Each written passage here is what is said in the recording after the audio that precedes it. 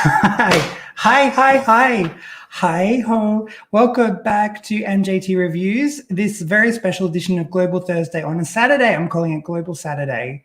And in this video, I am going to be giving my top 26 for Eurovision Grand Final. And in the same time, I'm going to be cooking a mystery Dutch dish. So if you can predict what the dish is going to be, then let me know in the comments. And let me know everything's going okay, because I am using different tech stuff to make it kind of more high quality, but I don't know. I'm also trying to work out. So I'm going to just move over to the food part because we'll start that immediately. And then I'm going to give my 26 favorite song. So hi to Kerry Ray. Hi to Julia watching from England. Let me know what country you're from in the comments and your top 3 countries if you have them, or yeah, let me know. So let's get to cooking. While I do my thing, I'm also just going to I'll send this to my friend Jenna Fifi, but I think she is going to be working, which you don't need to know. But anyway, so I'll just say in case you're working. So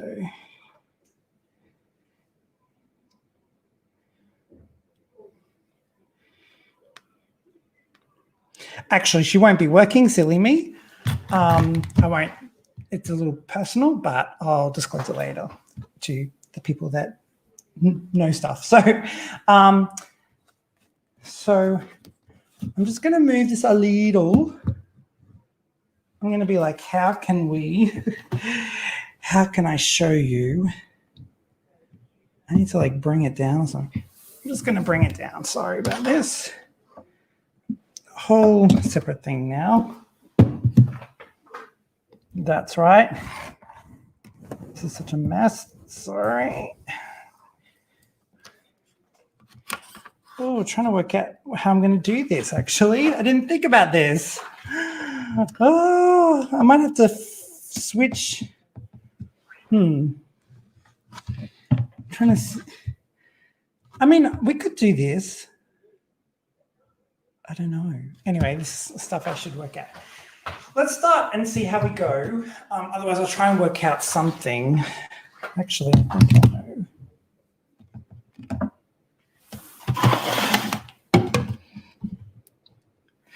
Actually, I think that's perfecto. I don't know. Let's see. Okay. So just let me know that you can hear me fine.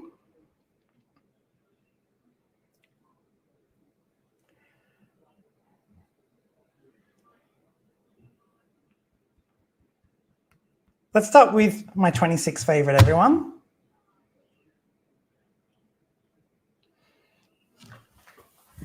And as I cook, but I'll start with the first cooking bit.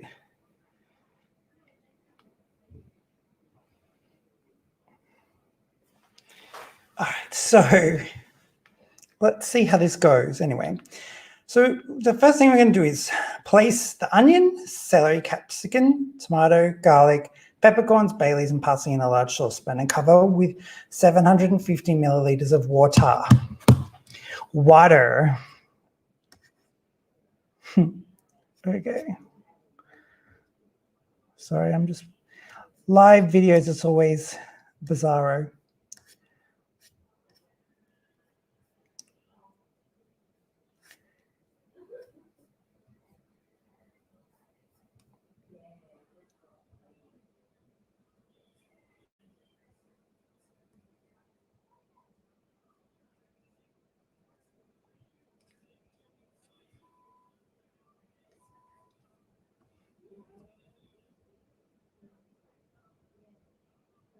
Okay, so the first step, onion, celery, capsicum. So we got the 1 brown onion here, celery is here. I only need 1 stalk, and capsicum. Now we're getting somewhere. Alrighty, let's go back. Okay.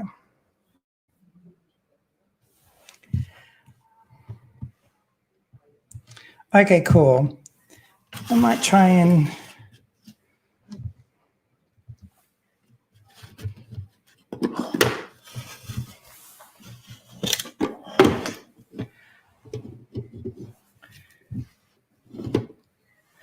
Okay. Okay. Okay. I feel like it's like an ant's life. Like you can see a little bit more of the real life. I don't know if this is good or bad, but we shall see anyway. So, okay. So as I do this, I'm going to tell you all my rankings. I might have to do like an edited version for the people so that don't have patience later.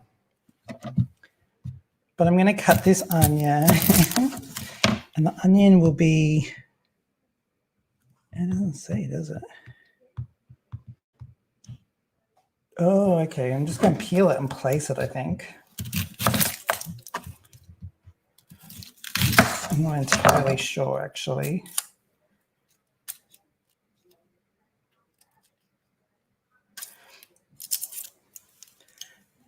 So I'm going to start with my 26th favorite, which is my least favorite in the grand final.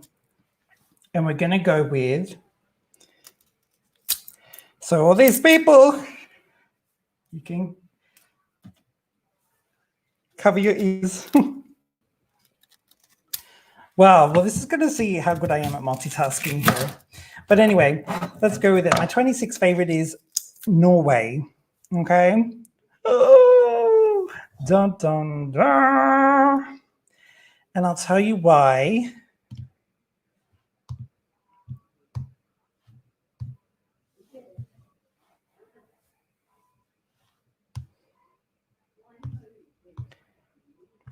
So with Norway, I don't actually dislike this song as much as I originally said in my reaction video for those who saw. The song is very, to me, non-offensive, but from a vocal tone perspective, he sounds very kind of soft rock. I think Hoobastank, Simple Plan sounding, which isn't a bad thing. I actually really like his tone from what I can hear. The song itself has a lullaby structure. So think songs like Breakaway by Kelly Clarkson, which, I mean, I love Kelly Clarkson. I like that song. Kelly Clarkson says it's like one of her least favorite songs, probably for the same reason that I'm saying with this. It's got a lullaby structure, so it's very like easy to sing to a baby, but the melody is not sophisticated enough to be kind of a difficult song to sing. So there's nothing spectacular, nothing sophisticated. I still have that really cheesy, tacky national selection performance in my head from what I saw. I'm very sorry. I'm very sorry. I hope that he gives the performance a bit of rawness. Now, I've seen this live. I did kind of think of these notes up before I saw it, the semifinals.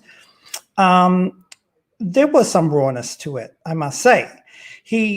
I said, I hope he lets us see him without the glasses. Now, he did a little thing where he kind of like showed us his face and then put the glasses back. So I think that's interesting. But I thought that I probably just would have done without the glasses, but you know, whatever makes him feel comfortable. Knowing his backstory now compared to the semifinal where, my reaction video where I didn't know anything about the story because I was just reacting raw. I still cannot hear strong live vocals because the vocals are overlaying, and you can say that you can hear him sing live. For me, I still can't. I can only hear a lot of vocals over each other, and it might be his, but it's just studio vocals overlaying. But anyway, I wish him all the best. And I should have started off by saying that this year, I actually like all songs. I really do. Some years I'll be like, oh, there's like about 10 I don't like. 2019, there was only one I didn't like. This year, I like them all. But anyway, we're going to go with this onion. We'll do a bit more cooking, and then I'll get to my 25th favorite. So I think I'm just putting a whole onion in. You need celery. I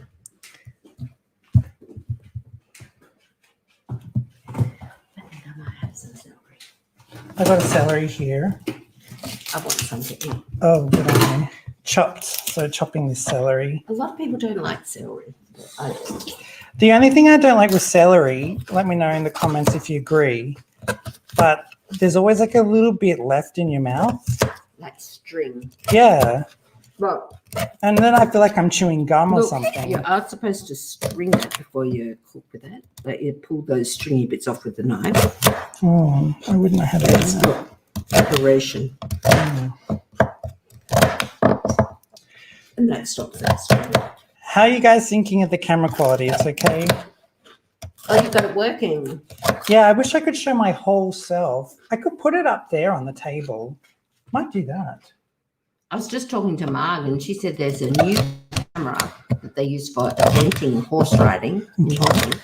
And you put it on the saddle and it follows you when you move. So as soon as you make a movement, if you're chopping, the camera will go there. That's cool. Like a spotlight on stage. Yeah. For anyone new, you can hear my mum in the background. Oh, sorry, people. Do you want a happy Eurovision, Mum? Pardon? I said happy Eurovision.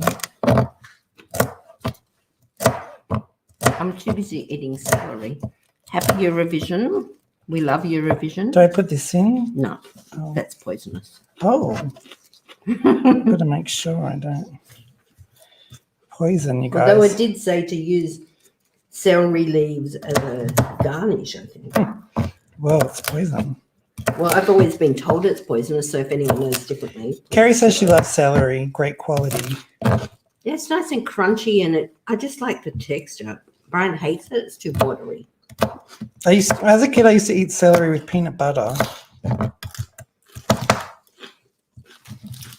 They say, like, if you're a health nut, usually when you're dieting, that's like the first thing you'll do is you'll eat celery with peanut butter. For some people, anyway. I Okay. used to cut it up and put it in little Ziploc bags. Like a bag. A bin. A bin bag. Kerry says it's not poisonous. Correction, not poisonous. Oh, isn't it?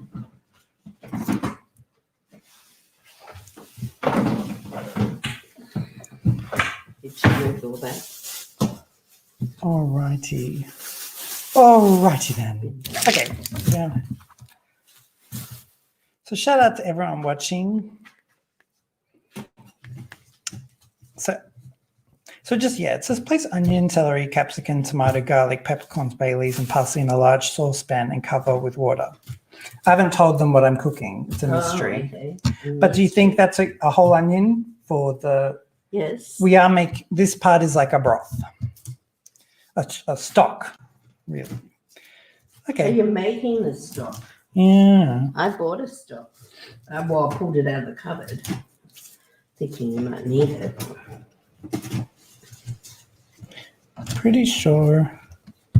I don't know if they're including the stock part in this, but anyway, Just do it. I'm just going to do what they say. I've got another iron. If it ends up saying add the stock and I didn't do it, I'll just add regular stock.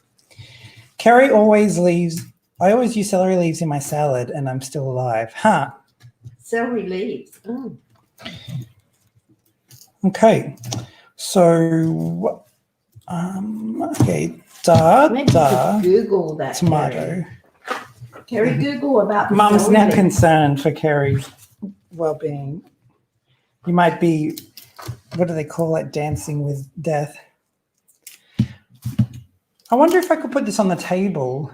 Why is that? It's further away. Yeah, although it has to be connected to the computer. My microphone cord's pretty long. And you put the computer on the table? Yeah, it's just my mic, how far it can go, because my mic has to stay here. I'm going to have to make a highlight where I'm giving my top 26 for for people who are here for the ranking, because I'm doing a ranking and cooking at the same time. So I might give that a little try. We could have bought celery already cut up just in little pieces. It was $5. And a whole bunch of celery was on special for $2. So There you go. go figure. I'm going to experiment just to move this further back.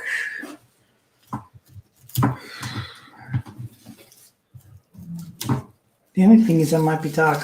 I kind of want to put my light out here, but I just can't be bothered with that. Put that on here. Put the other, if it would have helped, but I don't know. I'll try. Really, the table needs to be here. What if you put the stool there and put something on the stool? Like that on the stool. No, that would be too. If I did that, the camera really has to be eye level to see my face.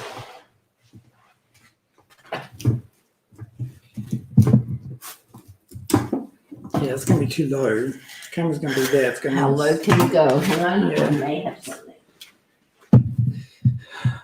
This is something I should do prior, but I was also racing with time. It's a live thing. I'm just going to edit this as a highlight, but I'm going to try and bring. It's my first time using StreamYard as well. I'm actually doing a. I should put. Yeah, see, I was going to share this. What if you put this? I'm What going are to you putting on this?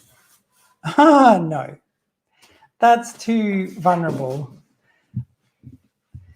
I was going to say, StreamYard gives me a link so anyone can jump on and come on camera if they want.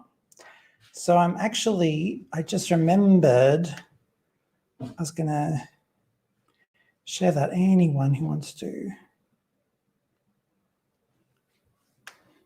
I'll share that on my Facebook.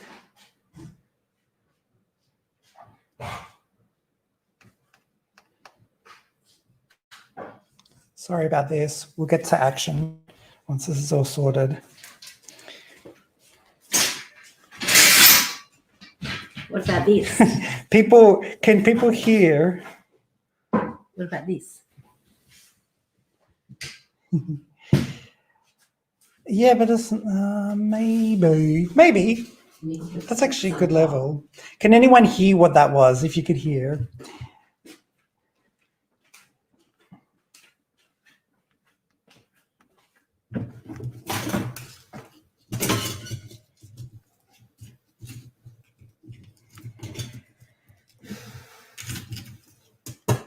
Sorry, one sec. I'm just letting people know that they can jump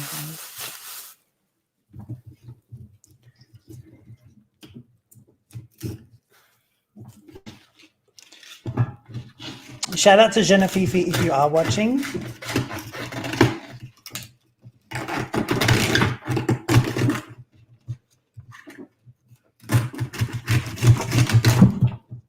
Sorry, people. Celery cutting.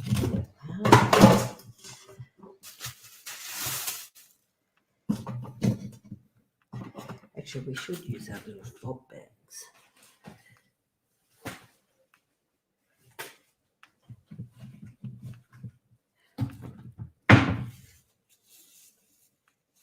We've just got our new organic waste in our building. So, Hi, Elise. Elise. Yes, Elise is on. Oranges are pink for the win. So I'm gonna Elise is like, what are we listening for? There was a sound that was installed to. Oh, you have to hear this sound. No, it was a sound you made before it. I could do it again. No, it's okay. It was me putting up the ironing board because the ironing board's being used as a shelf for Mitchell's equipment. Okay. Who knows what this looks like, everyone? We're really just improvising. I have to move everything else though.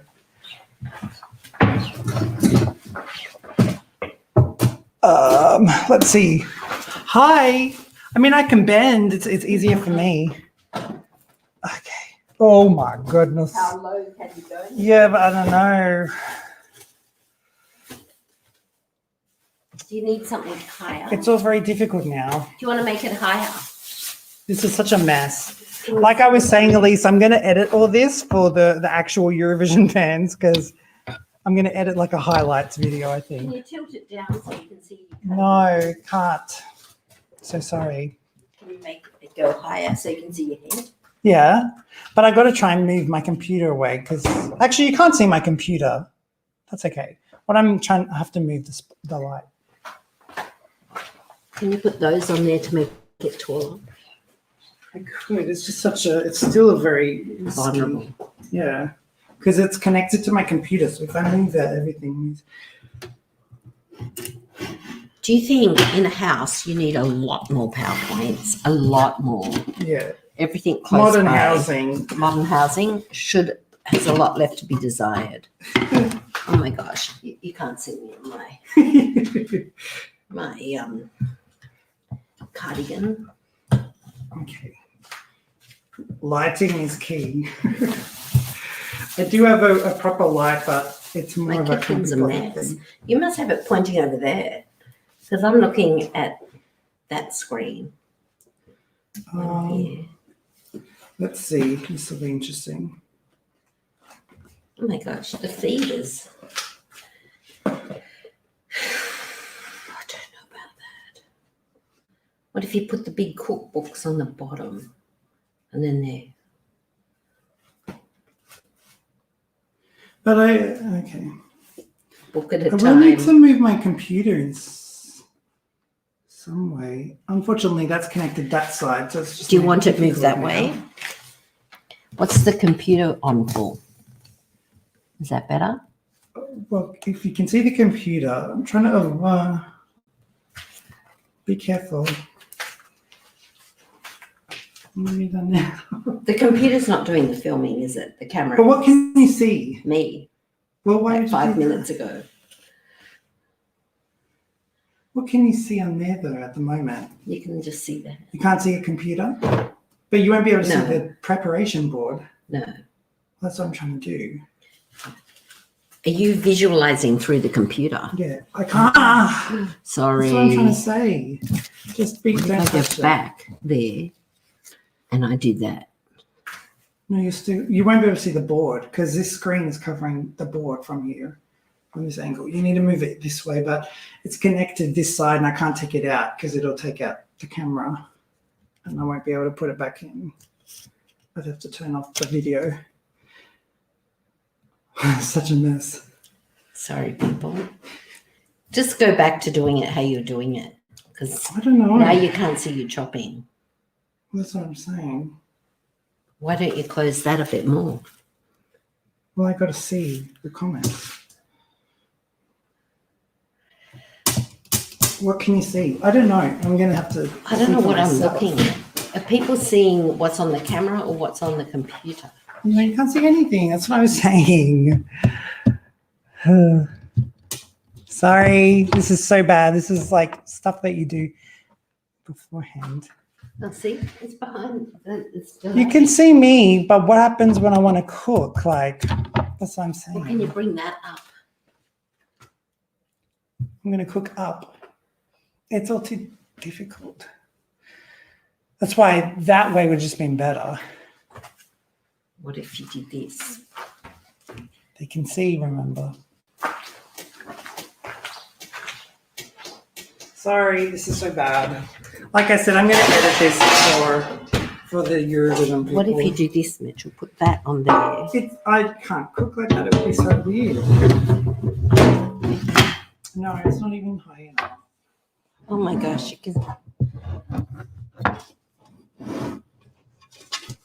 can you see that? But how am I going to cook like that?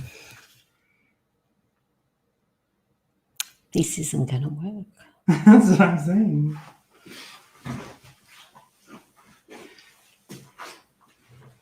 See, look, how high You're a perfect height for this camera. for the camera, but yeah, you need it up here. Yeah, well, what are you doing? You can't see it yet. What are you waiting for? The camera's going to go. No, I'm waiting to see it on the computer. Well, this is because it it's on the delayed. computer. Look, you're chopping it right now. Such a mess, everyone. Okay, sorry. Let's go back to how you were. God. Okay. I don't want to be on it. Well, you're already on it. I'm trying to decide what to do. It's a little difficult. I'm not sure how much parsley is needed. So, wish I had parsley growing like Kerry. My I parsley. can move this. Oh gosh. Everything's wrapped around everything right now. If you don't hurry, Dad will be fainted. Well, this is why I didn't do this properly the first time, because I was kind of being rushed a little. I might have to start again with this video. It's such a mess.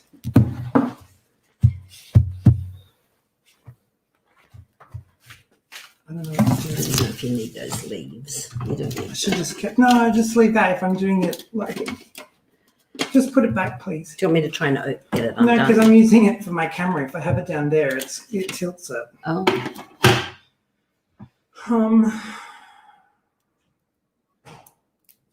Oh gosh, this is such a mess in my life.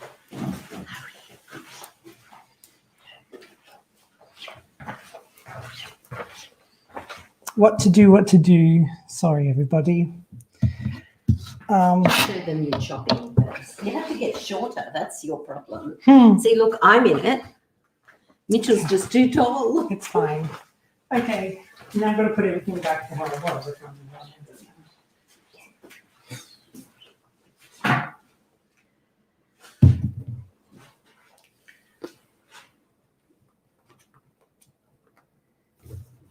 Well, I might go back to the balcony.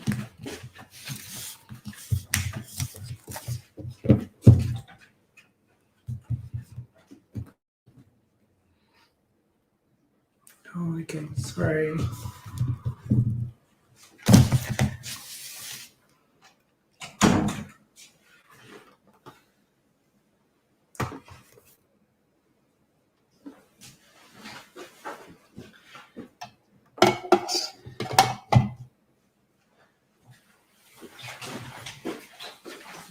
That was such a fail and such a mess. I shouldn't have even bothered with that. Okay.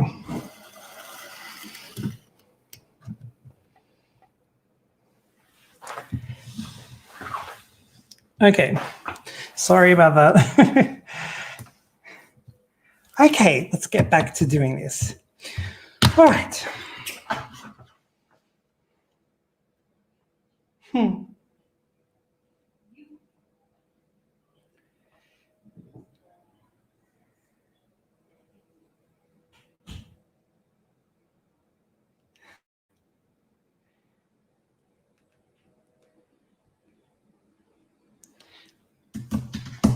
All right. Like I said, I'm going to edit this as a highlights. What I was going to say, Genevieve gave me permission, for those who know of Genevieve. Genevieve has actually had an issue while she was at work.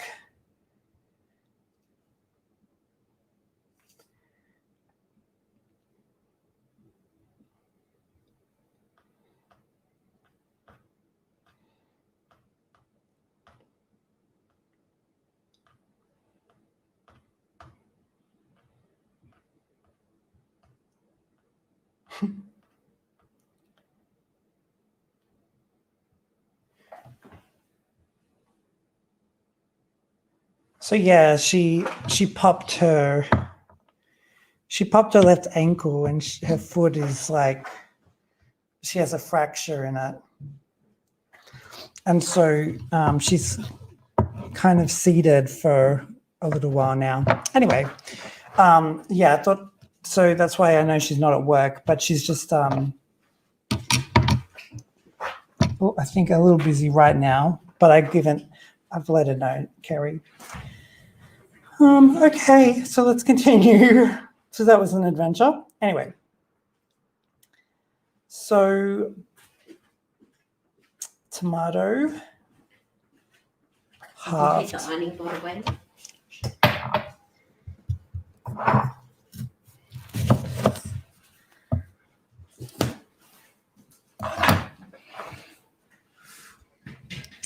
Okay.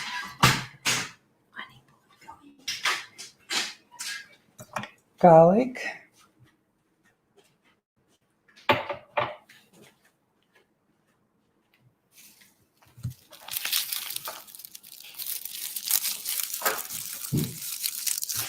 I'll tell you we've done my number 25. I'll tell you my 25th favorite soon.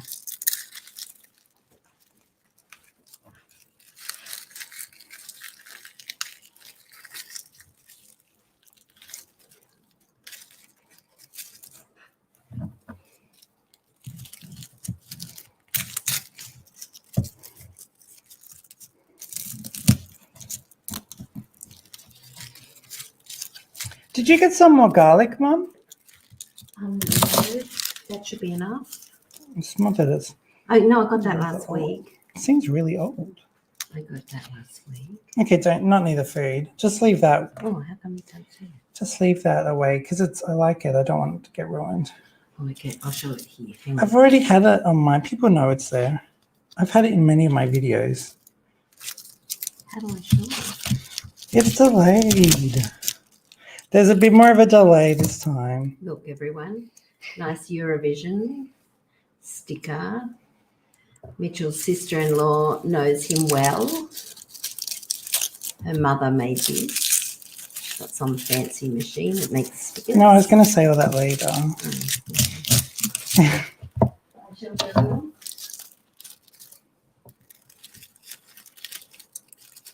So we're doing 4 of these.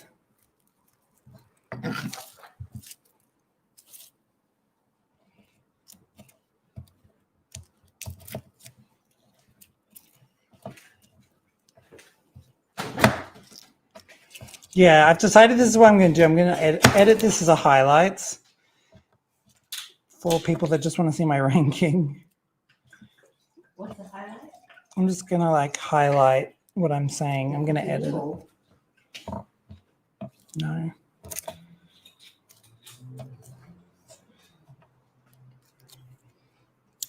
We've had a pretty worldly week. We've had Indian food. We've had Mediterranean.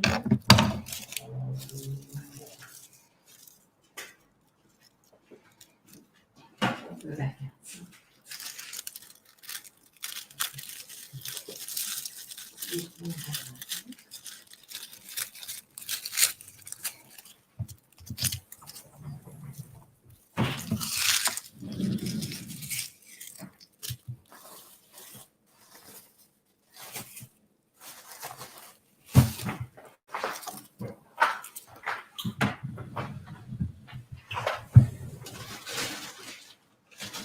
Yeah, you can put all the scraps in the salt thing up on the top, but no onion or meat.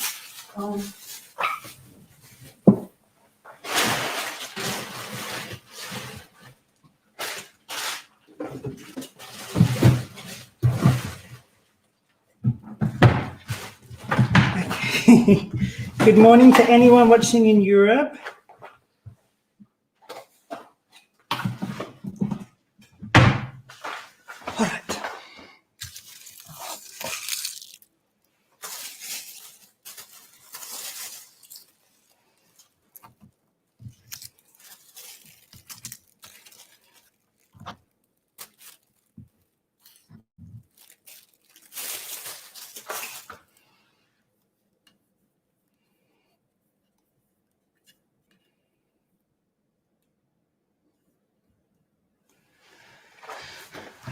Okay, I'm gonna, yeah.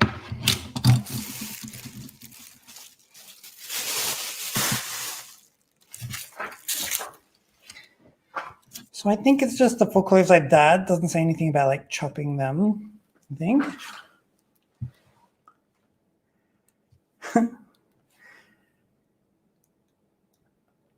Oh no, halved cloves.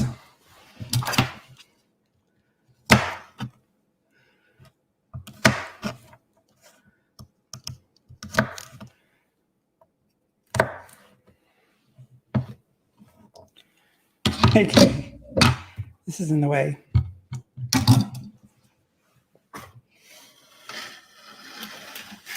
I'm trying to see what you can see.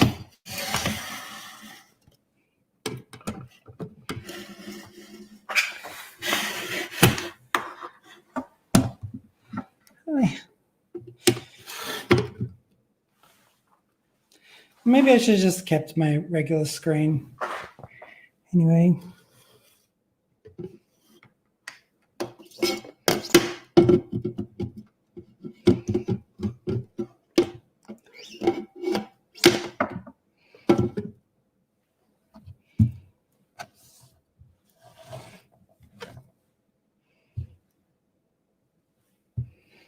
Okay. Cool. So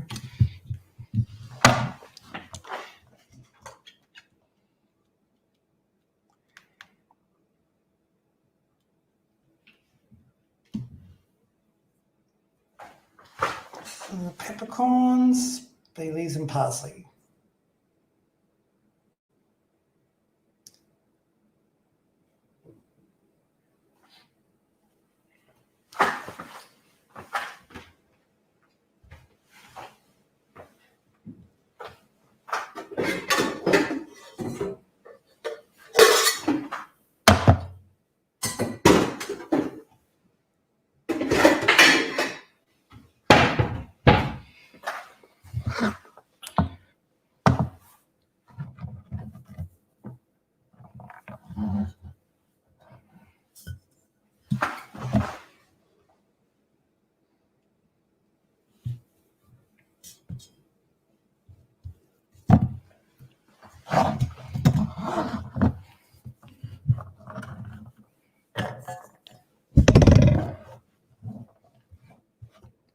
I think I might just like go back to my other camera. I don't know if I can switch my camera off. Let's see. This was very experimental. If only I had like the right, I really need a tripod. But anyway.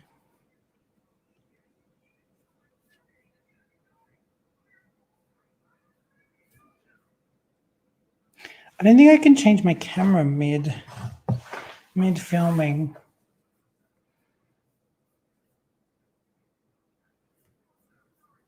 Maybe.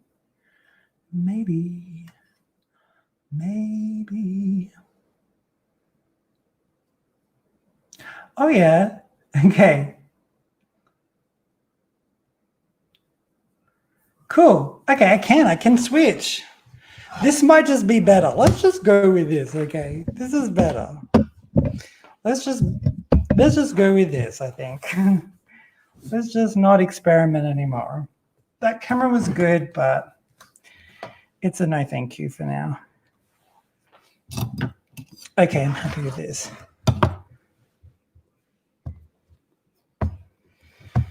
Okay.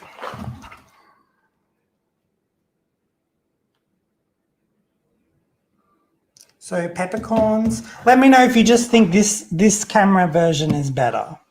I was trying something, it didn't work. Peppercorns is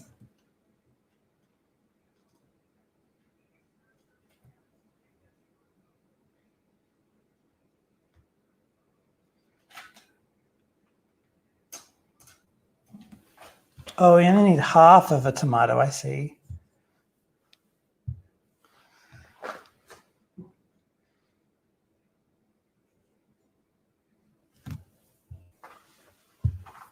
Great.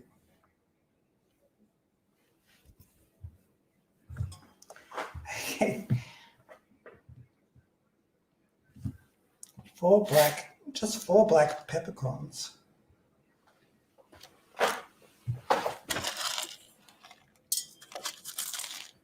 Four seems so little.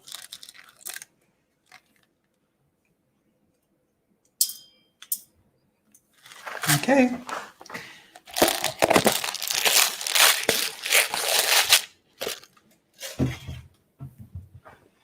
Well, in the commercial for BBC, Graham Norton says, I have a good feeling about this, so we'll see.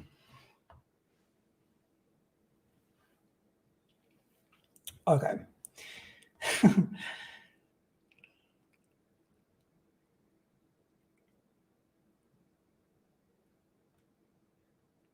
Okay. Bay leaves. How many bay leaves? 2 bay leaves.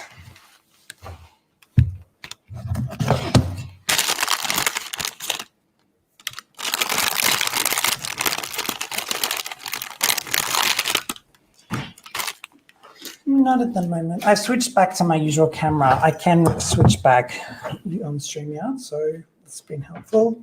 So that's better. Yes. For you? My computer quality is okay anyway. So, and parsley. I've put the parsley. 2 there. sprigs. What's a sprig?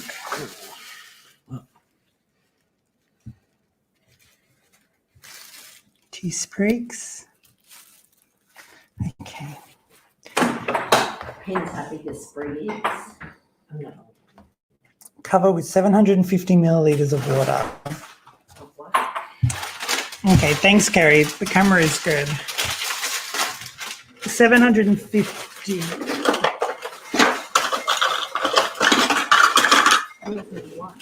water.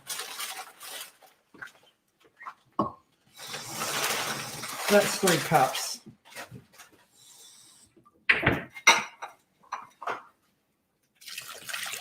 Are you making stuff?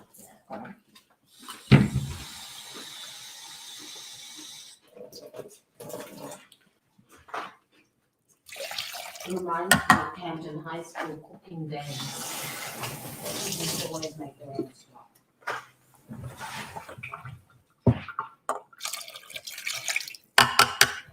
All right, awesome. I'm going to put away my camera then, just because I don't need it.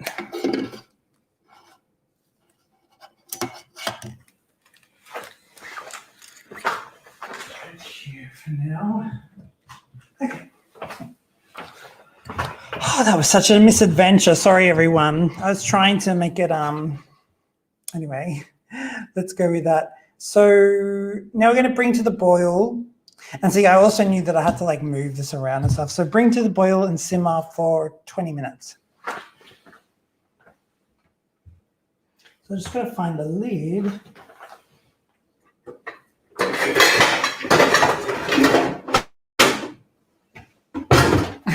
Okay. It doesn't say cover with lid. If it says bring to the boil, do I need a, I don't need to put a lid on unless it says cover. I'm just going to go with that.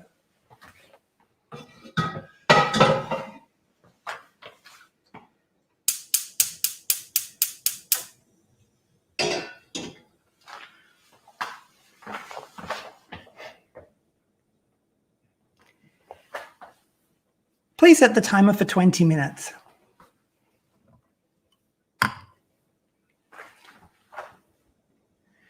Okay.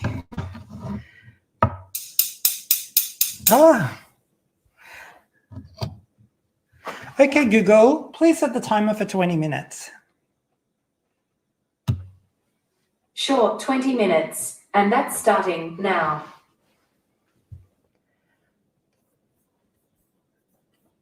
Okay.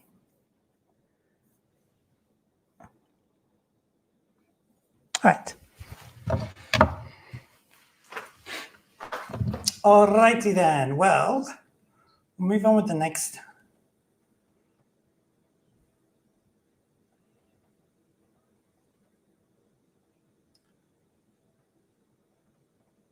Okay, well, we have 20 minutes then.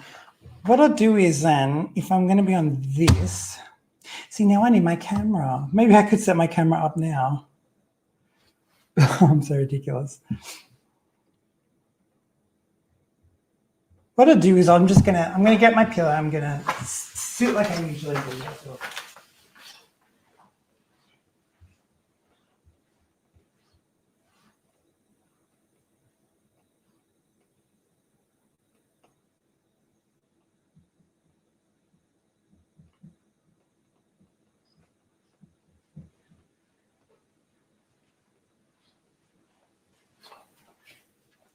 But in the meantime, I got to think ahead.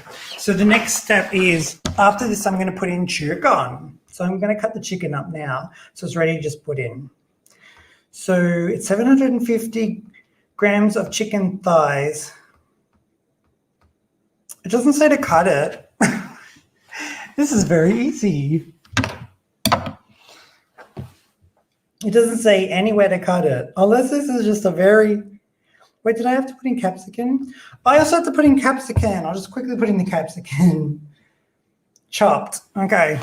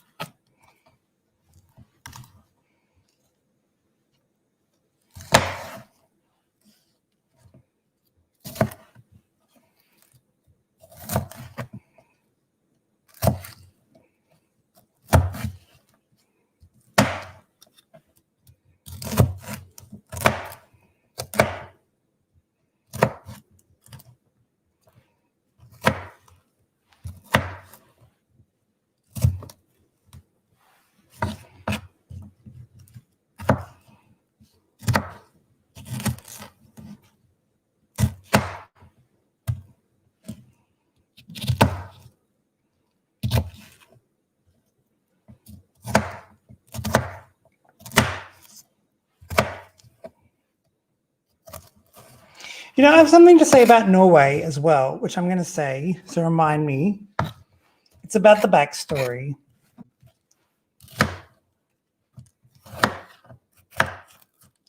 Backstory and Poland. So remind me to talk about the backstory in Poland just after I put this back in. Clearly, I'm chopping with no pattern.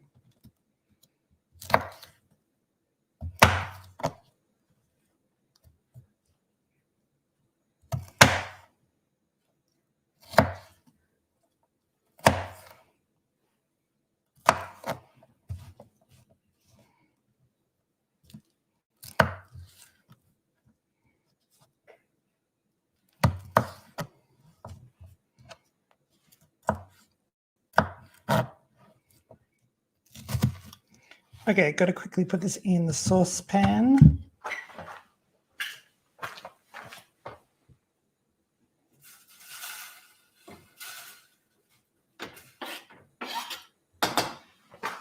I don't know if you guys said,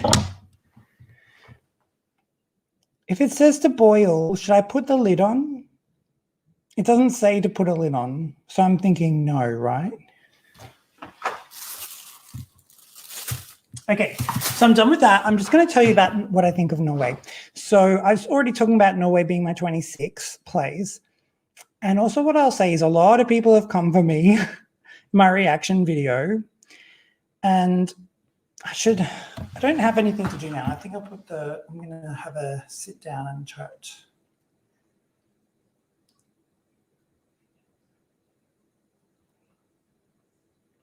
Well, I mean, I do have stuff, but I'll do a quick chat and then I'll do it in intervals. Ah, hey there. Oh, okay, this is good. So what I was going to say about Norway is that, okay. So with Norway, I've had a lot of people commenting on my reaction video saying that, like, clearly I don't know that there is a backstory about the singer and that he has Tourette's and there were suicidal tendencies in his life. And I'm like, the thing is that I was going off this song. I didn't know the backstory. And there are people like Poland in 2015 who was a woman in a wheelchair she sang her song. And there was Russia, who was in a wheelchair in 2018, I want to say. 2018. Yes, Russia in a wheelchair in 2018. There have been, that's just two I'm thinking of, but there have been many countries with a backstory. Everyone has a story. People have backstories. There was Finland in 2015 as well, a rock group of people with disabilities. So the thing is, I think many of them had Down syndrome, many disabilities anyway. They didn't make it to the final, Finland in 2015. Russia in 2018 didn't make it into the final. People have stories, but you have to look at the song. And so, you know, the song is what will make it. The stories can only be a support. It cannot be the thing you're going off. And I think about it, and I think even if he sang better, even if he performs better, the thing is, Kerry's saying put the lid on until it boils. Okay, I'll do that now. The thing is, though, is that the song is so structured, to me, in not a great way. It's not bad, but it's so simple. And like I said, it's that lullaby melody. In the end, you can't do anything. You know, you can't move mountains. You can move mountains. The song is still going to be simple. So that's what I'm going off. Great person, but it seems like I don't know enough about him, but he's beloved in Norway. From what I've heard of his tone, it's nice, although, like I said, the vocals really overlay him. But I wish that there was just a better song. That's what I think. So I'm going to put this lid on.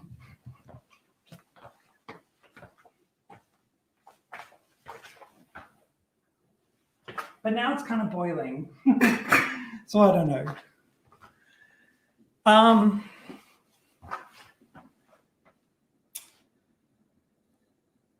Now I'll give my 25th favorite. So my 25th favorite, my 25th place, it's going to go to Spain, which is a big 5 country, so we haven't spoken about them. Yes, it's going to Spain. The big 5 is changing my order around a bit because songs that were out of my top 26 are now in my 26 because they made it to the final. So let's talk about Spain.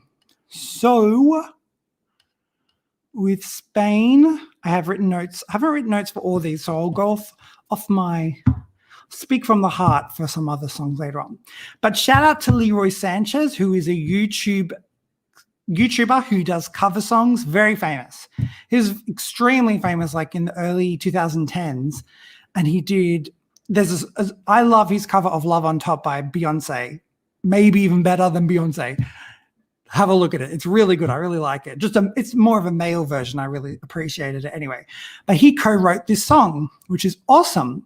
I knew that he wrote a song for the national selection last year and didn't make it. Or maybe it was a year before. Anyway, he's co-written this song, so it's great to hear. I do think that this song has an epic power ballad style. So I really liked a lot of qualities in the song.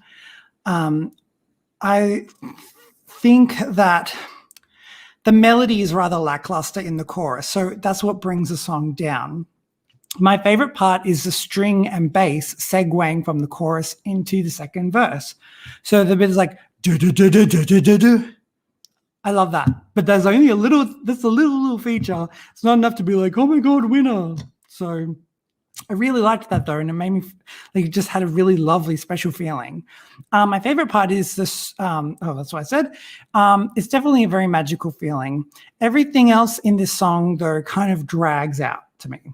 Reminds me of a K-pop OST. And if you know me in the K-pop world, you know I'm not actually a fan of OSTs, which is like the soundtrack to in movies and TV series where they're like, you are my destiny. That's actually a song.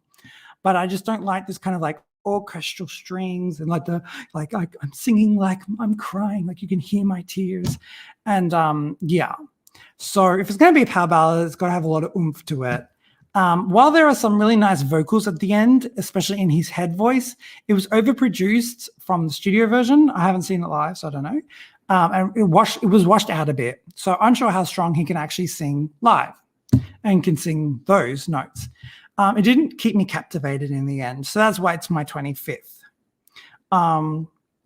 Yes. So, but there were some really nice things. I know the song is about a family member that he lost. And I think one of his family members died like last year on the week of Eurovision, on the week it would have been. So yeah, that would have been, I think that's kind of what the song is about in a way. But anyway, so we move on.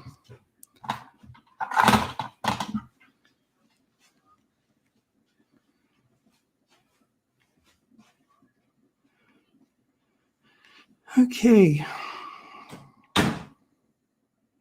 So yes, so I'll talk about my 24th song, but in the meantime, I'm going to move on to the next bit. Okay. I'm just like, okay. Where do I put it in though?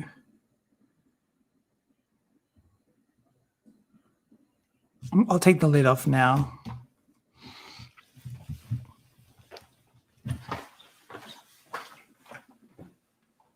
So I might be able to, I might talk about the other entries while I'm doing this to save time.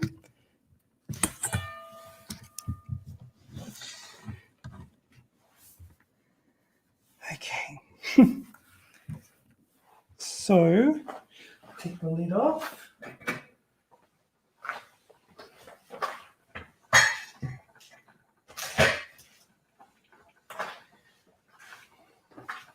It's looking good. I'm not really gonna, I'm just gonna do it from here though tonight. Like I said, if you're watching, let me know which country you're watching from, and if you have a top 3, let me know.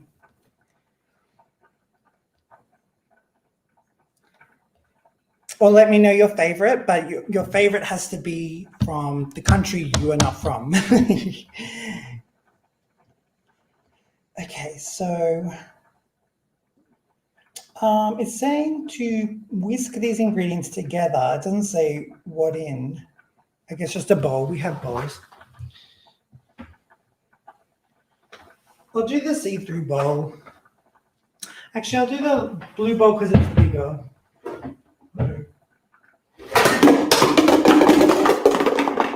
I knew that was going to happen.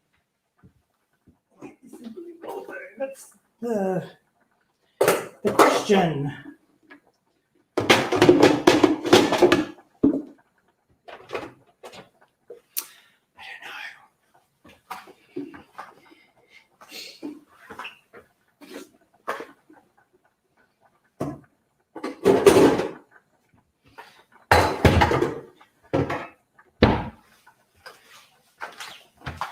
Oh, here it is. Okay.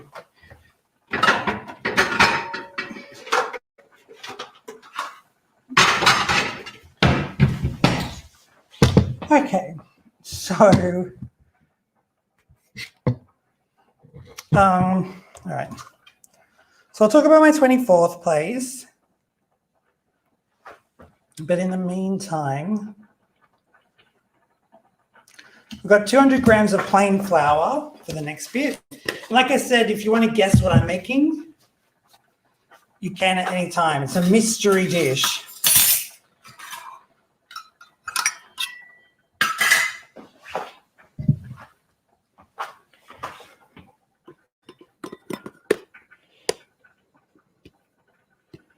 It's about 200 grams.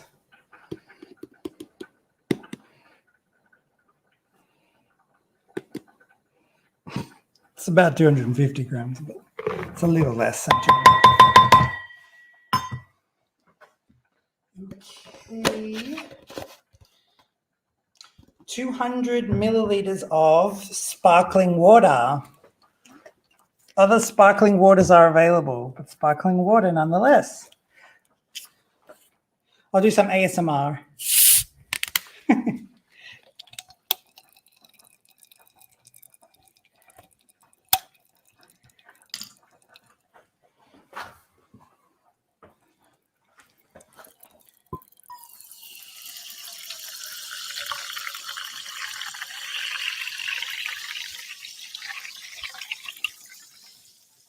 Sounds like the beginning of Thirsty by Mariah Carey.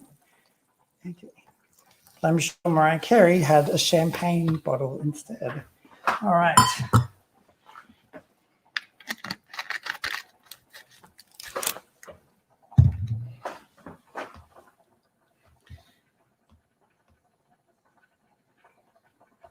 Three eggs. We got 3 eggs. I'll read your comments soon. I'll read your comments now. Carrie said, good analogy. Julia said, you should replace Graham Norton, Mitchell. Thank you, for UK. Gary said, I agree with you, Julia. Your UK is my favorite this year. Wow. What a call, Carrie. Julia says, any ideas, Kerry, what Mitchell might be cooking? Smiley face. And Kerry said, I had a part in it this year. Embers. Yes, you did.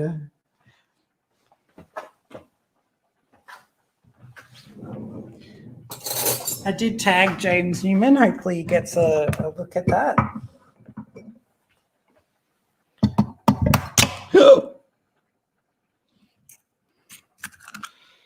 Oh, why do I've done that before.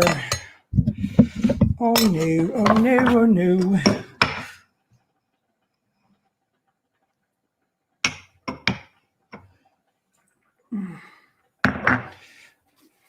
Oh, I'm not having a good moment right now.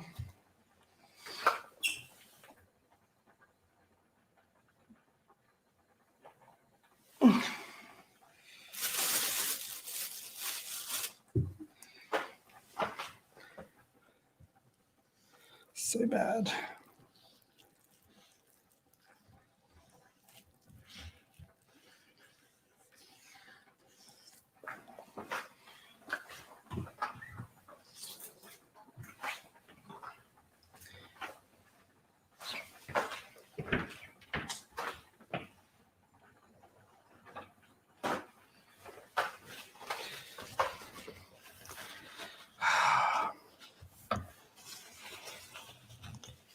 Such a fail. All right.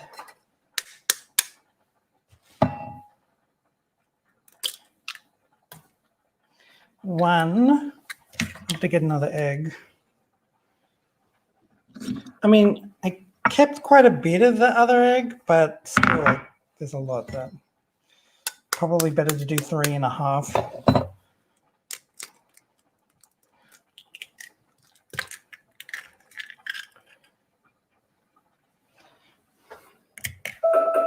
Stop! In the name of love.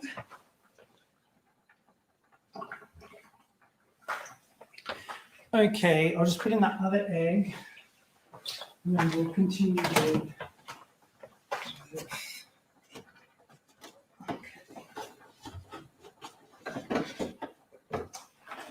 Okay, good. We do have another egg.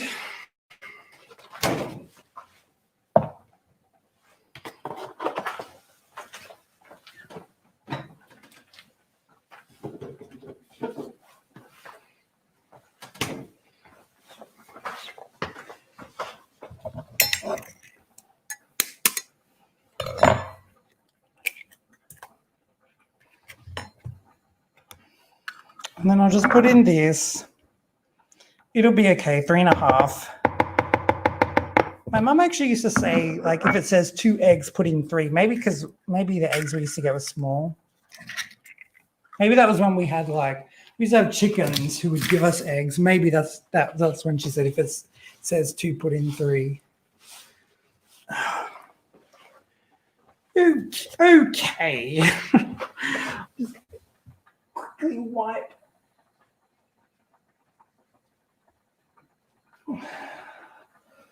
Okay. And then we'll pause this because we have to continue on with the next step.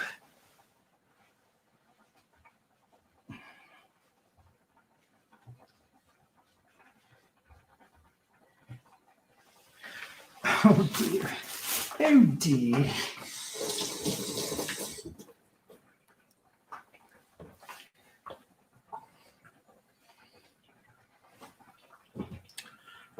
Okay.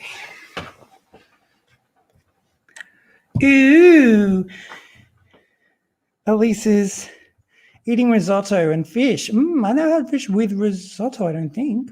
But that sounds kind of good. I'm not much of a fish eater, but it does have a good combination. Just eating a halloumi tart. Yum. Okay, so gonna leave this for now and continue with this thing that's simmering. And then I'll talk about my 24th place. So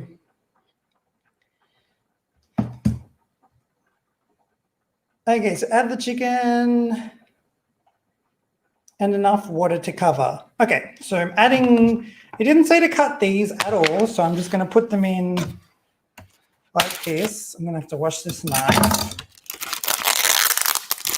I'm gonna put in this is 1.2 kilos. I'm just gonna put in the chickens like this, I guess.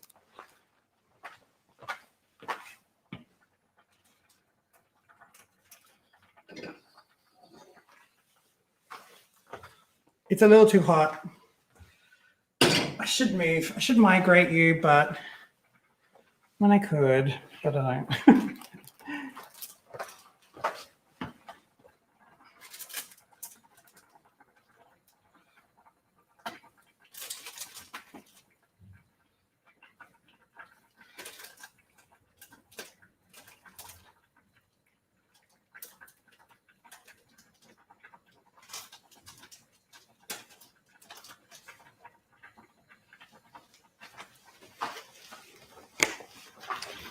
And enough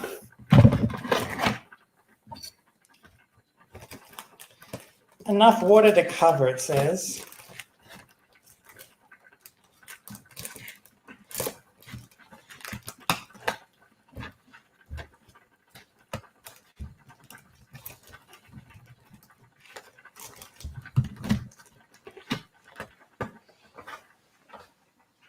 So I've just got to put some water in it.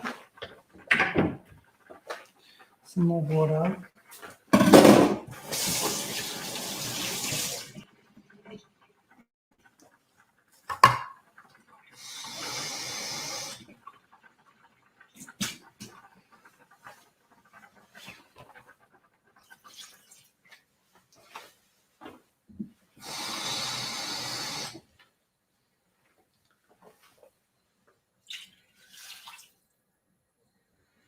And enough water to cover. I reckon I can cover that now. I'll just bob it. Bob. Yeah, can cover that. Great.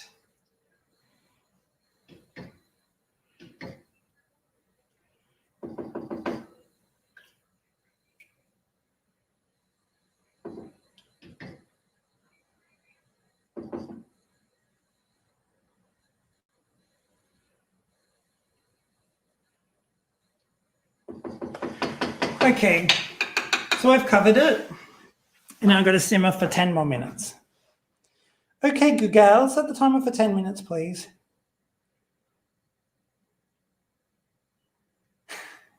Okay, Google, set the timer for 10 minutes, please. Sure, 10 minutes. Starting now.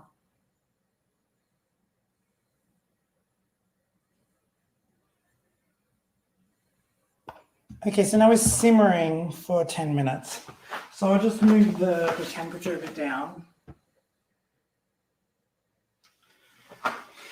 And I'll wash these two things.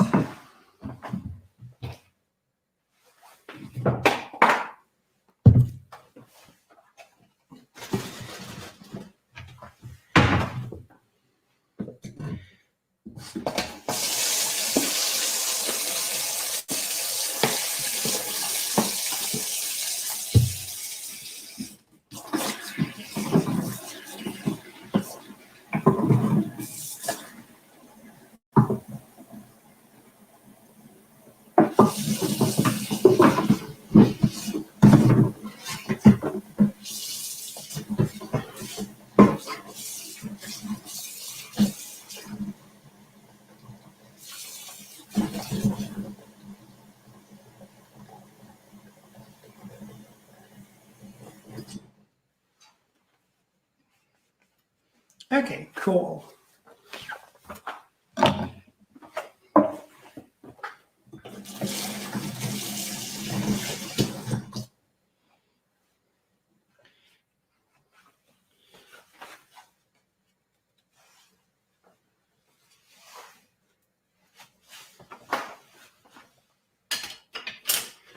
Okay, so let's continue with where we were at, and I'll talk about 24th now.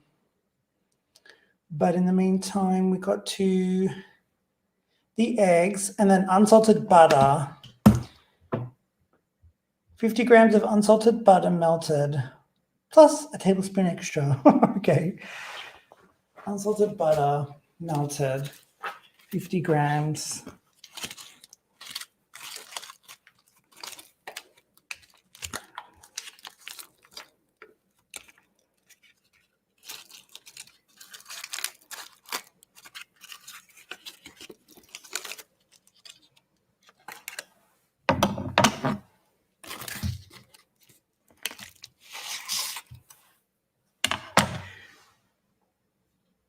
Sorry. Oh my god, that tap is so loud. I sure. Okay, I've missed a lot. Okay, good. What are you talking about?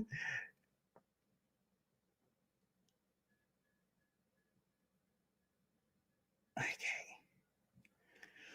Pumpkin saffron and peas on the risotto are going to be so good.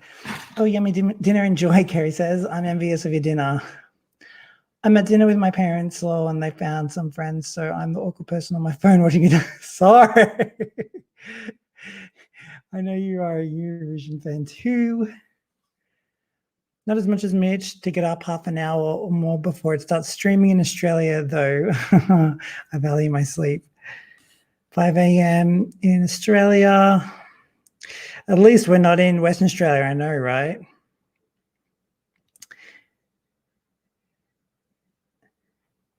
p.m. in England, lucky. I struggle to get into work on time at 9. Sorry about the tap. Do you have to commute to work? Okay, now we're talking about stuff. Okay, I'm going to continue with my thing. So 50 grams, I'm just going to check 50 grams is, and then I will tell you my time for trying to work out. This is 60.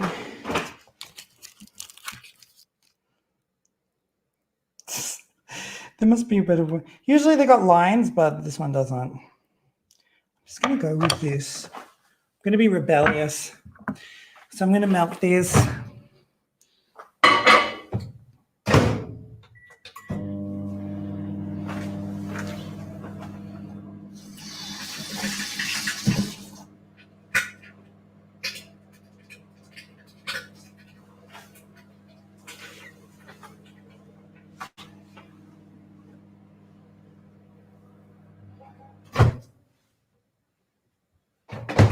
Melted? Yeah, melted.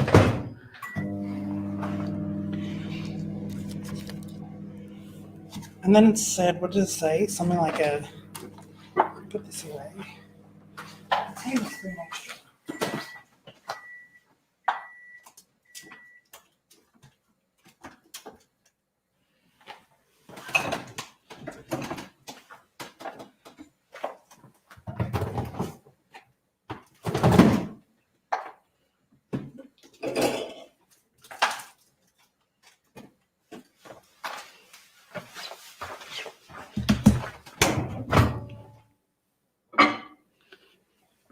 Okay, that's all right for me.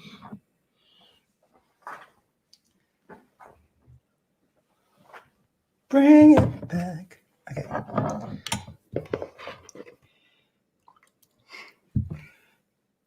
And then a tablespoon extra. It doesn't say melted.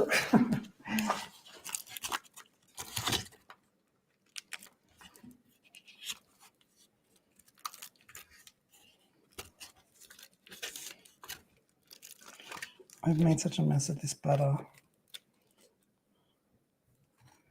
I don't know if it's supposed to be melted or not.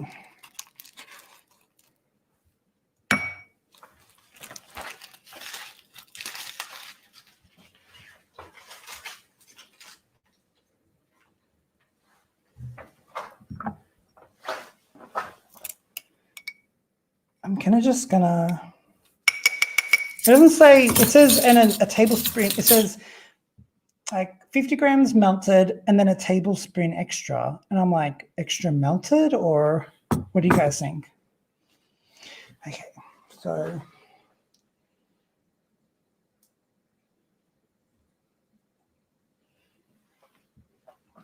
And then a pinch of salt.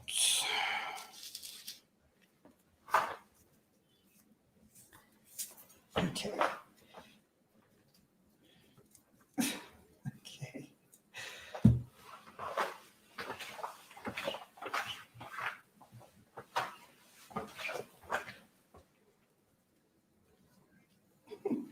I like tea, so.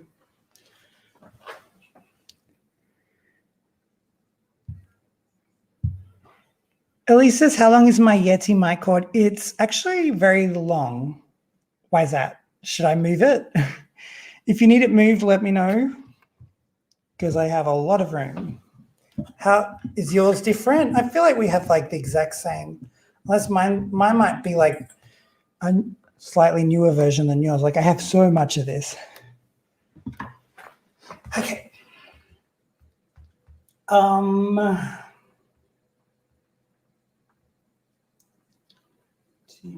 Okay.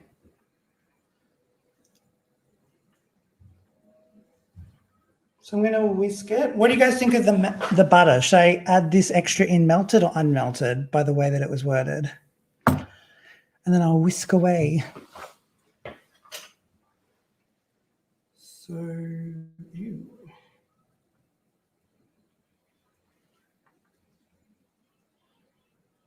So I'll use Christine's whisker.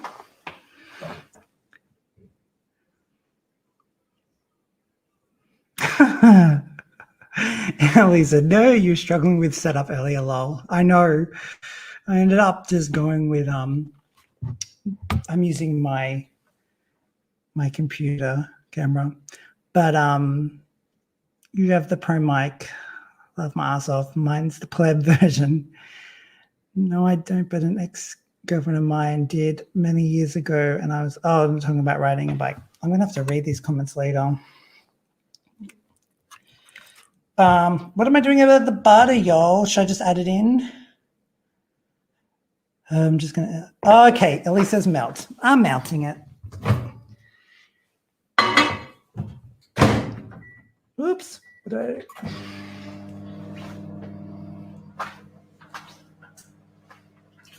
I'm just going. I have egg on the ground. People are going to kill me. Remind me to remind people that there is egg and I need to clean it up properly after this video. I'm just going to wipe it for now so I don't drag it further with my shoes. Okay. Cool. Coolness.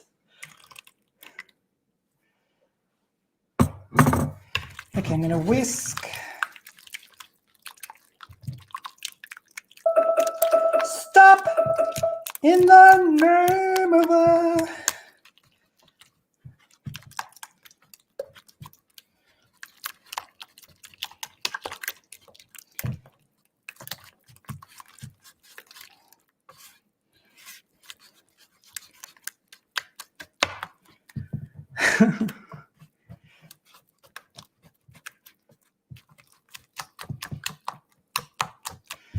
So we'll talk about my 24th place.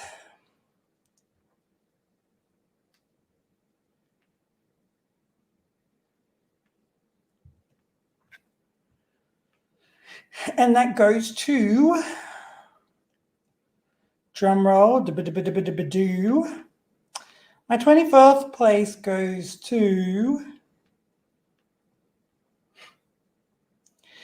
it goes to Germany with the song I Don't Feel Hate. Should I do a rendition? I don't feel hate, I just feel sorry. So you can win on you. This song is aimed at tweens, I feel. The music video, which is very much made for TikTok, is still very entertaining, though. And I really do like the music video. Especially as you can see, it's low budget. Not a dig, but They really created a masterpiece with what they had. And then I'm thinking, though, although considering this is a Big Five nation, I'm guessing the DIY look was always the aim of this song. Not that they didn't have the money for it. Otherwise, maybe we should look at revoking their Big Five status. I love the explosion from the simple ukulele part to the 80s synth dance rock part. And then that's the bit that goes, I don't feel hate. Do, do, do, do, do, do. That's what I'm talking about. I really do like that. Once my reaction video gets unblocked, you'll see me freaking out to that part on first impression. Although I'm not a fan of so much of the instrumental part to it, I would like more vocals in it. I don't like, however, that it strips back down to the ukulele. There are some incredibly written parts of this song, like the middle section, which goes up in semitones, I think, Elise. I don't know. The bit is like, I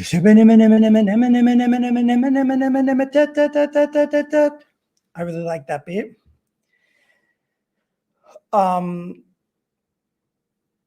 It's also very funky, and it adds a whole other level to this folk blast of a song. I really disliked the bit at the end, but not really the end. It was like still a whole chorus to go where there's like a radio-like outro part in the song, and not even at the end of the song. Like I said, it gives off a tacky vibe to me where they're like, this song is, I don't feel hate. Like imagine playing that on the radio anyway, that'd be weird. A lot of this song still has a tacky, cheesy, silly, novelty, basic, oversaturated side to it. It kind of cancels the really creative choices, sadly. The song is, for the most part, except for the middle section, not very vocally challenging. Although I like the use of harmonies, but even they get like sort of a silly sound to it. Not sure I believe in not feeling hate. To feel hate from someone can gain you empathy. This is a very deep side to the song. Otherwise, you live in this repelling state of self-absorption. You could see when I was writing these notes, I was in a bit of a mood. No one wants hate speech, though. Examples mostly used in the video. So I think, yes, definitely not hate speech. I think we should live life where you don't have that kind of, you need freedom where you don't have that, because that's what kind of distinguishes having freedom of speech. You can have full freedom of speech. In many countries they say except for, like you look at the United States, you can say anything legally except for hate speech. But generally speaking, hate, I don't welcome hate, but if you don't feel hate, that's not the same as not welcoming hate. I'd like the song to be like, I don't welcome hate. I don't know. So, yeah. Anyway, Elisa, she'll be back. She's eating dinner. Cool. So yeah, that's my review of Germany. So we'll get to my number 23. If I forget my numbers, remind me 23. Actually, I'm just going to put in the comment so I remember 23. 23. Okay. Ooh, the thing's still simmering. So we move on with cooking. So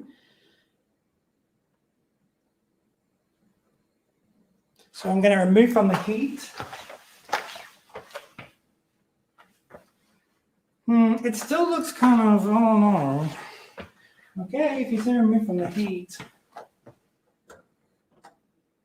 It's still not fully cooked, the chicken though.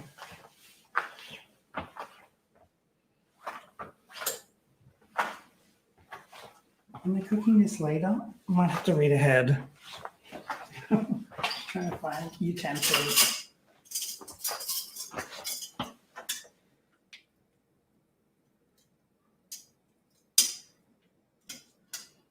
I wish you could smell it. It smells really nice.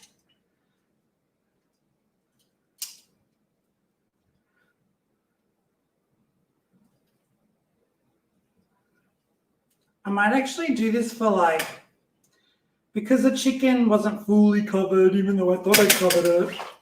I'll just simmer it for a little bit. I'm going to do 5 minutes because the top part was still raw. So, okay, Google, set the timer for 5 minutes. Okay, 5 minutes. Starting now. But anyway, we can continue on with other stuff.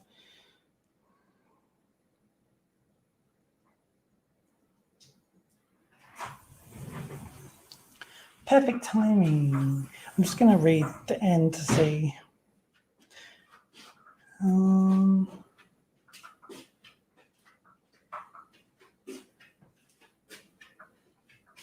Okay. Okay, we do end up cooking the chicken, so that's okay if it's still raw. I think the top part will be cooked enough though. I'm going to preheat this oven.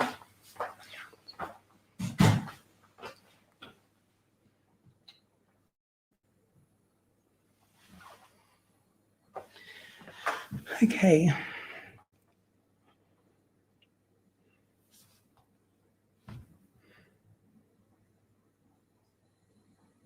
What I will say with Germany though is that it's a grower and it's become really hooky for me. So worth saying as well. So, okay, let's continue. We have a lot we can do.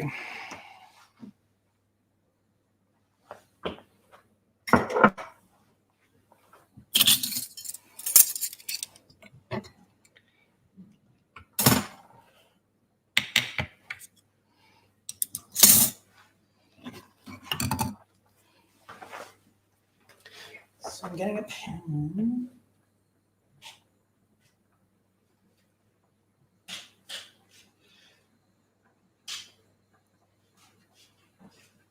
Oh, okay. So heat a 26 centimeter pan over medium-high heat.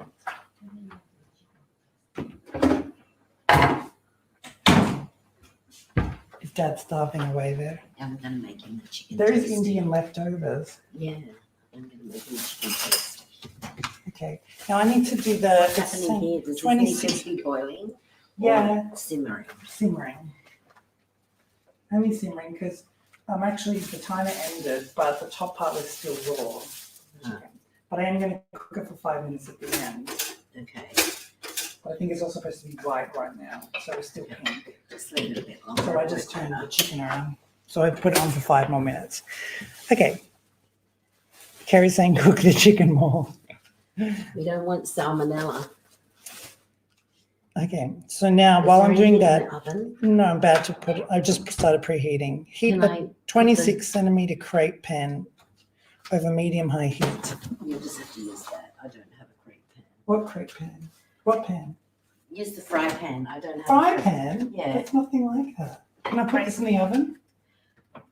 Didn't it say to heat the crepe pan? Yeah. Oh, The okay. crepe pan's what you make the pancake Ah, in. okay. So Oh, that's all right. that's what you'll be using. So I've got to heat it with nothing in it. I'd put a tiny bit of oil. Try not to. Sorry. Well, it's up to you. The world might see this. Sorry, world. Please. Okay. So. Oh, okay. Lightly grease it with butter. But first heat it for medium-high. Heat a 26 pan over medium-high heat. Lightly grease the pan with butter, then add a scant of the batter and swirl to coat. Have you made the batter? Yep. Batter's made.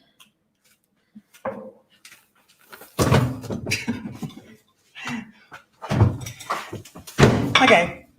It is a living kitchen.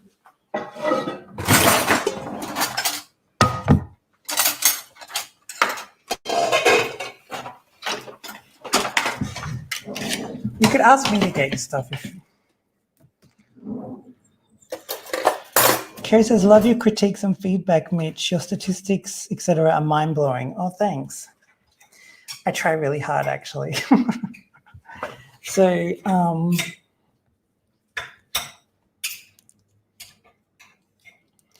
yeah, I wouldn't be a good music teacher because I think I would be too tough. I would be one of the tough teachers, and I'd give probably give really like extensive notes where everyone would be crying. Because I'm like, it's constructive. So it's interesting. One thing is like I can be really sensitive about stop. I can be really sensitive about things like stop. Stop, Google. That Google doesn't do as she's told sometimes. I can be sensitive about things, but when I used to do vocal lessons, if anyone said, even if, I don't think anyone really said this, but I was thinking the other day, if someone said to me like, what you just sang, how you sang was crap. If someone said that to me, I'd be able to be like, okay, well, what do I need to do to get better? And I'd just do it. Like I don't really get offended by that stuff.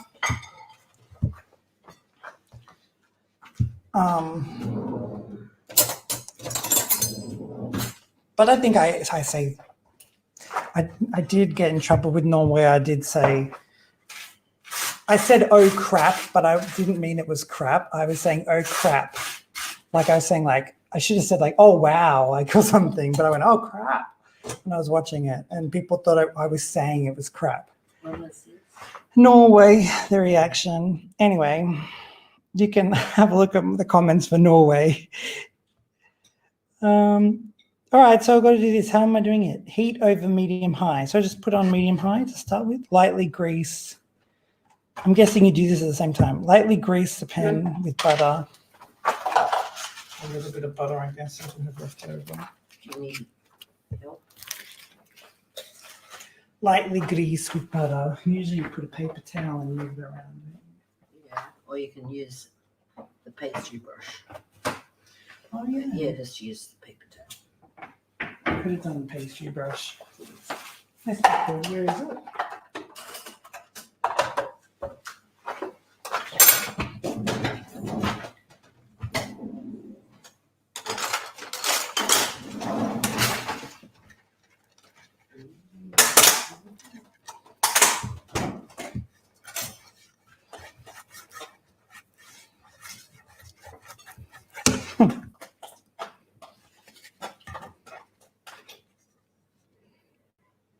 Ew.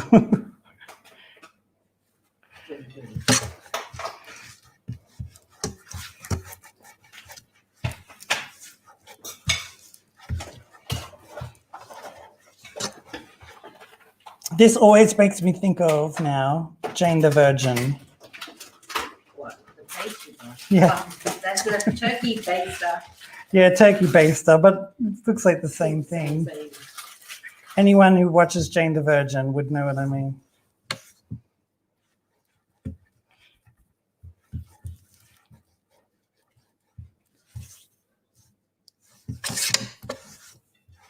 Petra, actually, the woman who plays Petra, I can't remember her name now. She's actually a Eurovision fan. Oh, really? Yeah, when Israel won with Toy, she tweeted and said like she's a big fan. She's so excited Israel won because she's Israeli. I would say I didn't know if she was Israeli or Like Hungarian or something. yeah. What's the word I'm trying to think? It starts with Polish. Medium high. I can take this off now. That was for the timer. Oh yeah, I could do that. I'm not really. I haven't been showing you guys. Maybe I should bring it over. No, don't bring it up. It's too hassly. No, I think I need to show for this. We could move them over. You're in the way now.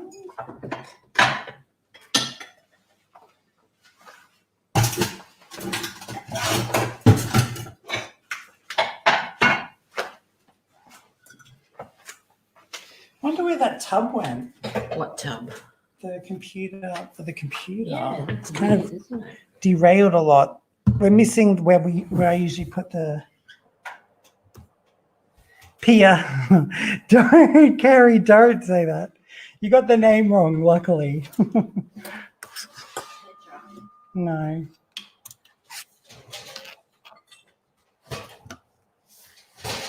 Oh. Okay, I'm moving now.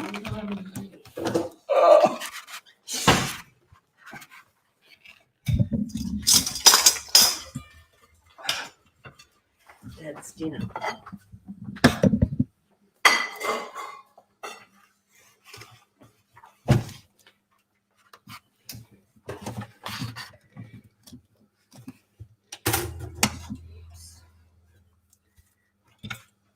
Okay.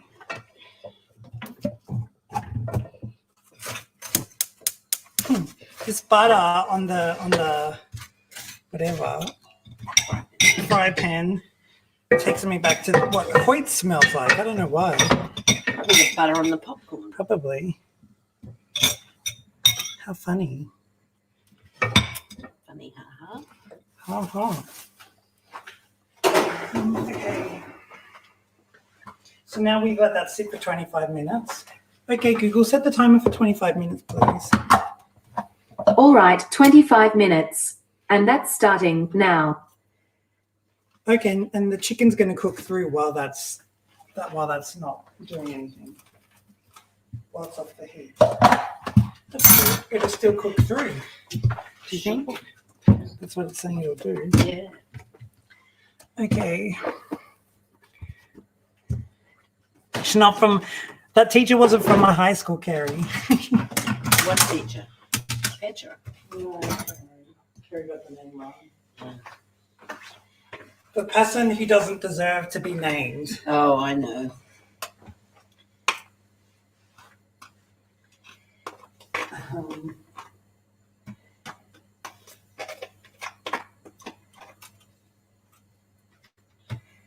Okay.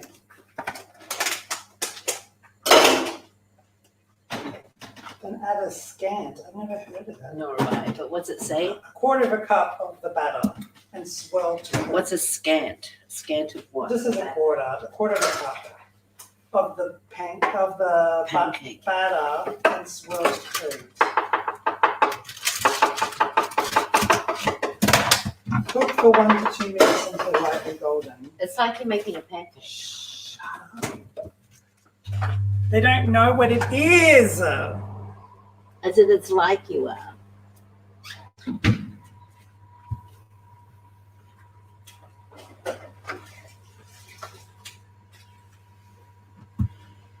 What is that? A quarter of a cup. Can you just grab me a serviette, please? Oh, the butter. Don't let that burn.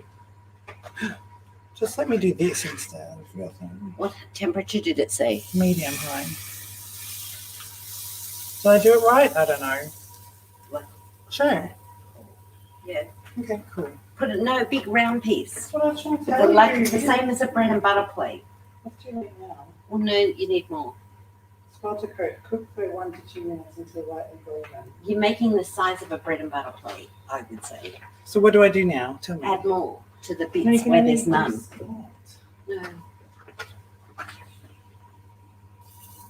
Where there's gaps in there. No, I need to do it one at a time, it's saying.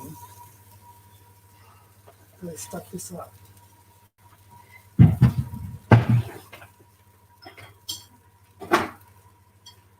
You still need the oven on?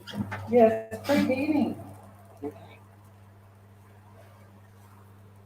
Oh, Okay, Google, set the timer for 1 minute.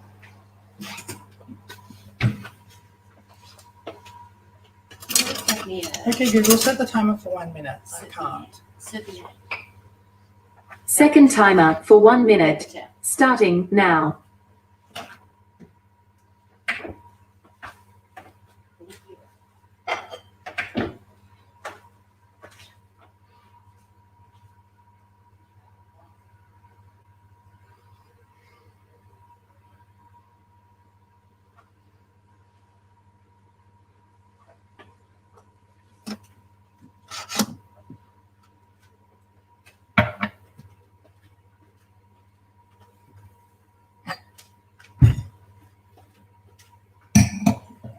It's looking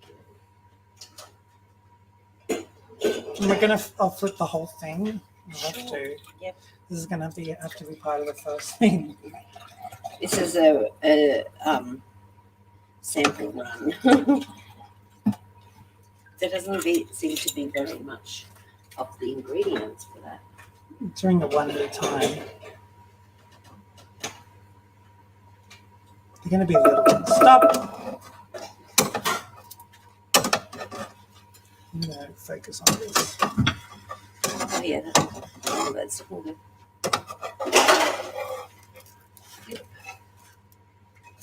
Oh, lovely. Oh, I've never done this. I've never made this like this. I usually have batter, like bought mixture. I don't think I've ever made this like from scratch. Yeah, I'm gonna take those bits off.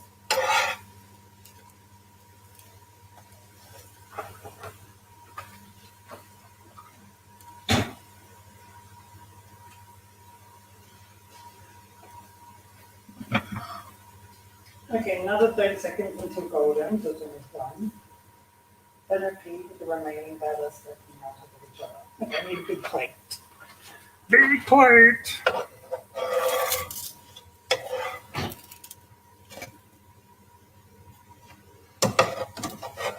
Okay, that's good. Golden, looks golden. Get a big plate.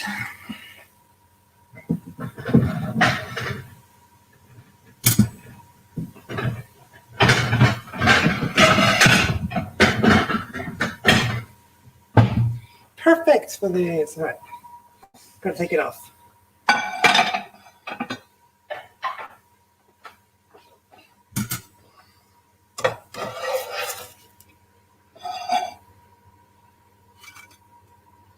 Cool.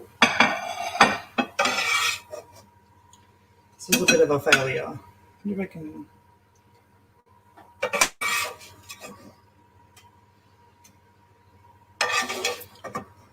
Okay, let's do this. Now I got it down pat.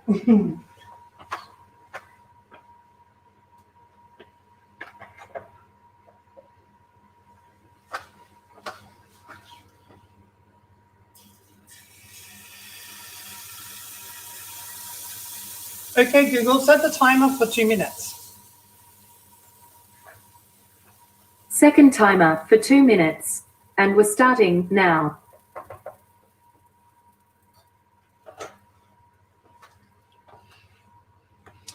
Well, I should talk about my 23rd place.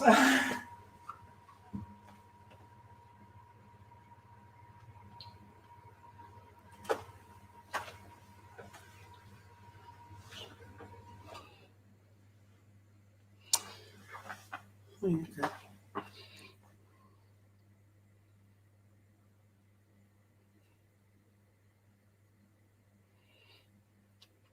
All right, so my 23rd place, I'm actually going to switch this over from before the semi-finals, I think. Try and remember who's made it to the final. My 23rd, I'm actually going to give it to Cyprus. Ship. And this is what I have to say about Cyprus, okay?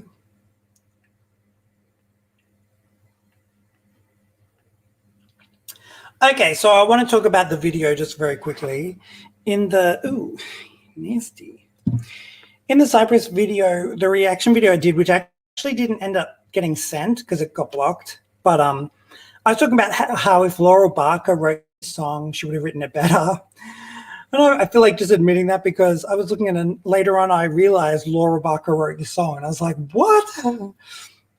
But it's just, to me, it's not one of Laurel's best songs. I know she co-writes and I don't know. I didn't even capture this really as a Laurel Barker song.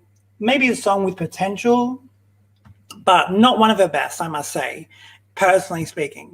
But I love her so much. And I still think she's going to dominate the world domination for sure. My shrine stays up. But I cannot get over the fact that, I cannot get this out of my head. Just stop the start of the chorus that goes, I fell in love, never heart without a. That bit is like, I fell in love. Sounds like Everywhere by Rita Ora. Anywhere? I think it's Anywhere. That goes, all the hills of love, the south side of every place, anywhere with you. Just other bits like, over the hills, sounds like I'm in it ever made love. Personally speaking. So they are going for Fuego 3.0, I feel like. I love the bridge, high quality bridge. That bridge, Laura Barker, surely had something to do with it. I don't know why I didn't think about it sooner. But Mamacita, tell me what to do. I love that. And the And so the rest is quiet, no sound, no instrumental. But this is what I call a club banger. Strong vocals, although this does lack the vocal, it does lack vocal dynamic, I feel like. She sounds like she doesn't veer from the melody or what she's been told to sing. I can't see her doing random riffs. And she didn't do that live. Now singing the semi-final, she didn't do it live. Good. If you didn't see, that's... She didn't veer from the melody live either. What I will say in the semi-final is that she sounded very different. And she did put emphasis. I liked how she sang that. You didn't hear in the studio, but she was like, Mamacita, tell me what to do, which I thought was really cool, actually.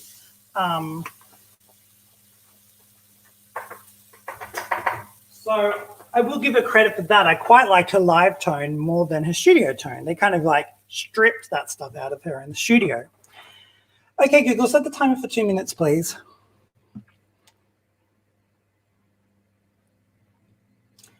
Google, you're drunk. Okay, Google, set the timer for 2 minutes, please. Second timer for 2 minutes. Starting now. So I'm more interested in, okay, wait, this song is actually more interested in doing a perfect, faultless performance. Sometimes you need to show a bit of heart though. Like this looks like an Instagram friendly, everything is perfect in a perfect world. But music isn't about what's right, you know? You have to like Jack Black in School of Rock. And I don't know, it needs a little bit more.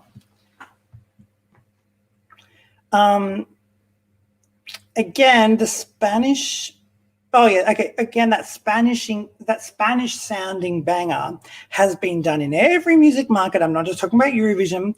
Thanks to Fuego. Fuego was one of the real pioneers, but now everyone does it. I mean, even will.i.am did it. Not like Fuego. This is the rhythm of the night. Have you heard that song where they like use that excerpt? It's just been done like Bad Bunny. Really, Latin America got into the influence. It's more Latin American sounding nowadays, but anyway. But yes, that kind of vibe has been so done now.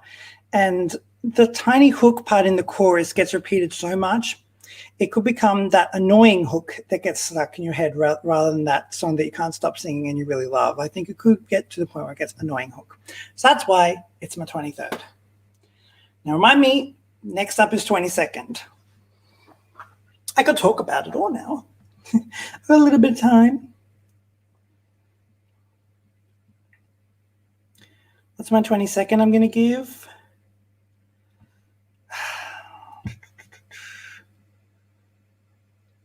Okay, I'm going to give my 22nd to, I feel like I need to watch these to really just make a decider of this. I am going to do a flip again though. Elisa's going to be annoyed. Stop.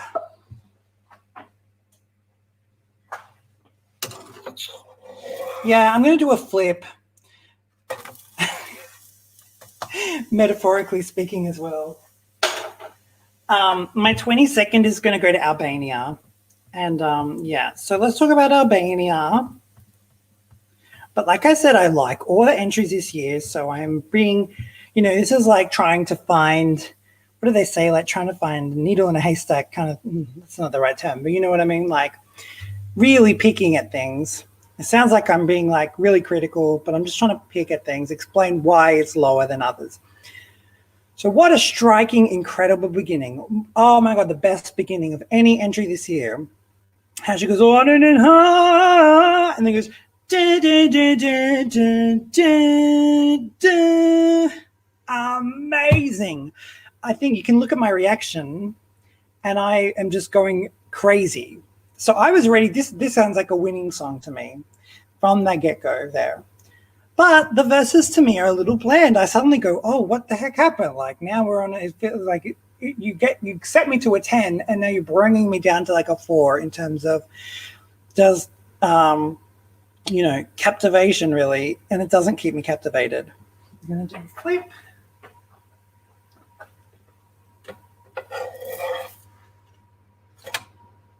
coolness.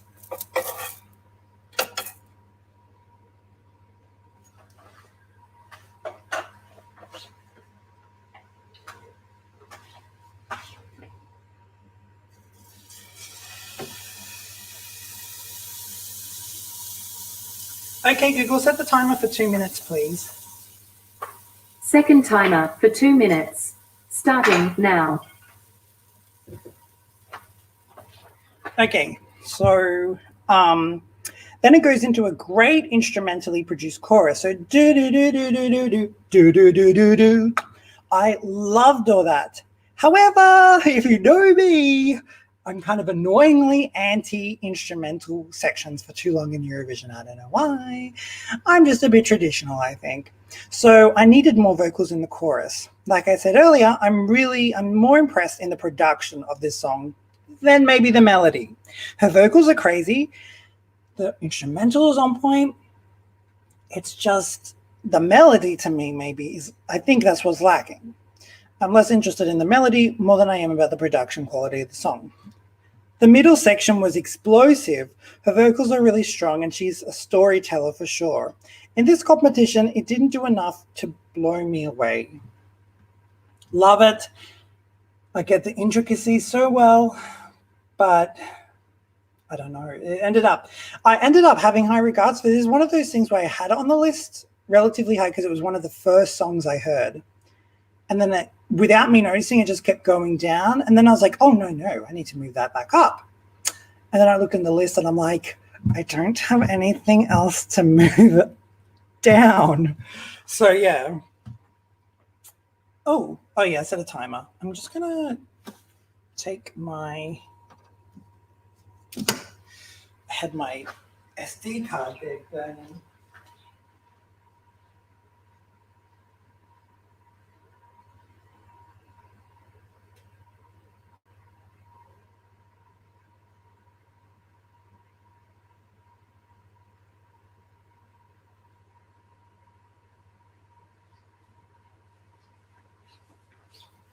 I can't see the comments right now. I'll just see what you're all saying.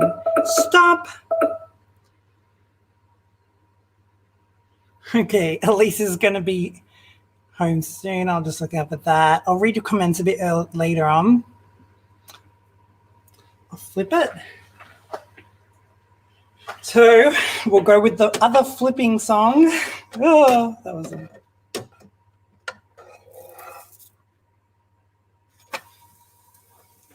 And song number 21. 21, is it? Is it 21? I'm up to 21, aren't I? Song number 21 is San Marino. Now,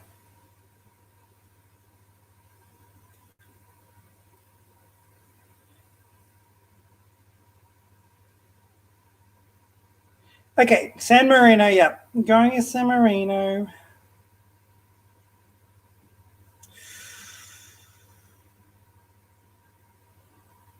Actually, I'm not. I'm not going to go with San Marino. Sorry. I'm actually going to go with song number 21. I'm going to go with Belgium. I really need to write this down.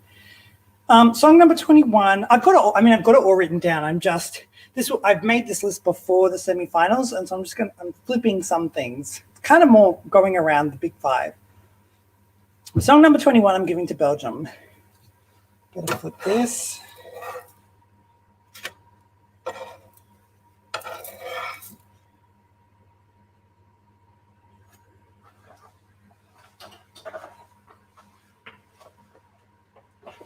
How many have I done? It's supposed to do 8. 1, 2, 3, 4. 1, 2, 2. 1, 2, 3, 4. 1, 2, 3, 4. I think it's done 5. Okay, Google, set the timer for 2 minutes, please. Second timer for 2 minutes. Starting now. Song number 21, I'm going to give it to Belgium. I much prefer this song Okay, so this is by Hooverphonic, and Hooverphonic's back for a second year. I much prefer this song as opposed to the song by Hooverphonic last year. I'm just going to move this because it's all burning up. I just don't want to unplug my mic. Oh, sorry.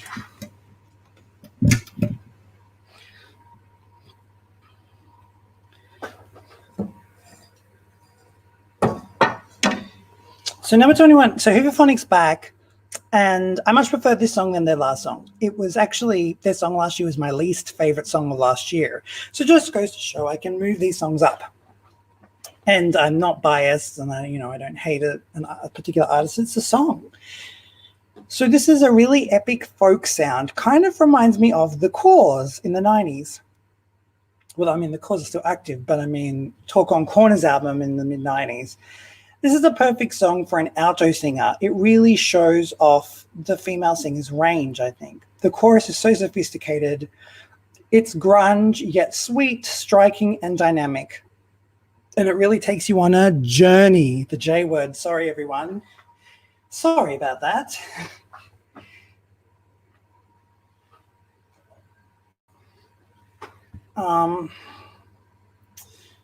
So I'm going to give song number 22, Jigga Digga Digga Digga Digga Doo.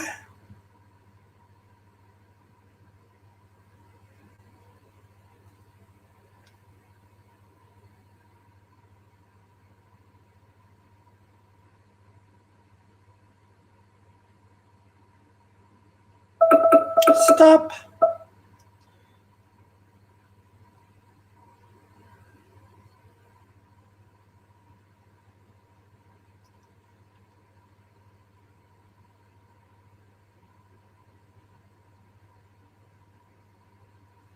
Song number 20, I'm actually going to give to United Kingdom.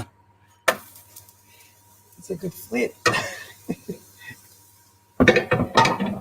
So, United Kingdom, there's so much I love about this song. I love the chemistry between the vocals and the instrument in the first verse. So there's like, da, da, da, da, da, da, da, da. I'm thinking, is it an electric piano? Maybe I can ask Elise. Guys, remind me to ask Elise that. Is it an electric piano or a xylophone or a different instrument? It's like, da, da, da, da, da, da, da, da. It's a really nice R&B kind of song. Love the soul tone in his voice, especially in the chorus. There is a great soul kind of church-like bell, like I love that so much. Love the call and response between the main vocals and the backing vocals. So when he's like, gonna light up the room, and they're like, gonna light up the room. Excellent call and response. I love that. I'll just put another one on. So this should make, I think this is going to make 2 more. Okay, Google, set the timer for 2 minutes. Second timer for 2 minutes. And that's starting now. So I'm saying all good things, right? Excellent dance beats at the end of the chorus, like dun, dun, dun, dun, dun, dun, dun. Or no, I don't think it's what I'm talking about. The excellent dance beat. Sorry, I'm not talking about that bit. I'm talking about do do. Yeah, I mean, I don't know what I'm talking about, but I liked the dance beats. I did. It gives it a great dynamic because it starts off like do do do, and it moves up. It really does add dynamic. This song. Unfortunately, there is such a big chunk of instrumental sections, and like I said, if you know me, I'm annoyingly against instrumental for so long in Eurovision. I think you need to have vocal parts. As I've been saying this year, free trip to Rotterdam whenever there's a big instrumental chunk. I would have loved a vocal second chorus in that space. It goes on such a long time in this short song. That's the only thing that brings it down for me, if it's a little bit down. It's my 20th favorite. After all of that, he sang part of the chorus in the octave lower after like the second time. So it was like, how do the embers, and it goes, how do the embers. He's saying like that. In the middle bridge section, I just wish that they would have created an entirely unique middle bridge instead of just having that in because there's such little melody in the song. So I wish there was just more to the song. I wanted more. I wanted so much more. And I was just left wanting more, which is a good sign. But I mean, you only gave me just a tiny bit. So yeah, my 20th place. But like I said, I love the song. I love the music video. How I was like, I just love the concept of them going to like the edge of town and like, you know, all meeting up and dancing, which is why I did that skit with Kerry Ray, who was excellent. Shout out to Kerry Ray, who thinks Kerry Ray did a good job in that skit.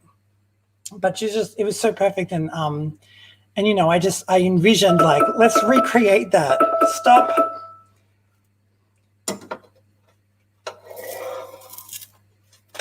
Ooh, that's stupid. Okay, that's it for the other timer. Stop. Okay, what am I going to do with that now? Well, it's good I did this while that simmered because I'm almost done. So we're up to song number 19. Remind me if I forget.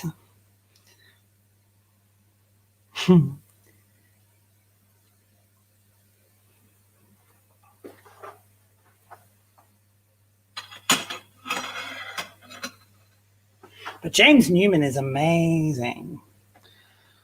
And I know James Newman also does a lot of, he features in vocals. He's written a lot of songs. Like, I don't know if he co-wrote this song, yeah. But he's also co-wrote vocals for a very famous club dance song. So he just featured vocals. And when a song is made for a club dance song, then okay, like feature your vocals as little as you want. But this is a song by James Newman. So that's all. That's all. I could probably should I tell you my 19th? I think I got time. That gave me time to storm through those. Actually, I think I got 2 more in these, but I really only have enough stuff for 8 in the end.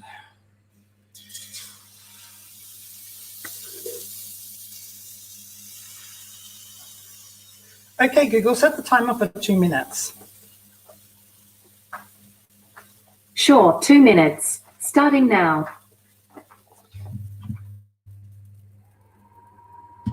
Yeah, when you guys watch this, when you guys watch Eurovision tonight / tomorrow morning, are you going to watch live, Kerry? Are you going to wake up at 5 a.m. to watch tomorrow morning? I'd love to know your rankings, your top 10 maybe, even top 5. Let's do 19. So my 19th favorite is, I am going to give it to Digga. I'm going to give it to Moldova. So I actually did a reaction video for Moldova, and this is one of those ones that I didn't have enough time to upload. I've been uploading like crazy, and now it's Eurovision season. I've just kind of like had a freeze, and I just have so many more that I'm going to eventually put up. I will put them up.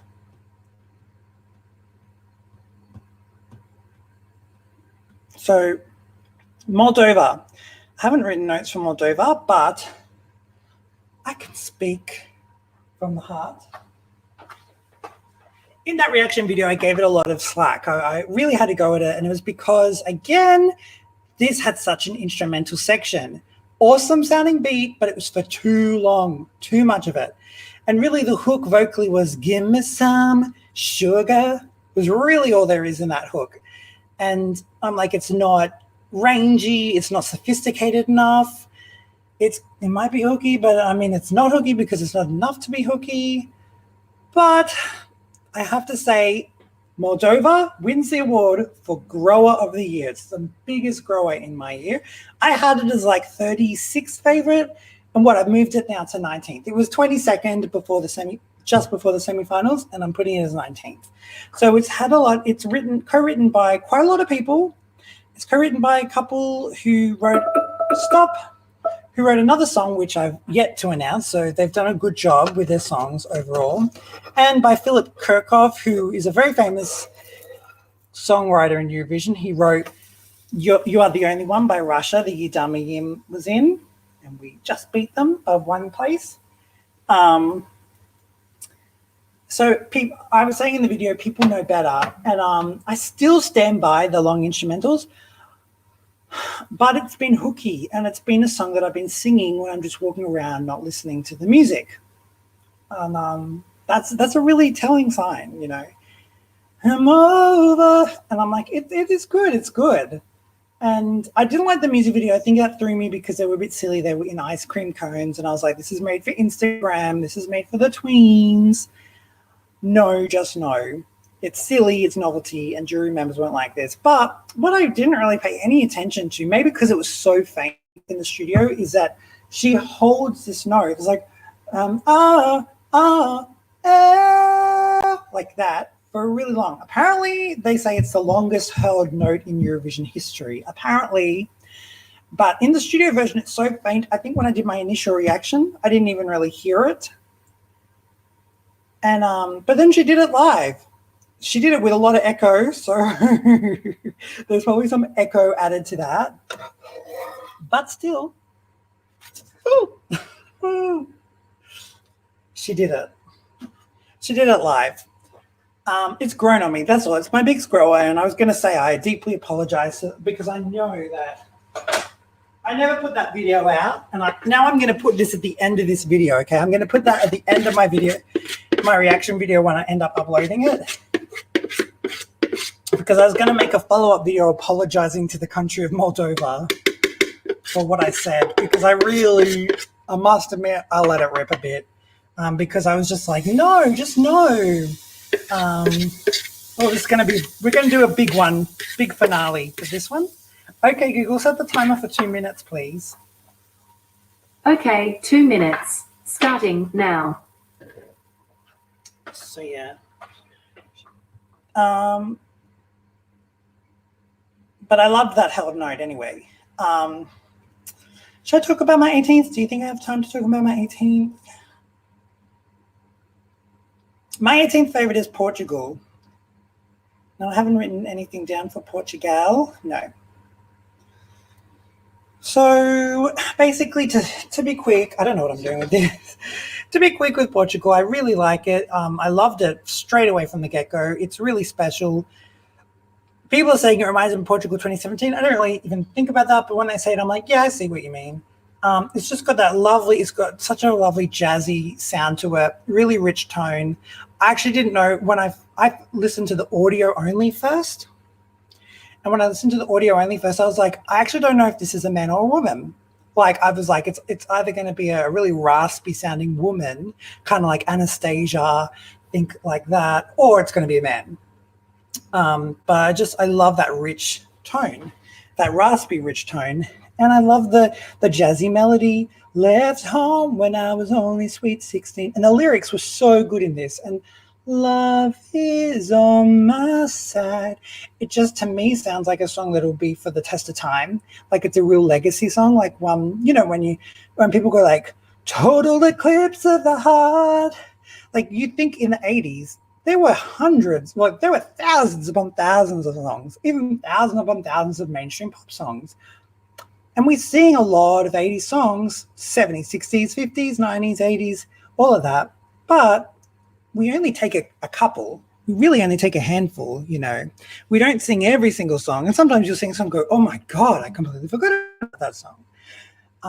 Like, you know, in 2002, there was a song, no matter, stop. No matter what he'll do, he's never gonna be with you. He's into what he's got. He loves me, he loves you not. That song was number 2 on the US Hot 100 Billboard charts in 2002. And no one's singing it anymore. So it's a lot to stand the test of time. And to me, this song stands the test of time. It sounds like a song that people would just sing for decades. Love is on my side. It's a really simple song people can sing along, but it's still sophisticated, something the jury would love. Only thing I didn't like about this song was that they went really retro. They went like with the jazz hat, like scatting kind of vibes, like, you know, bass, like, you know, double bass, just the whole like jazz club vibe. And I'm like, we can develop into contemporary jazz. You know, I love postmodern jukebox, right? Love them. Love Scott Bradley. The one thing I don't like is that he will say, like, I reckon he does a brilliant job at turning pop songs into jazz songs, but he'll maybe just to get people's attention and clickbait titles, but he'll say like Toxic by Britney Spears, done in 1920s jazz. And I'm like, well, it's not done in 1920s jazz. It's just done, it's a jazz adaptation. It's a jazz version. It's a jazz arrangement. You don't need to say like we are doing old-timey sounds. It's not old-timey. Jazz can be contemporary. So that's the only thing I really wish that they did, but they actually ended up live kind of hamming the old-timey feel to it even more. But I absolutely love this song so much.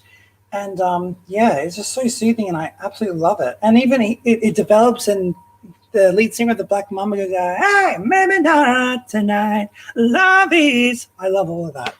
So good, so great vocally. All right, what was that, number 18? So I still got 17 to go.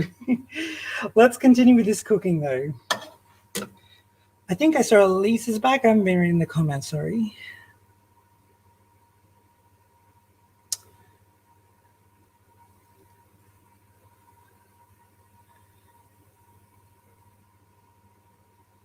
Oh, Elise. I was talking about electric piano in the verse right at the beginning. You know how he goes, sometimes I know, and he sings with the instrument that's like dum, dum, dum, dum, dum, dum, and they have like a good contrast.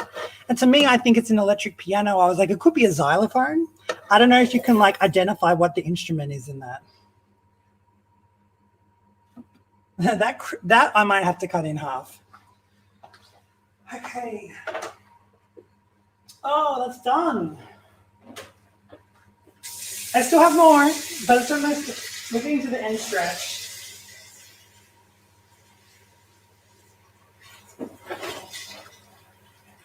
Sorry, the tap was on again. I think I can bring this off. I'm going to turn this off because I don't think I need it anymore.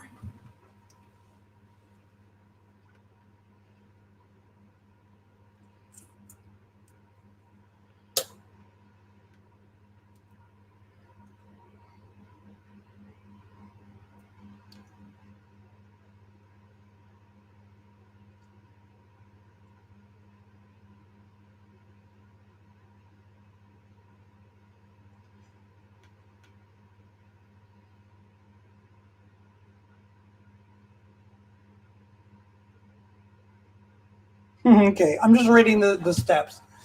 I think I'm going to bring you guys back now. Bring it back.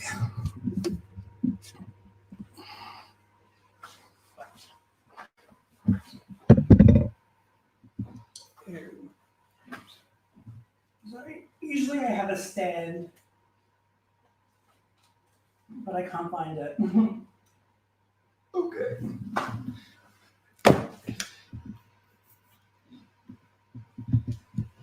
From the bar into the club, we migrate. Soon as I walk through the door. All right. Whoa. Okay. Elise is like, can you repeat what you just said? LMAO. So the bit in Embers in the United Kingdom song, the start of the song goes like,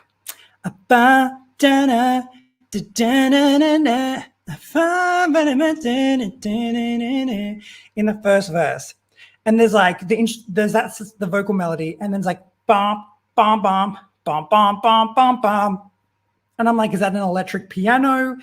Is that a xylophone or other? I couldn't work out. Oh, Elise is on. Is Elise actually on? I might need to put my headphones on to chat.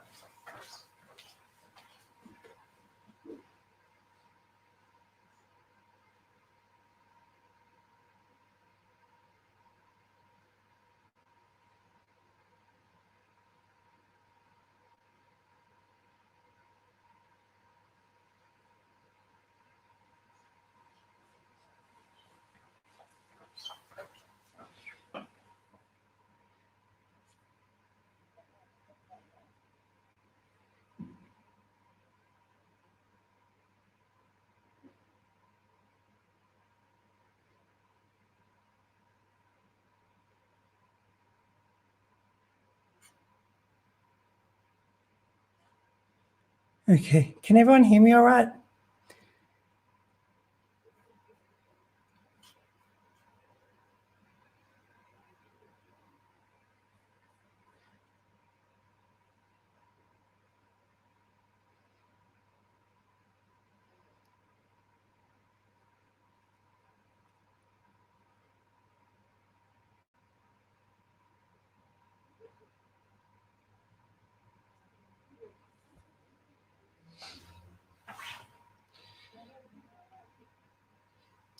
don't know if I've switched my microphone, but okay.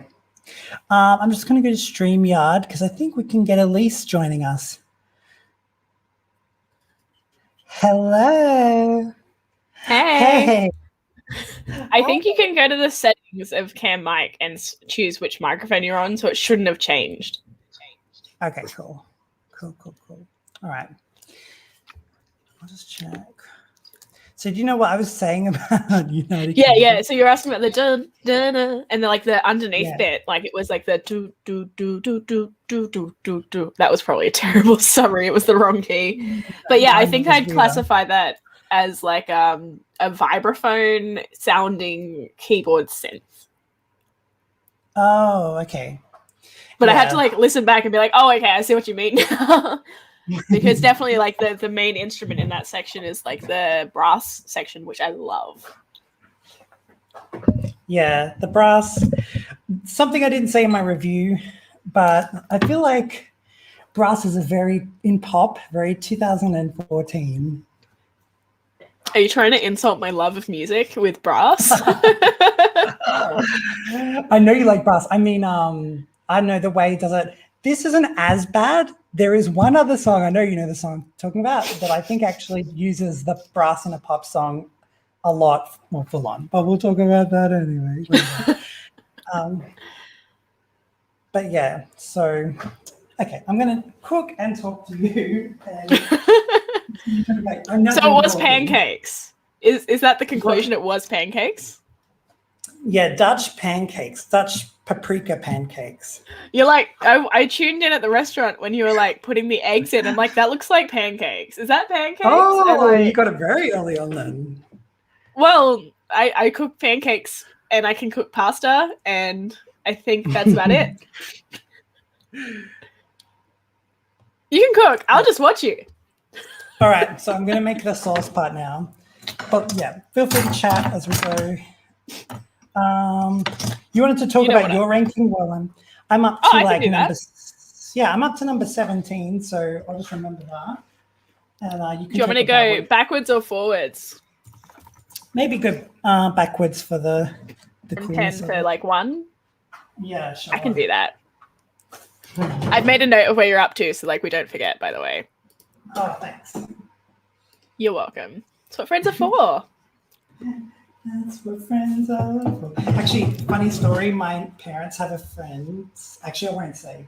Don't worry. Funny story. My parents won't like it if I tell you, so I'm not going to tell you. Don't worry. yeah. I'll tell you personally after the video. So, hi everyone. Hi Kez. Hi Julia, who are tuned in live. It's been great chatting with you. Nice to see you on screen, I guess. Yeah, I don't know if the people who generally watch Mitch's Eurovision videos or when I'm featured know, but I like to rank everything. It doesn't matter if you get into the finals or what, like I will rank everything and then I'll be like, okay, so now I know what's in the finals. Here's my top 10 from that. And I'll like take out the people who are not in it, essentially. Yeah, you go, Mitch. And also the criteria. You have I try and judge it. Like there's a little bit of personal preference in there because I do have a criteria where like this is how I respond to it when I'm listening. But I also like to try and have a bit of selectiveness about like how the jury might be voting. So I look at the lyrics and try and see how impactful they are. I should really like look at the theme as well when I look at the lyrics, but I usually forget to do that. I'm like, oh, whoops, that one might have been a bit higher if I'd thought about that first. And then I look at the composition and I like to look at the complexity of the composition. So sometimes composition will surprise me. It'll have something that's a bit different in it. It'll have a few extra layers. It'll like really utilize like a weird beat in there somewhere. And I like to rate those ones a bit higher because I think they've really thought about how it's going to surprise the audience versus just laying a classic pop song beat. So a good example of a classic pop song sort of style would be, I think the one where it's like, don't put your middle finger up. I Don't Feel Hate. I think that's a very classic style, but like that's a ukulele, and so that's unsurprising. That is unsurprisingly a non-classic, like a very classic style, because you've got the ukulele trope, which is a 4-chord song. Whereas if you look at who was it? It was Mahmood from 2019. What song was that called? I should know. That was like my pick for winning last time. Soldi from Italy. So yes. I think that was a very unusual piece in the sense of it had a through composed composition, which is a bit like I see a little silhouette of a man, Scaramouche. What's that song? I've totally just forgotten the names of everything. Bohemian Rhapsody by Queen. Yes. So Bohemian Rhapsody, nothing is the same. Everything changes each section and it doesn't repeat. Italy had a very similar thing going on. And so that I rated a 10, for example, because it was a surprising composition. You didn't know what was around the corner, but it was still interesting and it kept you hooked. So that's my section. Sort of... Yeah. So that's my compositional sort of ranking. I try and look for things that are surprising and I rate them higher if they've got some element of surprise or if they've used the classic tropes cleverly and put a twist on it. I look at the staging a little bit. Probably not my primary thing I'm concerned about, but staging definitely makes an impact on how the whole thing is perceived. So I try and put an approximation on that. And if there's no staging in the video, you look at the mood of it and how they've staged in the video and making a guesstimate from there. This year I've done all my rankings quite late, so I have actually looked at the live staging previews from the semi-final rehearsals and stuff like that. So just trying to sort of understand where it's going so I can understand how it's going to be ranked on the night. And I am pretty happy to say, my little fun fact of the night is that my top 10, all of them qualified. Just how it was rated and how the staging played out and how I've sort of guesstimated the numbers. They've all qualified. None of them have been disqualified in the first semi-final, the second semi-final. So that was really exciting for me because you always have your favorites and sometimes your favorites don't make it. And that's why I try and have that little bit of context around it. So I definitely have a favorite song in Eurovision, but it's not my number one for my top 10, I guess. I would say all mine made it as well. Yeah. So with that, here are my top 10, starting with my favorite in number 10. And that would be Finland with Dark Side by Blind Channel. I absolutely love punk rock, which is why it's my favorite song of the submissions. But it just didn't quite measure up in terms of lyrics. I thought it had the weakest lyrics out of the whole thing. They're totally fun. They had a bit of a reference to Lifestyles of the Rich and the Famous, I think it was. I can't remember what the line was, but I messaged it to you, Mitch. And so they've got some pop punk references in there, but as a whole, for a Eurovision song, I didn't think the messaging was that strong compared to some of the other songs, which we'll get into later, because both of the songs that I thought had top messaging made it into my top 10. Composition-wise, I thought it was a really good pop punk song. I had a lot of tropes from pop punk, but for a Eurovision stage, the tropes were unusual, I guess. You don't usually hear that sort of stuff in Eurovision. So I rated that pretty highly for the compositional value. And when I initially rated this one, because I do all the rating before they're premiered at their semi-final or finals, respectively, when I rated the staging, I actually rated it a 7, which I think is decently high. But I was really kind of disappointed on the night. When I watched the semi-final,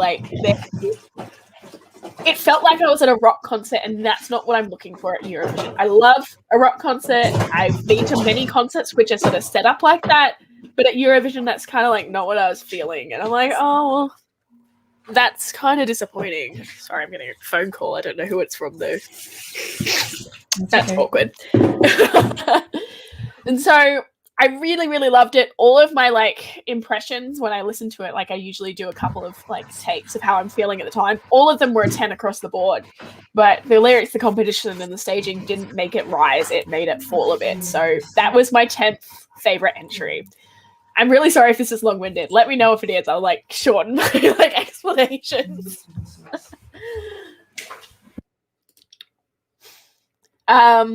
What did I have next? Next, I had... Can you hear me, Elise? Yeah, I can hear you. Okay. I was going to say, I feel like the messaging for Finland is F the system kind of thing, but that's kind of what it is. Well, maybe they're just copying just rock. 2019, let's, be edgy and cool. Yeah. Oh, maybe, Julia. You'll have to see if my top 10 includes England. Just gotta wait and see. And if it doesn't, I'll tell you where it is. But I'd have to look it up. I'm sort of like looking at this like elaborate spreadsheet, and I'm like, I don't know where anything is. I just sort of look at the number I'm up to. Alrighty, number 9. I don't think you liked this one, Mitch, but Bulgaria was my 9th. Okay, well, so far from 26 to 18, Bulgaria hasn't been on there, so fair enough. It's in my top 17. Well, there you go. It's my number 9. I really enjoyed it. I thought it had a very classic cinematic feel about it. And it took a while to grow on me. Like, at first I was like, oh, this is kind of boring. And then after a few listens, I was like, actually, I'm really getting into this. It's got a lot of classic cinematic tropes, some like really big string sections, stuff like that. And the staging, I think the staging was fabulous. Like, they utilized the space really well for something when they're not moving. It was just phenomenal, in my opinion. So that staging sort of vote that I gave that a 10, because on the night and my prediction, like, I was just like, that was really good. Like, that's a really creative way to use the space when you're limited to how far you want to move. So that was my 9th spot. What's next? My next spot might be a bit controversial. My next few spots actually might be a bit controversial. I know. Ooh, we like controversy. Well, I'm very aware that there's this like attitude that if you've made, like, if you're hosting it, you're not going to win. Like, you just don't stand a chance at winning because you're hosting, and I can sort of see where that attitude comes from. You don't have the exposure from the semifinals.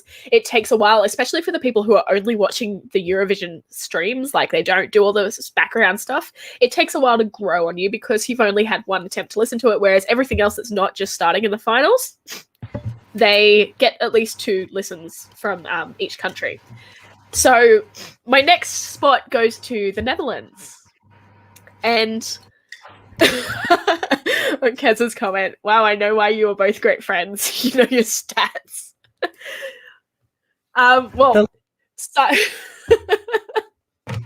The last time, Elise, the winning country has won was 1996, when Ireland had its winning streak.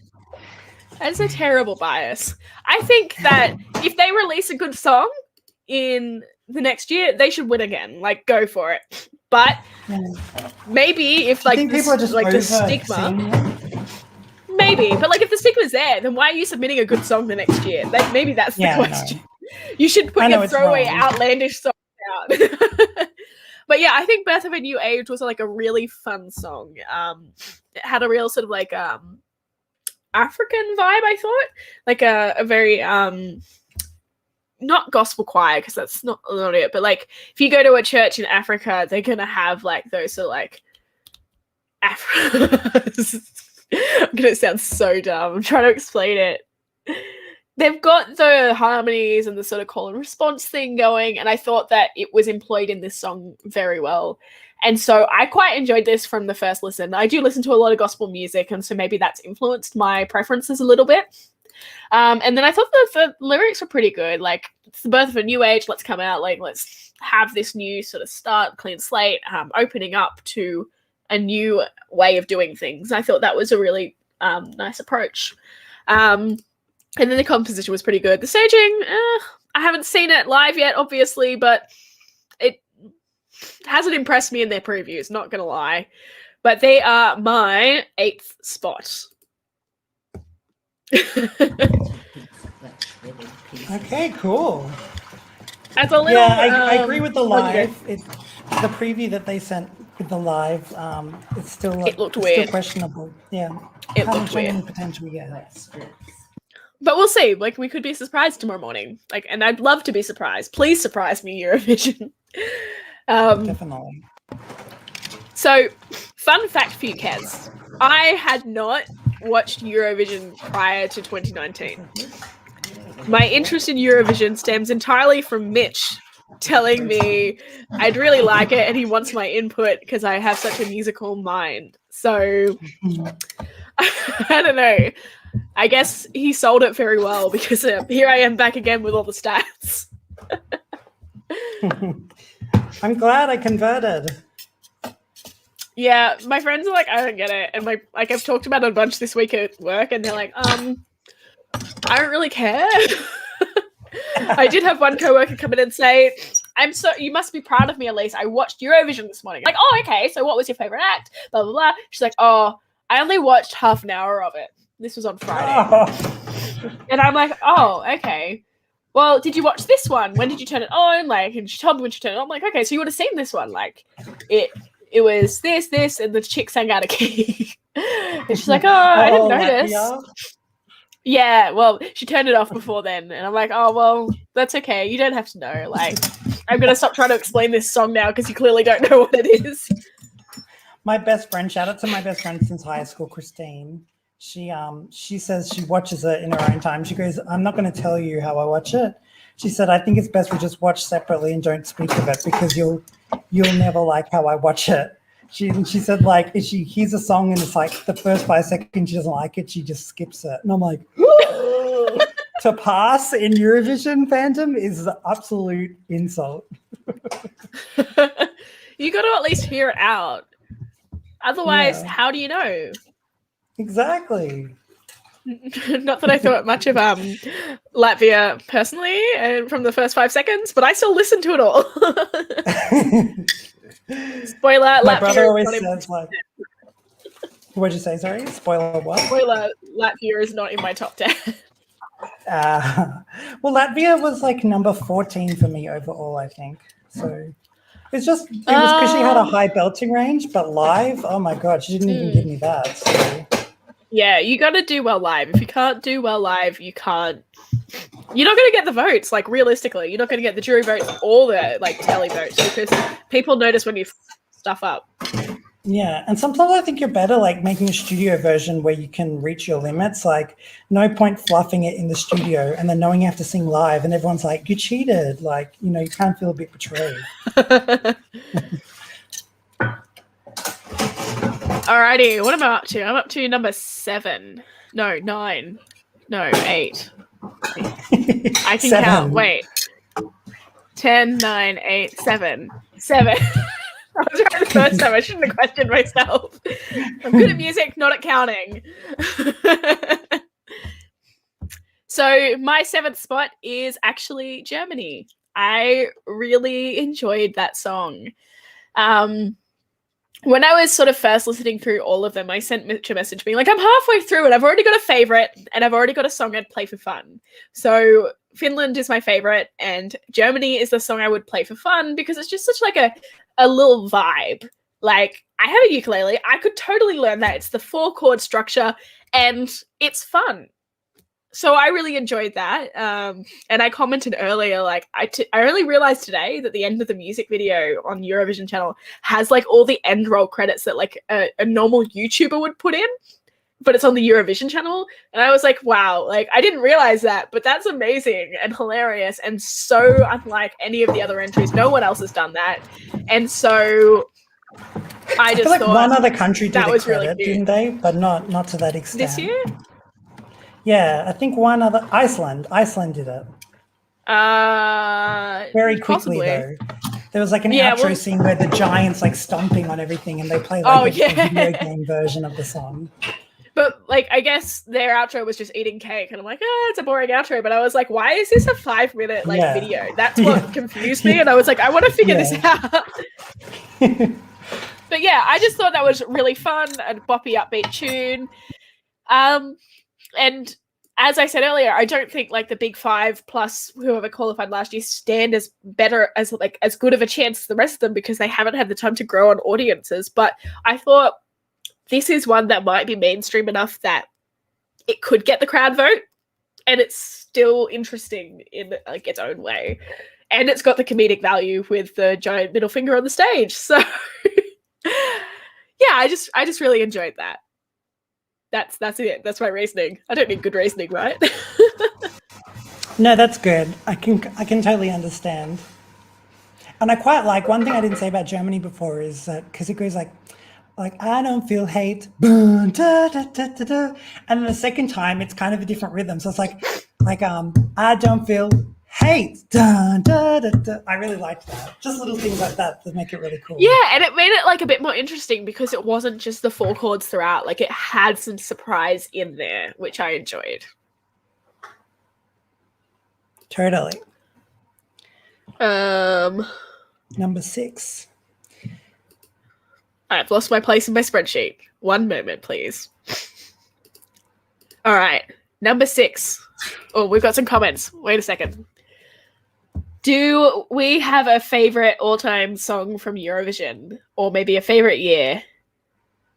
And someone wants to be paid on Fiverr, but we're not going to do that. Sorry. That's a whole thing. You might be able to have a favorite year or like song. Oh, my favorite year. You can build that for a that's second. A good question. Okay. So all-time favorite song from the Eurovision, for me, it is a song called No One by my Kuik from Slovenia in 2011. My favorite year would actually have to be, that's too tough though. I can tell you good years. 2011 was an incredible year. The weirdest thing with really good years is that they will have there's so many songs, and then the winner will be the most random. So 2011, the winner was just not worthy, and there were all these amazing songs. 2013 was another year that was full of amazing songs. I could have picked like 5 winners, and then Denmark won. Not as mad at that one, but it's just a so-so song.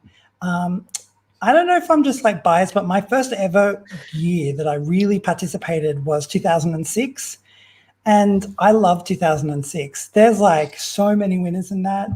And it was on a really great kind of journey of like still being a little bit like the old days and still going into the new format that we see now. Like they still had one semi-final and a grand final. And if you made it into the top 10 the year before, you got to go into the final the next year. So that's how they used to do it when they had only one semi-final.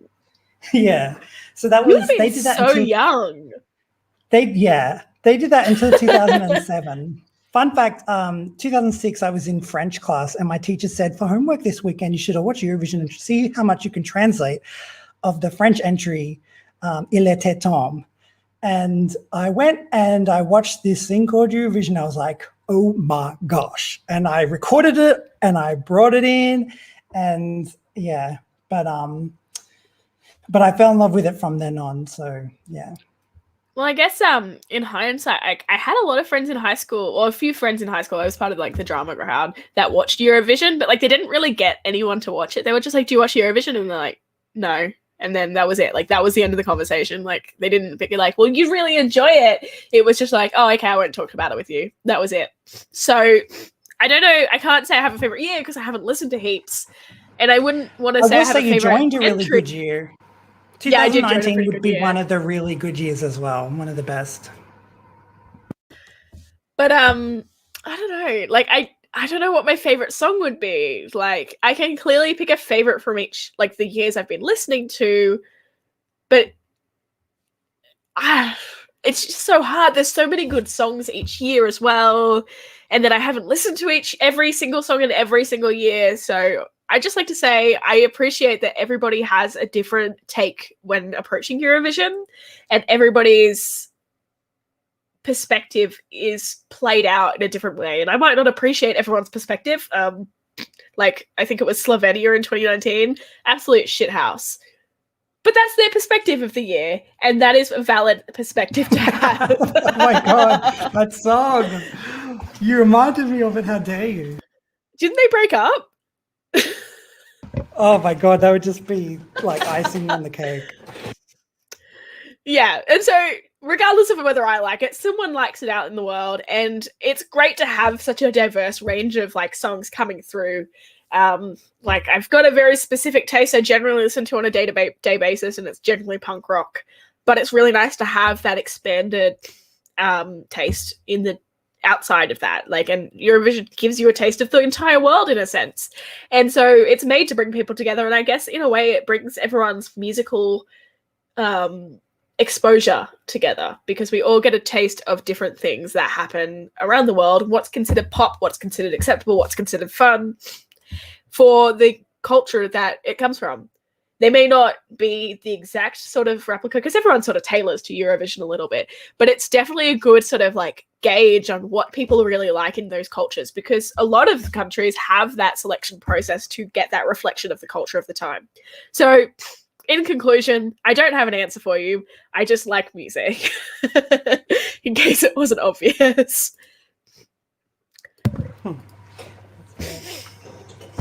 So, yeah, not quite. I'm up to number 6. Number 6. So my number 6 is Portugal, which a bit surprised me a bit. Like, I thought it was a pretty good classic banger.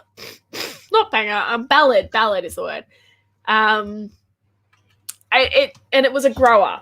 So I think the staging reminds me of a little bit of a Beatles concert tribute that I saw in Vegas once. And they had a lot of the bright colors, and because it's the Beatles, they had like the 4 sort of silhouette things happening. So when there's that like a silhouette person walking along the middle bit, that was like, man, that's giving me real Beatles vibes. And I feel like this is a sort of song that the Beatles would write. Maybe not like this song particularly, but like the genre feels a bit like that, in my opinion. So it definitely grew on me over time. I think the staging was good. It could have been better, but that would be if the instruments weren't there, because I think the instruments were on stage for that. But like the song, it just grew on me. Like that's what got it up there, because the song was interesting. It was different. It grew, and they staged it pretty well, in my opinion. So that's all I got to say about Love Is On My Side from Portugal. Yeah, I really liked it. Good song. Which brings me to my top 5. We're getting there. Countdown is on. I cannot say the name of this song. Just shout out to my friend Genevieve, who's actually a shy girl, and she once did like a belly dance, and she did it in the Sutherland Performing Arts Centre, and the announcer was like, "I'm not even going to try to pronounce the name of this music." Yes. So my next is Switzerland. Can you say the name of the song? Tout l'univers.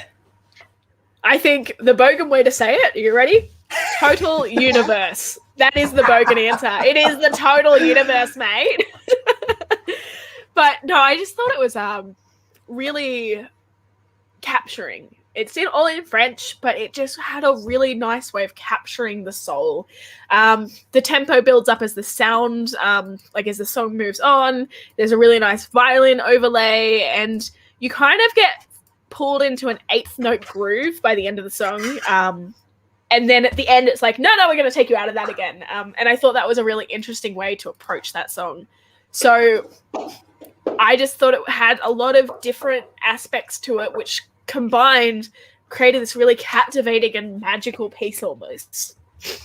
And I think, like, I don't like saying this, but songs in different languages sort of suffer a disadvantage because the audience is such a global audience now, and a lot of people understand English, but not everybody understands the different languages being sung in from other countries. And it's such a shame, because you can write a really good song in a different language and perhaps no one looks up the lyrics, and so no one understands that it's actually a really powerful piece. And there's lots of really good wordplay going on, but it kind of just All right, gets 2 minutes. Starting now. suffering. Sorry, I'll wait 2 minutes. No, I'm kidding. But yeah, it kind of suffers because people don't understand the full complexity of the song. So for me, to have such a capturing piece with the music, despite the language, that was really interesting. I can see where we're at with the live stream based on people's like comments, because we just got the drum roll comment. It's like, oh, okay, so you're about like one review behind. Yeah, there's a delay with StreamYard. But I don't mind it. Like, I think this is a really easy way for you to do it and to control who's in there. So I think it's a good streaming system. Yeah, first time using it, I like it.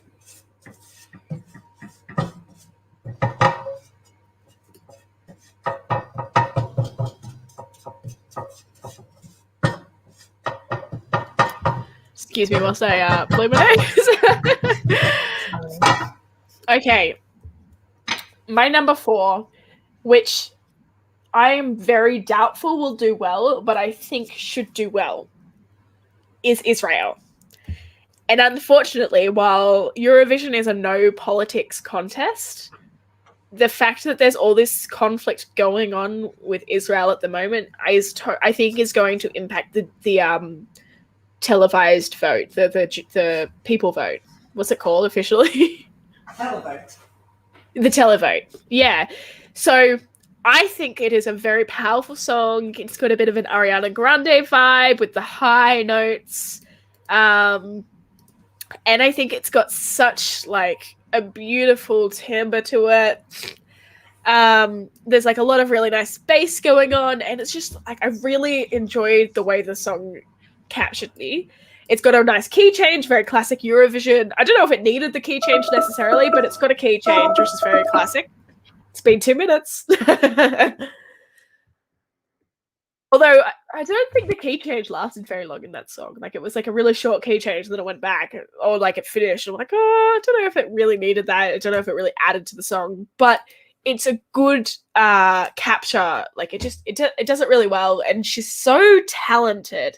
So I really want it to do well, but because of all the conflict happening regarding Israel, I unfortunately don't think it will do as well as it deserves. So that's my number 4. It was... she was just so good in the semi-finals as well. Like she hit that note and then she's like sort of shrugging and smirking at the same time. Like she knew she was doing fabulous, and it was such good energy. But like, I just hope she gets the recognition she deserves. That's where I'm at with Israel. Like, that's just it. In the terms of the cooking, this is the chicken stock from the thing that was in the saucepan that I had all the vegetables in, so I've turned it into chicken stock. So anyway, let's continue. At your top 3, so third place you would give 8 points to if you were a juror. Well, I think we should have a cooking update and let the suspense like continue for a little bit. What's been happening in the cooking world? If you haven't realized, I did some... I shredded the chicken and then took it all out. I put it into like one of these where I've been draining. I drained all the stock out, and so there's the remaining vegetables and everything like that. And then I just put some butter, flour in, and then put the chicken stock in there. And it's on medium high at the moment. So I'm just doing that. I'm at the final stages. This is a sauce. It all seems a bit random for a pancake, but it's gonna turn into one of those like savory pancakes. That's pretty cool. Yeah, it's Dutch, so I'm going for the Dutch theme. I like making sort of crepe pancakes. We've got a family recipe. And my dad can't have dairy, so we always make it with soy milk. And it's just a bit like, I think the crepe sort of format takes to the soy milk better, and so that's sort of why we've got it that way. And as I mentioned in the chat earlier, like I always have it with lemon and sugar. So good. But it's caused a lot of controversy with my friends. They're like, this isn't a pancake. Why are you saying you're making us pancakes? These are crepes. And I'm like, it's just the same thing. It's flat. You put pancake dressing on. You're fine. It's all you need. And I don't make them savory. I always make them sweet. And yeah, my friends are like, no, you are blaspheming the pancake name. So, yeah.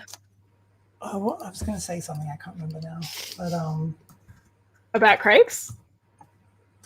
No, not about crepes. I was going to say something about... Oh, did you hear about Duncan Lawrence? What about Duncan Lawrence? So no. Duncan Lawrence, who's the winner of 2019, he was supposed to... He performed the semi-final one. Did he get COVID? he got COVID on Tuesday night, so he's not going to be performing like a 3-song medley at the grand final. That yeah. sucks. There's footage of the host like being right next to Duncan, giving him like his 1 billion streams plaque on semi-final one. They're saying that she's been tested like every hour and she's okay. So yeah. Far out. That would suck. Like, I really feel for the people who have like come down with COVID whilst over there. That's got to be the worst. Like, you're so close and you miss out. Like,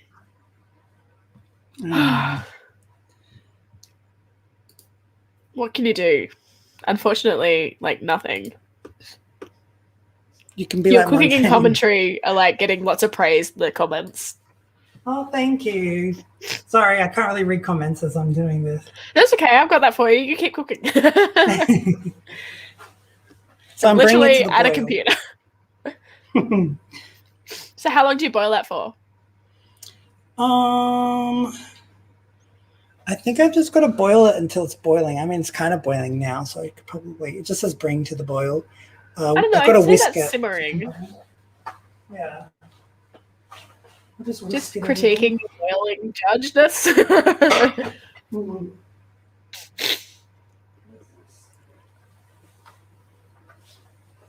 My number 3 song I've actually written no comments on, so I'm just like trying to figure out what my thoughts were because I can't remember what it looked like off the top of my head. That may be part of the reason why I delayed it. Like, just need some pictures of the rehearsals. Oh, yeah.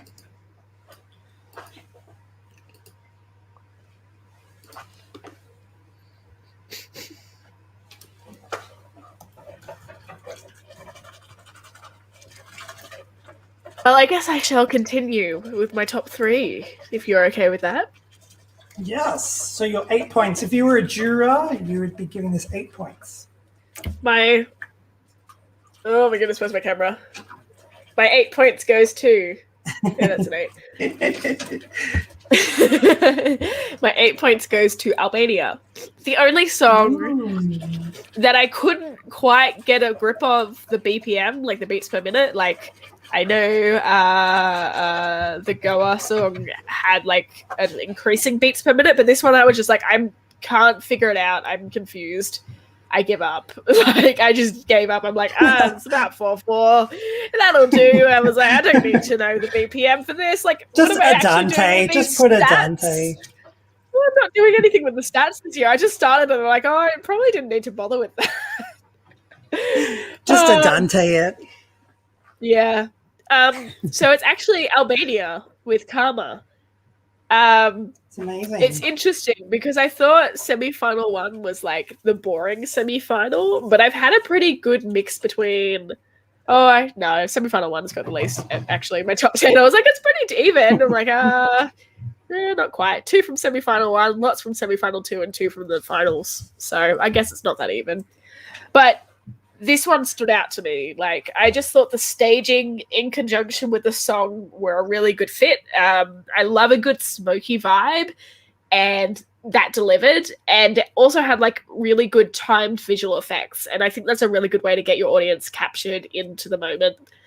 And as a song itself, like, it was a really good song from the get-go, in my opinion. Again, another one that's not in English, it's in Albanian, but you don't need, like, music is a universal language. While I think it's helpful to be able to know what the lyrics are at times, if the song's good enough, you can transcend lyrics, and I love that. So, Karma, Albania gets my number 3 spot, my 8 points. How many points do you give to number 2? Sorry, you go. I have to say, that's the biggest surprise to me. Like, not bad surprise, but it's just it blew me away that's so high up in your rankings. Honestly, it surprised me a bit too. Like, because when I first listened to it, like, it was alphabetical order, so that would have been the first one I listened to, which is why I had no notes. And I started, like, my first listen, I gave that 8 points out of 10. And that sort of sets the tone for the rest of the points I give for all the other songs. I'm like, well, I gave that one an 8, and therefore this one has to be this. So maybe I should have started that one a bit lower in terms of like that. But like everything's sort of relatively to scale when I listen to it. So it's not a bad thing. It was just, yeah, I don't know if I expected that to be in my top 10, but I look at my 11th place and I'm like, well, I wouldn't really want to swap it out for number 11 either. So I guess there's that. Yeah, So you give... I can totally see why you'd put that as higher up. What I'll just say before we continue with your 10 points is that I'm about to put in paprika. So it's, I had that in my risotto. Oh, paprika's good.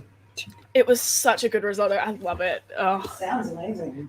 And then I was like, let's get dessert. And my fam's like, lol, no. Who eats dessert? Oh, so I stopped it at the restaurant. No, because they didn't want any. And I'm like, I'm the one with the money. Like, you all forgot your money. I'm paying. Why can't we get dessert? They're like, no. So I stopped at Woolies on the way home, picked up some ice creams. I'm like, I really want dessert now. Like, my mind is set on it. I will drink some rosé when I get back and have some ice cream and talk to Mitch. Okay, so my 10 points then. Yes, your 10 points. I don't think this is going to be surprising because I think this song is very much like a fan favorite. Some of the comments on Twitter have been that it's the white person's favorite song, and I guess I am technically white. And I was actually talking to someone on Friday night who doesn't really watch Eurovision but did ask about this country because they were slated well in the polls and in the betting last year. Unfortunately, that didn't go ahead, but it is Iceland, and that is my 10 points. I love this band. They are so bloody nerdy, and I feel it in my soul. They're a bunch of geeks and they know it and they own it, and their music is still good regardless of where like they are. It's very catchy. It's very commercial. I think it could easily be commercialized if they wanted to, and they just had fun with it. And I think that's a really good attitude to bring to Eurovision, because at the end of the day, there's only one winner. If you come to Eurovision and have a bit of fun, that's what matters. And I really, I feel for them. I wonder if they're going to perform tomorrow morning. Because of the two members isolating for COVID. But I'm just so glad the lead singer's made it through. really clear that he doesn't want to do that. He wants all of them to perform on none. But he did say, I saw an article that he has a plan to not show the same video as before in the second rehearsal that they used for the final. That's a good plan though, because that's... I had someone ask me, why do you watch Eurovision? It's just the same song over and over. And it is, but there's also like a distinction. Like the way you perform it on the night impacts how people vote. And so I think that's a really good way to approach it. Like if Australia got through, they were screwed. Like they weren't going to do a new song. Let's be real. They were going to use the same recording. And sure, they were at a disadvantage because it was recorded months in advance and like didn't have as much time to practice. But let's be real. As much as I enjoyed Australia's entry and I thought it was unique and fresh, I don't think it deserved to. Well, I would have liked to see it advance, but it definitely didn't deserve to win. So I'm not necessarily mad that they didn't qualify. My wallet's a bit emptier because I bet on them to qualify, but otherwise, like, I'm okay with that. Like, it's not the end of the world in general for me. What was your feeling when you found out about Iceland and the positive case? Did you hear about it the night before or when you woke up? I knew about it the night before because I'm in that Facebook group for the Eurovision fans stands. But like, I'm a lurker. I don't comment. I just lurk. And I was like, oh, that sucks. Like that was my feels. I'm like, that just sucks. Like there's nothing you can do. I'm surprised only one band has been hit by it, but it's got to be rough to get so far and be so close and not be able to do it. So, yeah. Julia says that Iceland have been mentioned a lot in England. They're just so good. And it's such like a diverse range. Like the 2019 song was like full on death metal sort of vibes. And they're like, no, we're just gonna go like a bit pop this year. Like, and that's fun. Like I really enjoy that. It's a good representation of the diversity of Iceland, I guess. And with Iceland being in the movie last year, being like the theme of the movie. You're right. They should have just used Yo-Yo Ding Dong. Like, this is the worst entry ever. I've got to reevaluate my choices all over again. Although, they couldn't have done that because the movie came out more than, like, 6 months ago, right? Right, yeah. Actually, to be fair, being a nerd about it, they couldn't use it because the song has to be released by September 2020 at the absolute earliest. Is it, like, I don't know if I feel proud or not to know that fact. Yeah. You are becoming very geeky now. I've just got a lot of like knowledge from you, Mitch, and I just like I download it and then I forget that I know it, and then all of a sudden I'm like, oh yeah, here's a fun fact, and you're like, yeah, I agree. I'm like, oh, I've taught you well. I'm too deep. I'm too deep. So okay, I guess so that you got 12 points. You're 12 points. I don't know. Like, I quite like this song. I think everyone's gonna go, you're just a poser when I say it. But it had some really good brass. It had some really nice descending chords going on. And it is definitely slated and possibly overhyped in the betting areas. But I don't care. I could get 1 cent on my bet return. And so I've bet on it anyway. My number one is Malta with Je me casse. I just thought it was such a fun female empowerment song and so playful. The staging was good. I'm glad they swapped out the dress to be the silver sparkling thing and not pink because it let her stand out as a singer. So with the backing, I didn't notice, do you think the backing dancers were always going to be in pink? So it was like pink on pink? I don't know. Like, I'm glad they were in pink because, like, they complemented the set, they complemented the staging, and they didn't outshine Destiny when she performed. So, like, I'm not mad about how it ended up. I thought it was really good. But yeah, like, in previous years, I've said it and I'll say it again, I love a good female empowerment song. I'm totally biased to, like, prefer those over other ones. And this was it. This is the anthem for all women.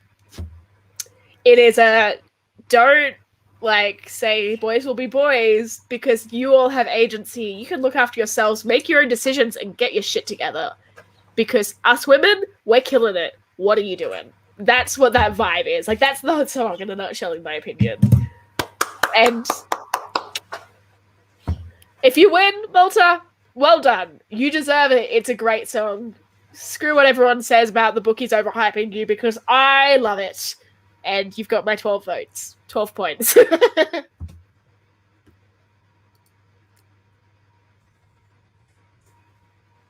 Woohoo! Go Elise. All right. Well, I love Destiny. Destiny won Junior Eurovision. I don't know if you already knew that, Elise. But no, I don't really pay attention to Junior Eurovision. This was back in 2013, I think, when she was very young, and she won it. And yeah, she's an excellent singer. She's just. I hope that she becomes one of the greatest singers of pop history, really. And who's the chick with the purple green screen set? Who's like 17? Greece. Like, she's so good as well, and she's so young. Oh. Why are people so talented, Mitch? Can't they give some to us? The Greek singer is actually Dutch of Greek heritage.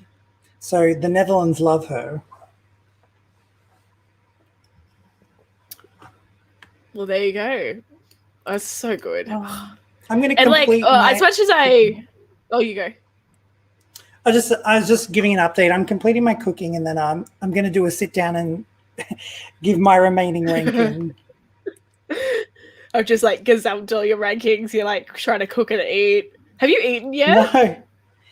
Oh my no, goodness. but I hope you give your rankings the while funny you thing eat. was No, the funny thing was I was cooking for my parents and my mum ended up having to make my dad something else. She's like, I didn't expect this to come with a video. You're fine. So leftovers for tomorrow night for them. I think so.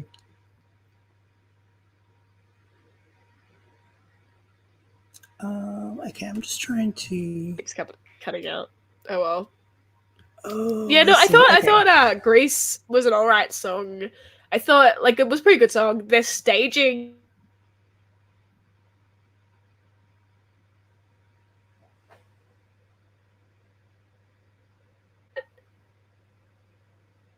You've gone a bit static, Elise.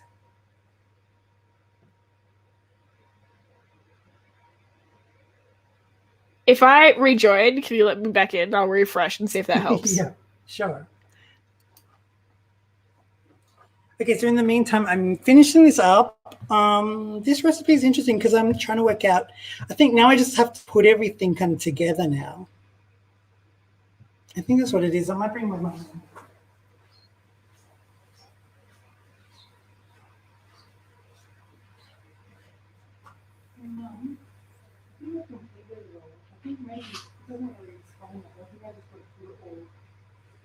Inside it.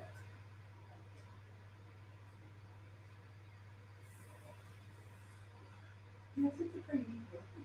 I never used it. What a neat idea.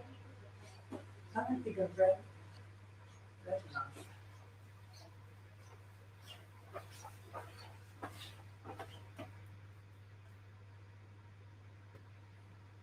You're back.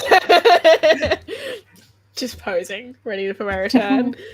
I refreshed and it was like mocking me. It's like, if you plug in your Ethernet, it'll be a better connection. And I'm like, yeah, I know, but I can't reach the cord. Thank you for that. Like, my room's not set up very well. I know that. Yeah, Why do you I wouldn't be able to put my Ethernet in at all. My modem's in my plug for the Ethernet, which I've hooked into my wall through my wardrobe, is on the other side of the room.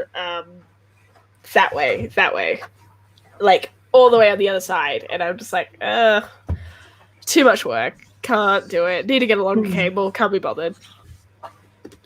But yeah, no, I think Greece's staging is so ahead of its time. I think that's going to have a lot of like power in the future. It just isn't quite there yet, which is a shame. I wonder what the live audience saw, because we saw all of the effects watching it on TV. Did 90% of the song, and then at the end they're like, oh yeah, we're just gonna check the thing that everyone else has been seeing on a big screen so you can walk out and stuff. Like, I don't know. I think it was very, very interesting and very innovative, but just didn't quite measure up. So that's where I was at. They were ranked 16 for me. How do you think the green screen was? And I do think I said to... You think you said what? Green screen with the dancing. It was like... With the dancing, I feel like I could see still like their knees and stuff like that. Like the green screen wasn't like top quality, I think. Green screens are never perfect. I didn't actually realize it was a green screen when like a live green screen when I saw the preview. I just thought it was really like dodgy editing, and I'm like, oh, I don't know about that. Like, and I wasn't that captured by it either. Like, I'm like, I don't know if I love this. Like, what's the point of just having the shorts? What's the point of just having what's the point of just having the jacket? Like, I wasn't sold on like the storyline. Like, you could have had some really sick dancers doing some really sick moves, but instead they're doing handstands and showing off their clothes. Like, I just didn't think it worked for the storyline of the song either. And I loved the innovation, but it didn't quite measure up. Yeah. Okay. I did say to Julia. Oh, you talk about cooking, and then I'll tell Julia when my UK vote came, because she wanted to know that as well in the chat earlier. Oh, okay. So I'm finishing up here, so you'll be looking at me trying to work out what to do. How to serve, how to plate, how you going to plate. It said at one point preheat the oven. It says preheat the oven, but then I can't see any point where the oven is in use. Oh, okay. What recipe are you using? Oh, okay. I've got it. So I'm now putting everything inside the pancake, and then I'm putting it in the oven for 5 minutes to let it warm. Oh, okay. Yeah. So I might just do this for a couple of them, and then I'll put it. See in how the it oven goes. for The rest, like a Tupperware container or something. Exactly. Yeah, fair enough. Okay. We got to see your plating though, because we are on MasterChef after all, and we are rating your home cooking out of 10. We're going to give you 12 points if you're number one, but if you're not, like, you're just not going to qualify. Oh, wait! I don't have a good backstory. What's my pet gerbil has cancer? That's my backstory. You don't even have a pet gerbil, do you? No. What about you're rising up out of the ashes as a struggling artist? You've always aspired to look up to your idol in life and Eurovision, Laurel Barker, and she has set you this goal of making the perfect Dutch pancakes, and you must fulfill the goal, or your life is on the line. What will you do? Will you rise to the challenge? Will you defeat the doubt and the uncertainty faced? Time will tell. After we heat the oven for 10 minutes. Okay. What do you mean your pet gerbil has cancer? Nah, you're fired, mate. Right. Okay. Okay, I'm going to move you over again, and then you're going to see me put everything in the pancake. Okay, you can just talk to Julia. Making pancakes. Making pancakes. Oh, I can do that too. Is there any bacon in your pancakes though? No. Controversial. No adventure time for you. So, Julia, I wanted to know if the UK made my top 10, and I said maybe, but also if it doesn't, I'll tell you where it is. And it actually made number 14 on my list, which is pretty high. I'm told by Mitch that everyone hates the UK entries, regardless of whether they're good or not, because the UK sucks. I don't think the UK sucks, but I do think they had a pretty good bop this year. Like, my comments were literally, this is a funky bop. I like it. That's all I wrote. Like, I just like this song. It was catchy. It was fun. It had brass. Brass, you want a quick way to my heart? Introduce some brass. Therefore, it was pretty good. And I really liked the staging, like, that the preview showed. Like, thought it was a bit fun. And despite fake instruments across all boards, if it's fun, you'll like probably sway me across to being a good staging sort of plan. So really enjoyed that. I was telling you about the BBC commercial. I don't know if you've seen the BBC commercial, Julia. Oh yeah, no, that was commercial fusion. Yeah, and they chose to play the Backstreet Boys. And everyone in the comments were like, "Why not play the song? Like, promote the song." Because they already know they're going to lose, clearly. They're like, we don't want to give James Newman any more money. It's such a shame. Like, I hate listening to the Australian commentators. I'm sure, I don't know if if UK is like that as well, where you like, your commentators are just like not what you want to be listening to.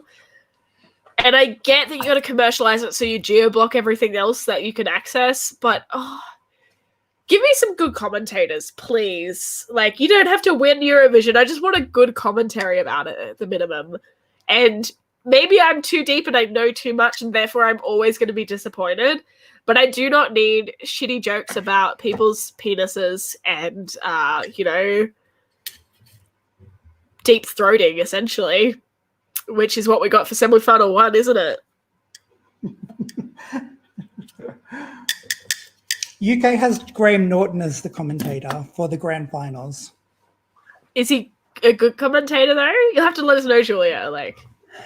Yeah, let us know what you think, Julia. I think with Graham Norton, because actually, fun fact is that before we used to have Julia Zamiro and Sam Payne as the commentators for Australia. You spoke really highly of them as well. Yeah, they were awesome, and they started in 2010.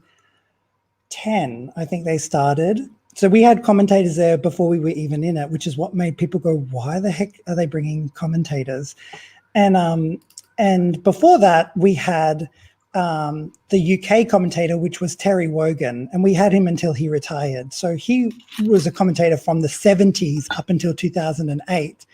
And it got to a point for him that he was like, this is not the competition I used to commentate.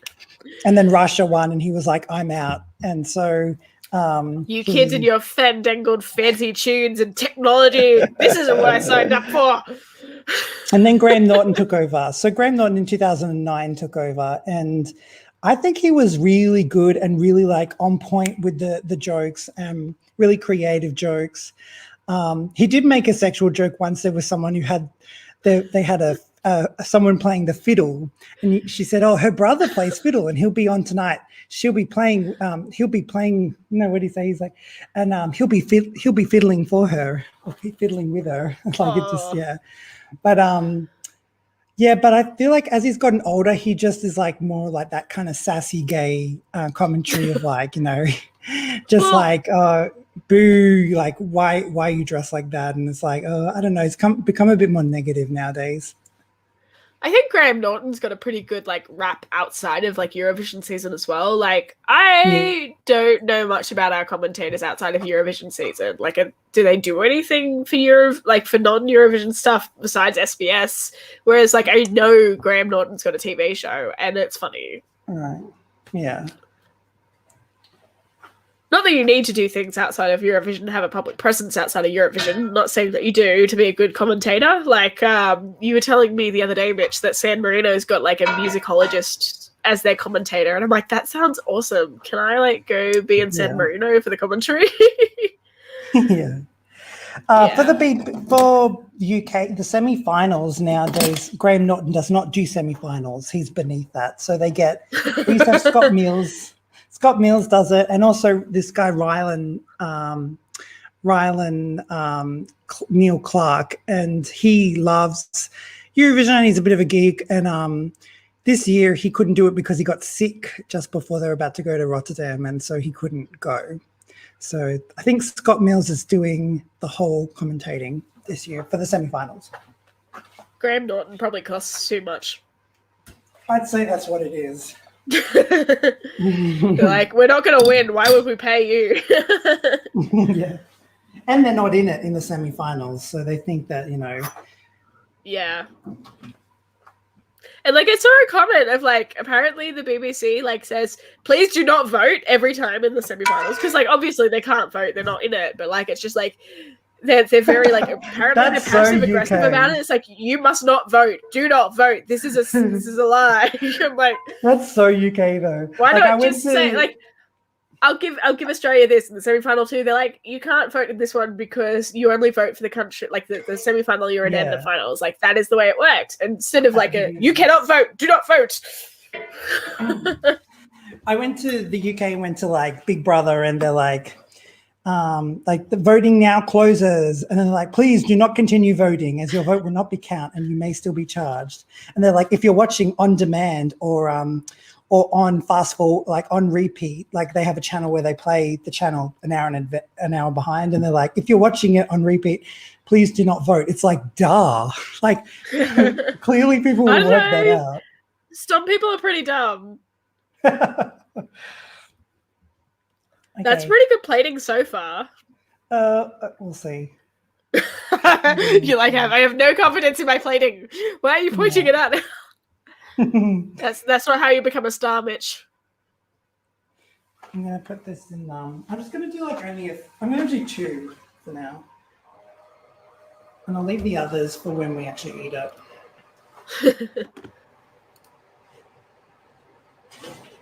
I just can't believe you haven't eaten yet. Like, it's okay.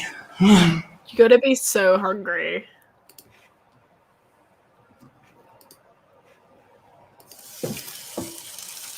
She's hot. I don't think that's going to stay cold unless you put a toothpick in. Mom. Do we have a toothpick? You need a toothpick.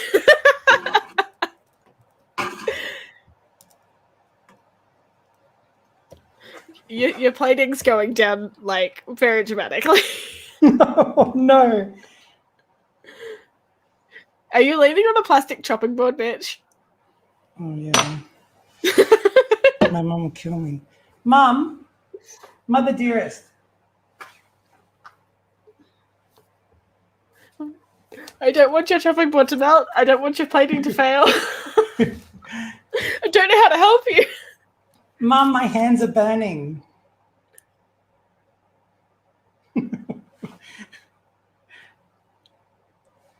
My hands. Oh.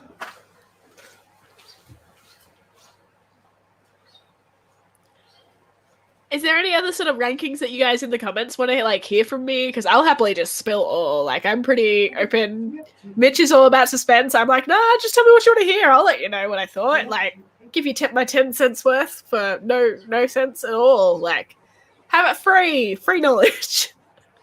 This is what I'll ask you, Elise, while I'm doing this. Which one do you think is ultimately better, Embers or Bigger Than Us? If you remember that from the UK. Embers. It's more interesting. Also, I'm hoping that he can hit the notes better. Like, I'm not trying to be critical, but like he struggled in the live performances, I think. I'm gonna roll it. Should I roll it?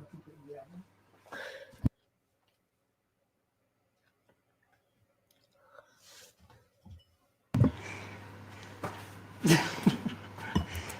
Welcome back to Wine Time with Elise, featuring MJT reviews. I do have tickets. We're on the hunt for some toothpicks. It is a great saga for us to find Mitch in the finals of our Mum, Master which one Chef would you prefer saga. to be on? Would you prefer to be on MJT reviews or Wine Time? I don't know. MJT. No, you want Wine Time. Wine Time. I don't know, but I'm Cheers. famished. Cook your mum some food, Mitch. Elise, cook your mum some food. Elise, I'm starving. I believe that. That's enough from you. Back into the cupboard. Oh, my cheeks hurt because I'm laughing.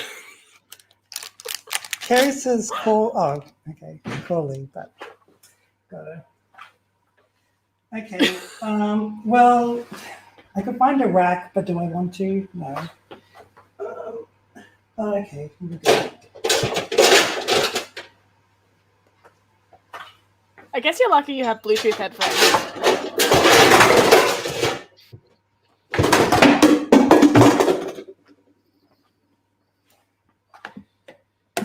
Okay. Yeah, that is good.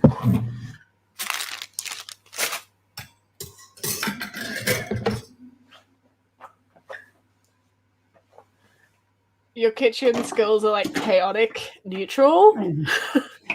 Your rack is hanging off the edge, and you're just like, that's okay. This counts. You stress me out. I'm gonna start stress eating. What song did I say? There was a song that stressed me out this year. Oh, okay. We'll get to it, actually. We'll get to it. It's in your top 17. It is. Okay, so how to see. You gotta fold it like origami into a paper crane, and then you shove the toothpick down the middle. To a paper crane. Oh. I was kidding. Please don't do that. I mean, I'm happy with that.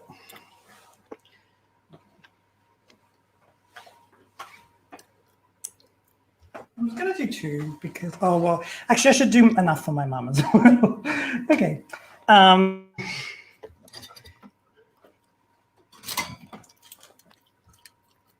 Kerry's waiting for UK.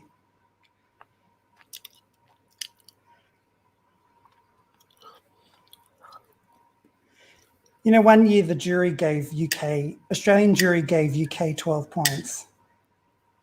Yeah, because I don't subscribe to the politics for the rest of the countries. I know, we were the only ones that gave them 12 points as well. She threw glitter at the camera. We must give glitter to our sovereign rulers. Yeah. Is that onion that you've just put on it? That like Yeah. cleary thing? Yeah.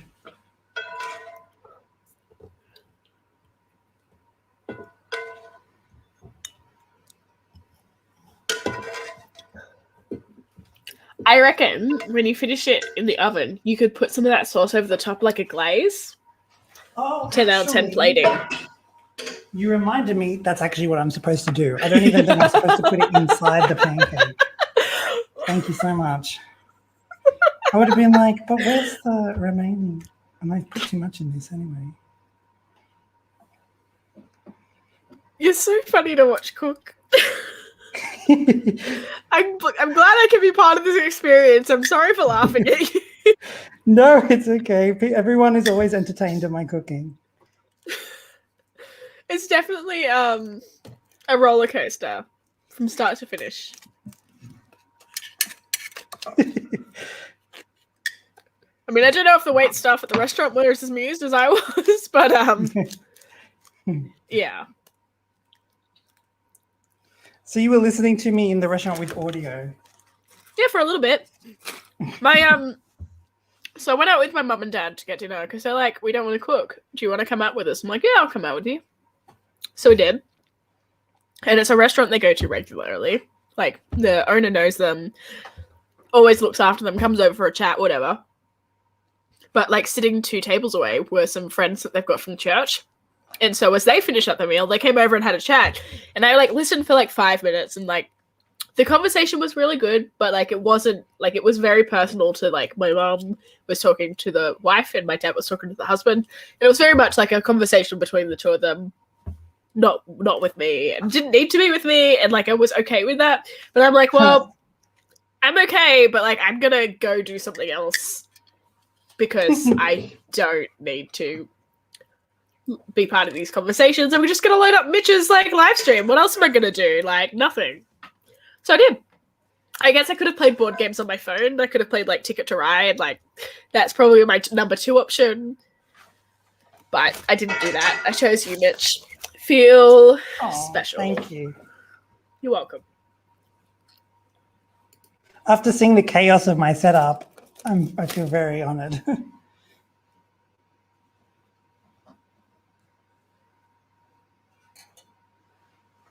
I don't think I even saw the end of your setup. Like I left. I'm like, I'm gonna go eat. Like I'll come back. Yeah. I ended up just going with, actually, when I sit down, I can put my camera back on, but yeah, I ended up just putting on my laptop camera. Fair enough. It's a bit easier. The other camera was pretty good though. Yeah, it's just that I can't like, it just has, there's cameras like you have to rely on stands and stuff like that. Yeah, I get it. There's a reason I'm using my computer camera too. It's just easier. Convenience.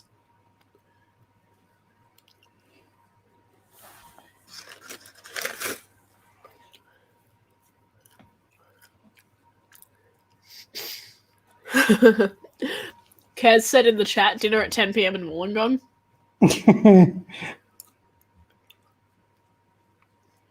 Classic. Gong vibes. Definitely. All we need now is some pot or something, and it's very gong spirit. You're not supposed to say those things on the internet. People are like listening or in. Oh, I forgot. You can't get sarcasm on them. Oh no, actually, I shouldn't say that because I'll get demonetized. Uh-huh. I've Sorry, now you can gone cut it to out for orange your, like- status. Just cut it out for your like highlights. It's alright. He just means like a pot of like curry. Exactly. Nothing sus. Okay, so the pics are like resting on the roof of my oven. Will that be safe? Some what? The pics are like resting on the roof of my oven when I put it in. Like they're all like kind of clinging to the oven. Can you angle them a bit more so like they're not like sticking straight up? I'm sorry to be a critique. I just want you to win. Already kind of. Or like cut them in half, maybe. Oh yeah.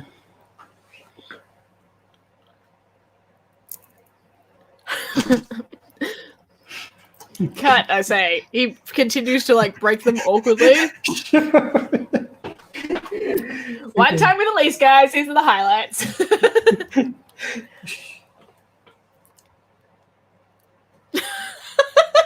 Wait. You don't have to cut them. It's okay. Out come the heavy duty scissors, and done! With a snap, it's all gone. There's no pick left. We're on to the second one. There's a bit of a struggle, but he gets there. He has survived. The third one, another struggle, but I believe in him. He's done 2 out of 4, and he's on his way to victory. And it's final days. Will he make it? He has made it in his record time. Mitch has successfully cut the toothpicks / skewers in his Dutch pancakes. He is questioning the structure of the final toothpick holding abilities now that they are shorter. But don't worry, guys. I have faith that he will figure it out.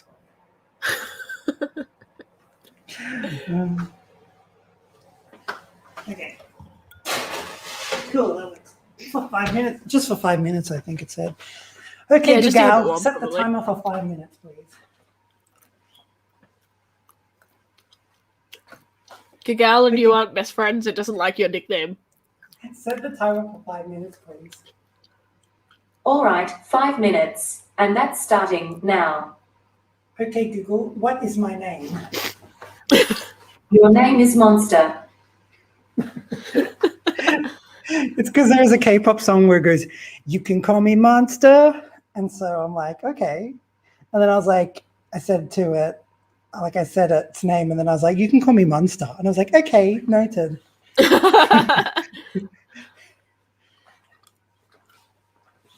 Okay, so I guess I'll wait to see what the final result is, and then I'm going to migrate this to my table, and then I'll give my remaining ranking.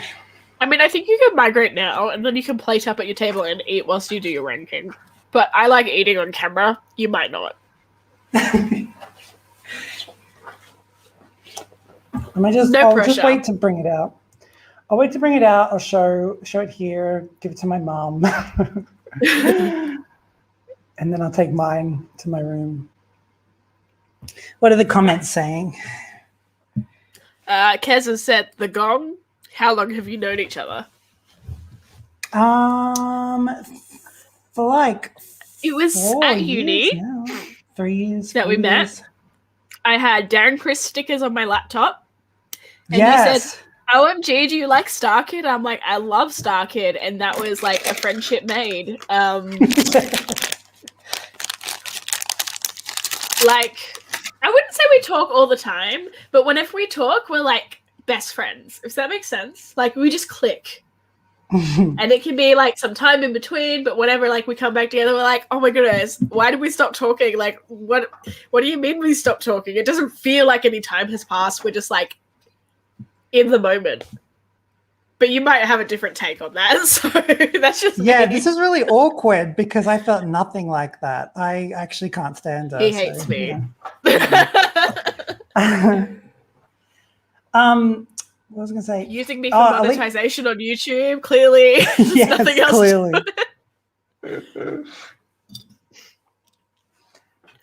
No, That was I mean. remember.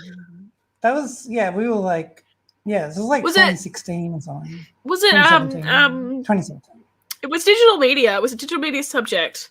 But was it I like remember digital cultures? Or was it we were in global networks. Asian cultures?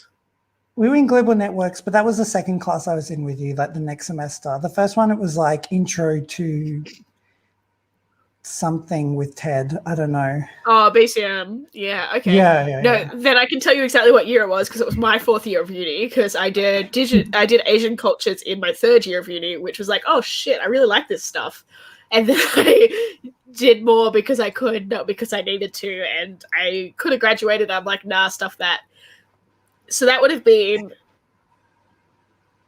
2016, you're right.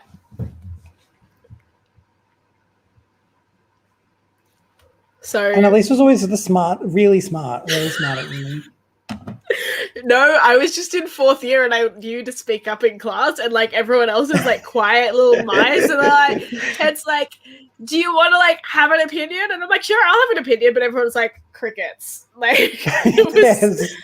I'm just like, guys, he's not gonna like be mad if you get it wrong. Just have a guess. What's gonna be the worst thing that could happen? I think like this, I don't know. I really enjoyed graphic design. I really enjoyed music, but the digital media classes that I did were the best thing to happen to me at uni. Yeah. And it wasn't even my major. It wasn't my major. I remember one semester like... I didn't have any digital media, and I was like, oh, I'm just waiting to do a semester. Yeah. I just thought like the way that it was presented in like you got taught things, but like if you wanted to pursue something that was interesting, it was highly encouraged, and that is the best way to teach. Like I don't know what your high school experience was like specifically to you, Mitchell, but like I was in all the top classes. I'm not trying to brag. Like this isn't a humble brag. It meant that like I had a lot of teachers telling me that I was very gifted. And that I was doing really well, but I often didn't really try very hard. And so when you're in that situation a lot, you don't really strive for anything. You're like, oh, cool, I can just do this then. Like what I'm doing is right. And it doesn't teach you to learn for the sake of learning. It teaches you to be like, oh, complacent, I guess, with what results you're getting and follow the system to an extent. And while I enjoyed graphic design, which is my first major, I probably followed the system to an extent because I'd just come out of high school. I was fresh from high school and I had a system and it was working for me, and I'm like, well, this is how you do it.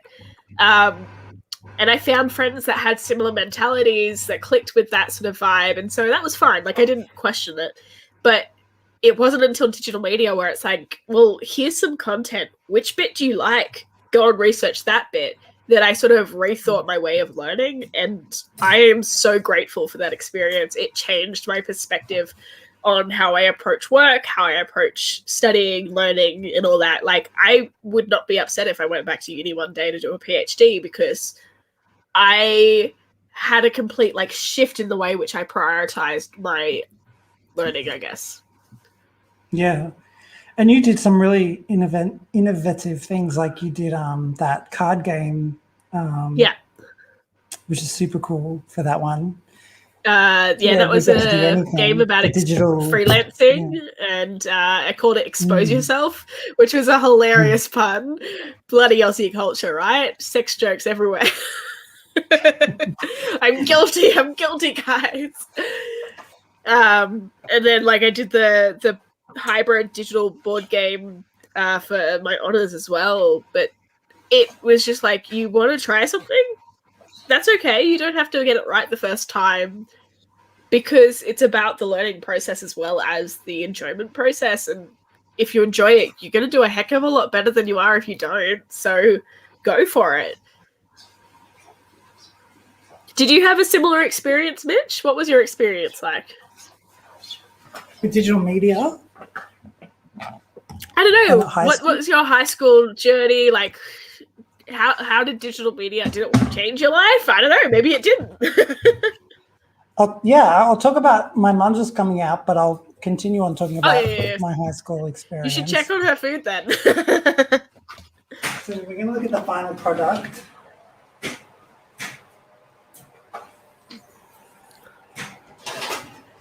His MasterChef moment is coming up, guys. Stay tuned to find out. Is it a success or a failure? 3 hours of cooking, and what is the result? This. How did I look? Oh, very nice. So you can have some. I'll get our plates. Okay, put it in like a bowl plate maybe. Oh, really? Because you're going to put the sauce over the top. Yeah. We're getting ready for plating on MasterChef with Mitchell, MJT reviews.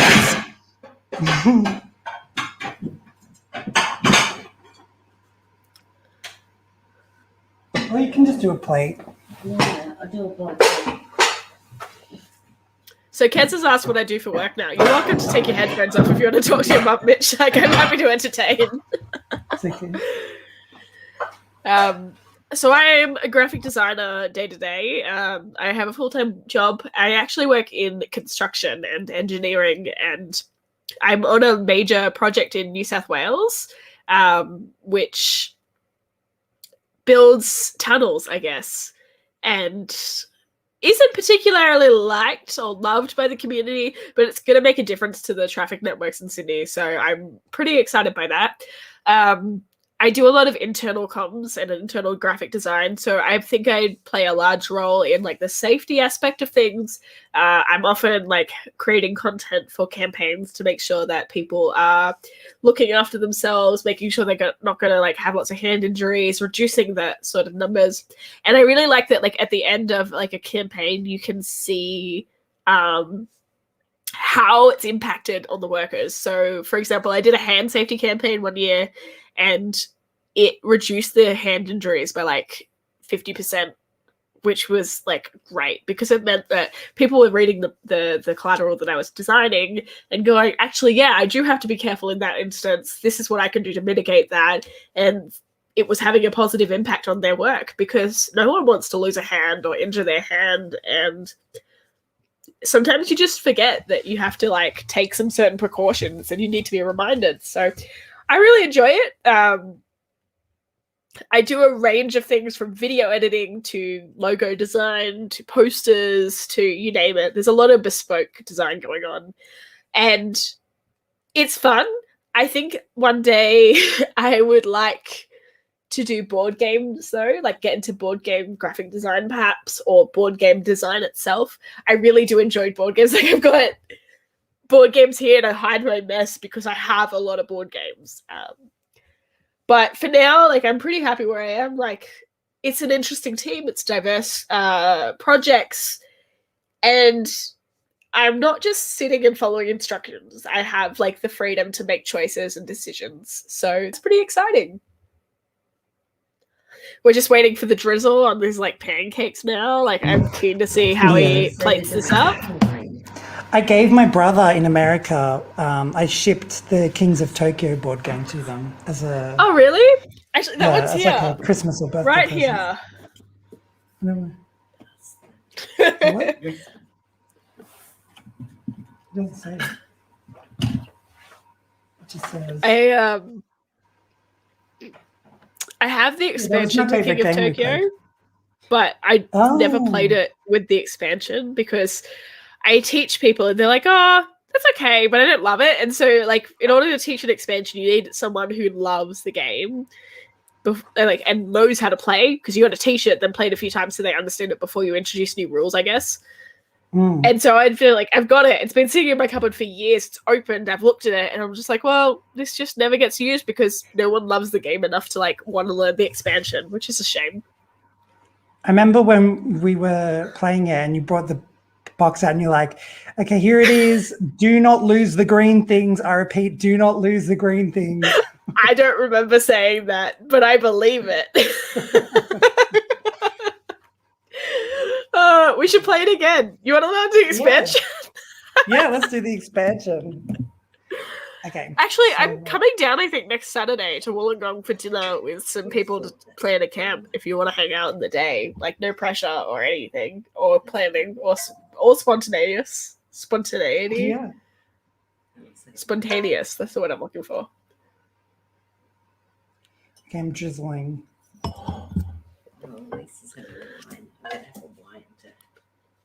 Mum's jealous of your wine. It's wine time, Kerry. Drink up.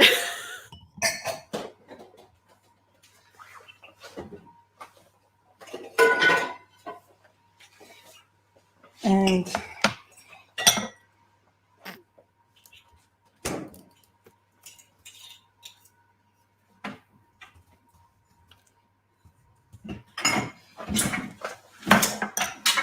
Is that like sour cream or yogurt? Sour cream. Love sour cream. My family's on a health kick, so we only have yogurt instead of sour cream, and it's like so disappointing. That looks really nice. I think you're doing pretty well, and you're going to get scored pretty highly by me. I think that is a solid 10 out of 10. I think you have passed MasterChef one time with Elise, and your life has been spared. Laurel Barker will love you for life. Okay. And I think What you am got I- a gerbil with cancer, though. What am I rating from the other jurors? Well, rating? they scored you before you played Oh, it, it so looks like they a both scored you a 9 10. out of 10. Oh, 10 out of 10. there's a lot of biasness, I think. 10 out of 10. I'm pretty hungry. That's Okay, because she's you can have hungry. that That's one. why she's scoring you a thank 10. you. Come in, sir. Yeah. Elisa's saying you're pretty hungry. You're famished. That's why you're giving me a 10 out of 10. And I'm joining you, Elise. Yes! Cheers!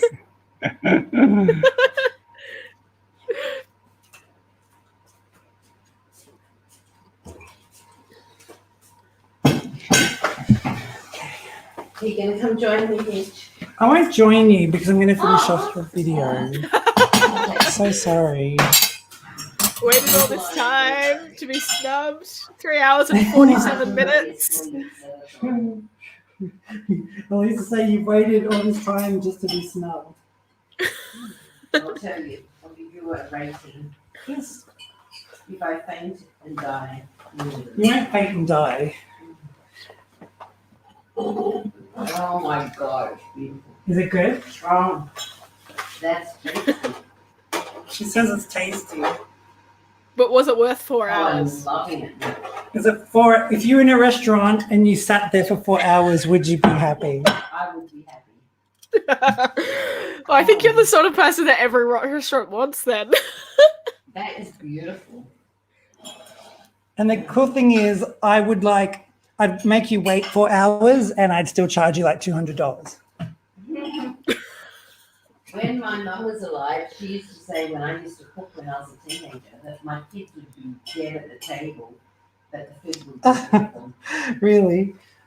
Carrie, Mum was saying, when you're Before I had children, before she had me, I used to cook. Nana would say, "Your kids will be dead at the table." What'd she say? The table would be set beautifully. Oh, but the table will be set beautifully. So you take after your mother. So long to come. Yes. It'd be better.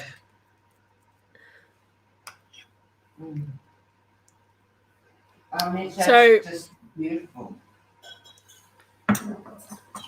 So we've rated your aesthetics. Your mum's rated your taste. Your commentary, I guess, was the Eurovision instead of lyrics. We got commentary, so I'd say like a 10 because it's all Eurovision. And A I'm 12. on here, so of course it's going to be amazing. Yes. And then what else have we got? We've got complexity. How many ingredients did you use, Mitch? Like a lot. Like a lot. Well, that's a 10, so it's like 100% success.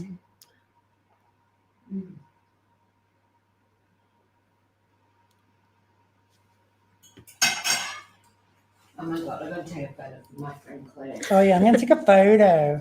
I'm gonna take a photo. I mean, her plate did look nicer than yours. She had Taking more a photo green. of Mum's. Mine looks so nice. Yeah, here's yours.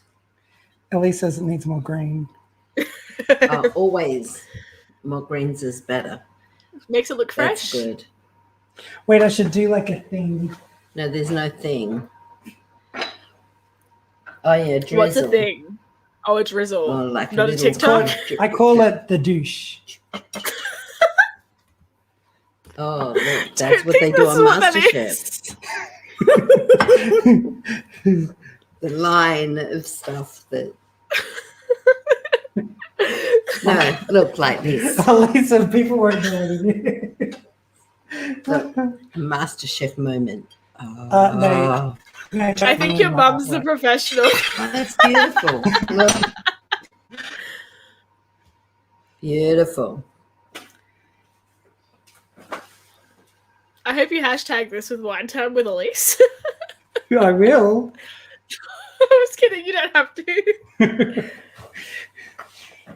Okay. Okay, I'm going to migrate. I'll just put this in my bedroom. Can I have some more? Can I have some more? Where are you going? I want some more sauce.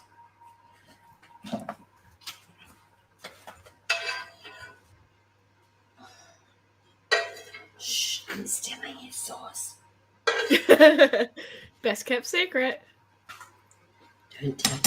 Don't tell him, but I took some more sauce.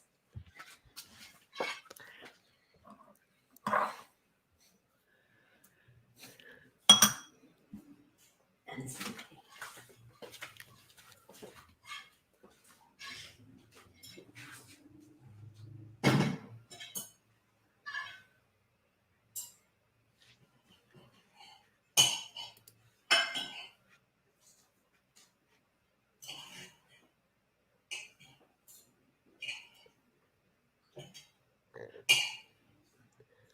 Mitch, this is divine.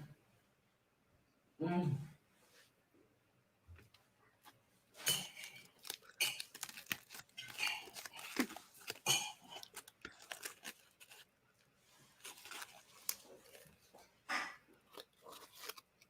know if I'm hungry anymore, but like them eating food has made me want to eat more food. You have some more chocolate. This is divine. That doesn't have anything out. Hope you had nothing happened then. No best kept secrets. I might have stole some more sauce. Bluetooth headphones, remember? Yeah, I didn't specify what the secret was.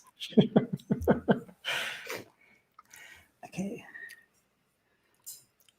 I think the favorite part of your dish is the sauce from your mum.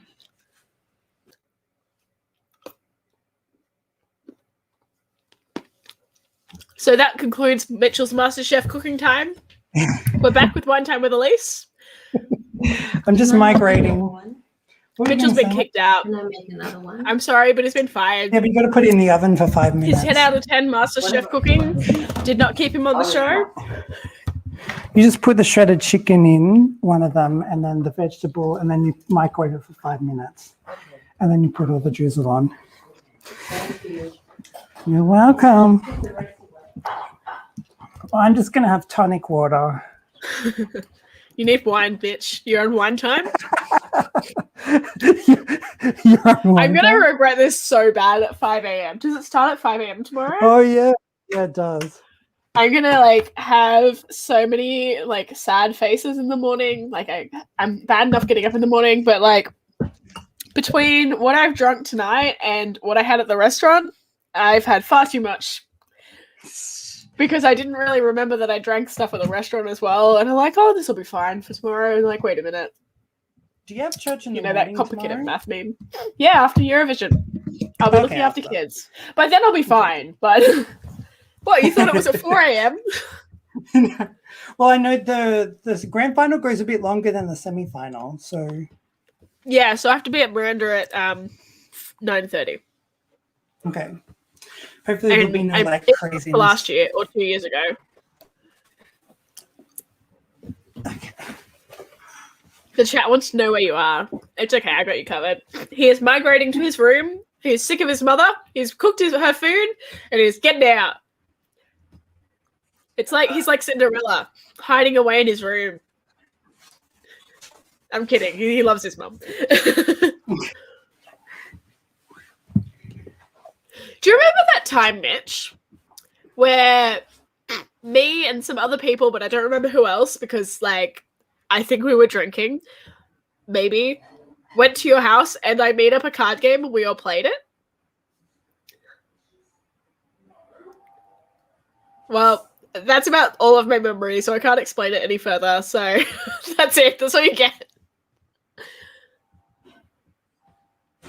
But clearly, that was the start of Wine Time with Elise, apparently.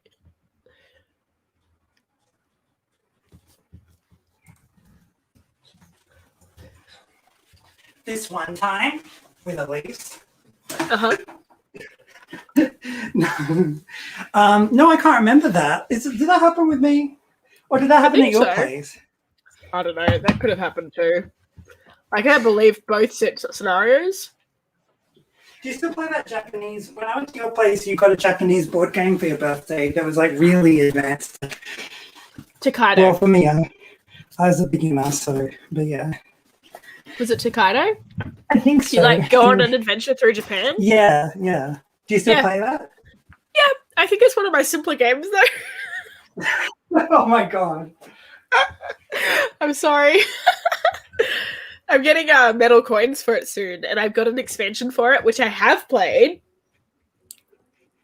I'm pretty happy with it. Thanks, Kaz. I will have a few glasses of water, don't you worry.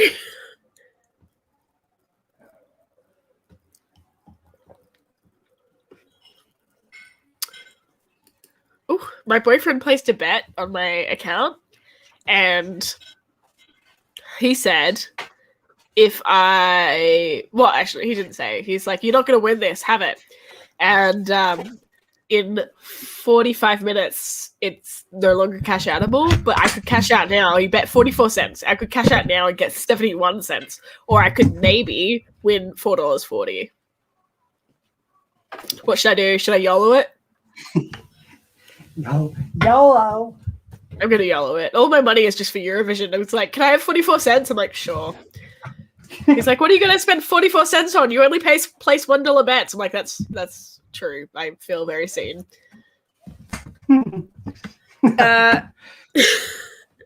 I'm Christian, Kez. I go to a congregational church, which is just a fancy way of saying that like we get to have some say in our governance within the church, like who's leading, what decisions are being made, like the congregation gets to vote as well as like the leadership team. So basically just Christian, not quite Catholic. They've all rated you an all-round 10, by the way, Mitch, for all of your cooking and presentation and food and etc.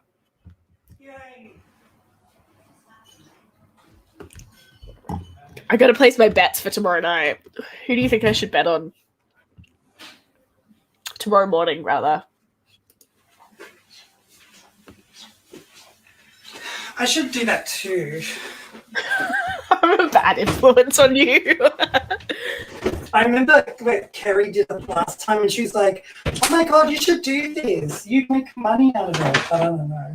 All right, first category. Let's see, what is it? Outright winner. Let's not start with that. You can vote on, like, you can bet on who is going to represent Australia next year, but we're going to skip by that. Oh my god, that's such a funny category. Top Balkan country. So that is Bulgaria, Serbia, Greece, or Albania. I've already placed a bet. Did you go with your heart and put Albania?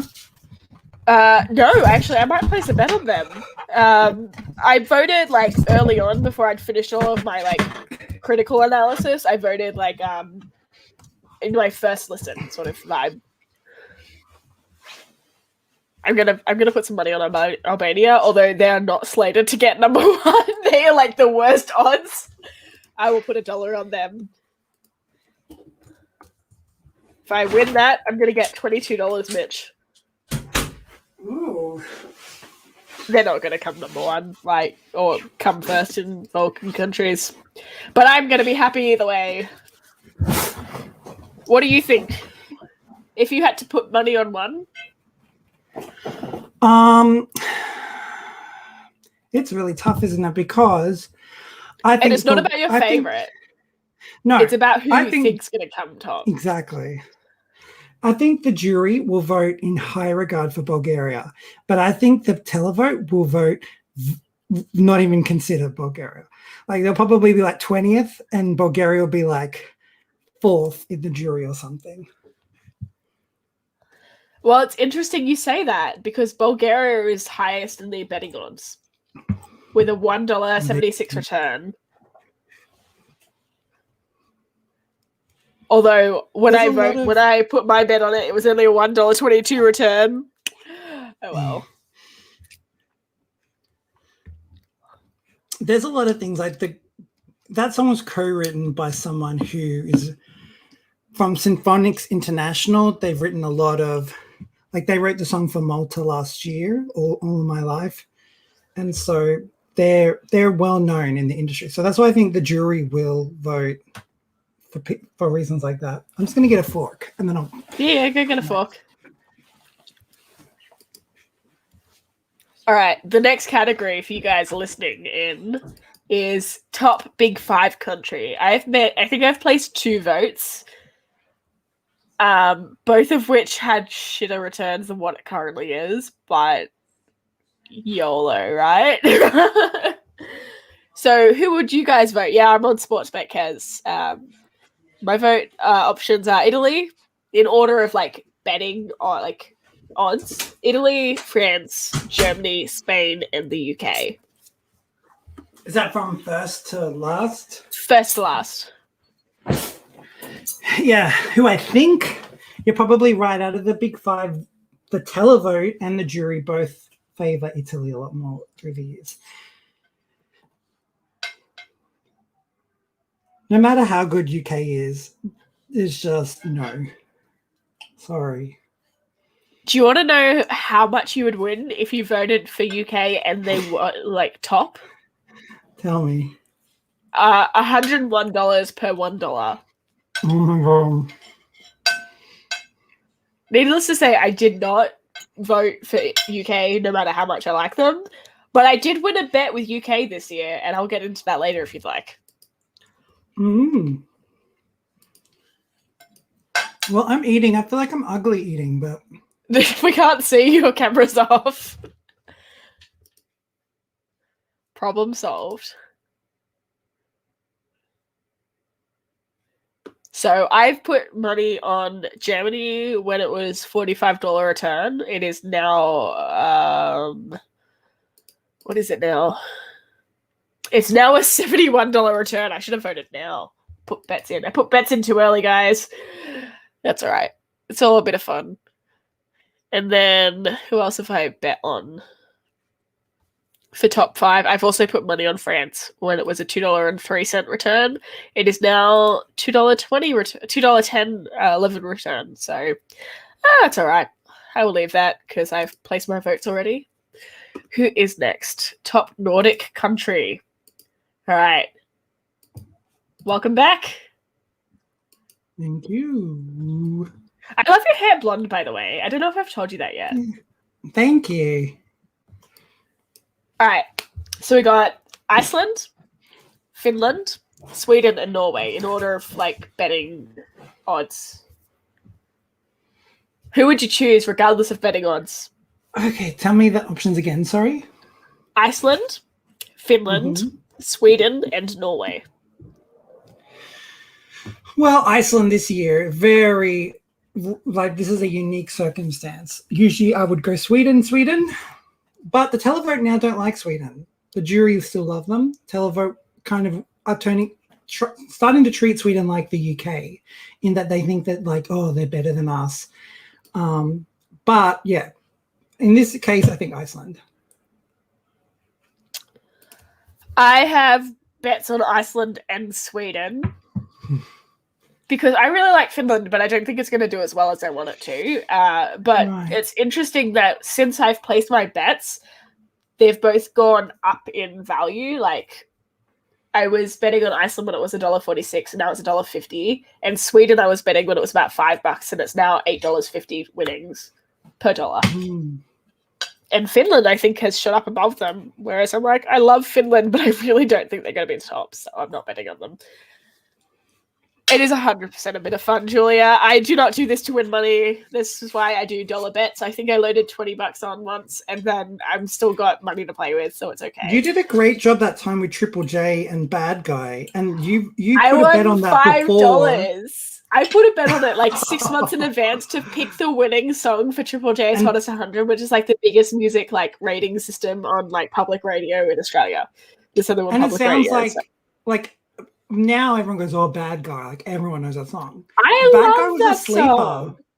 I Bad Guy was a so sleepy kid. excited for it when it came on, and I'm like, Daniel, be excited with me. And it's like, why? I'm like, because A, I won $5, and B, I love this song. And it's like, why are you betting? I'm like, you bet on my account all the time, mate, when I give you my password. Kez wants to know, do we think the Big Five is corrupt?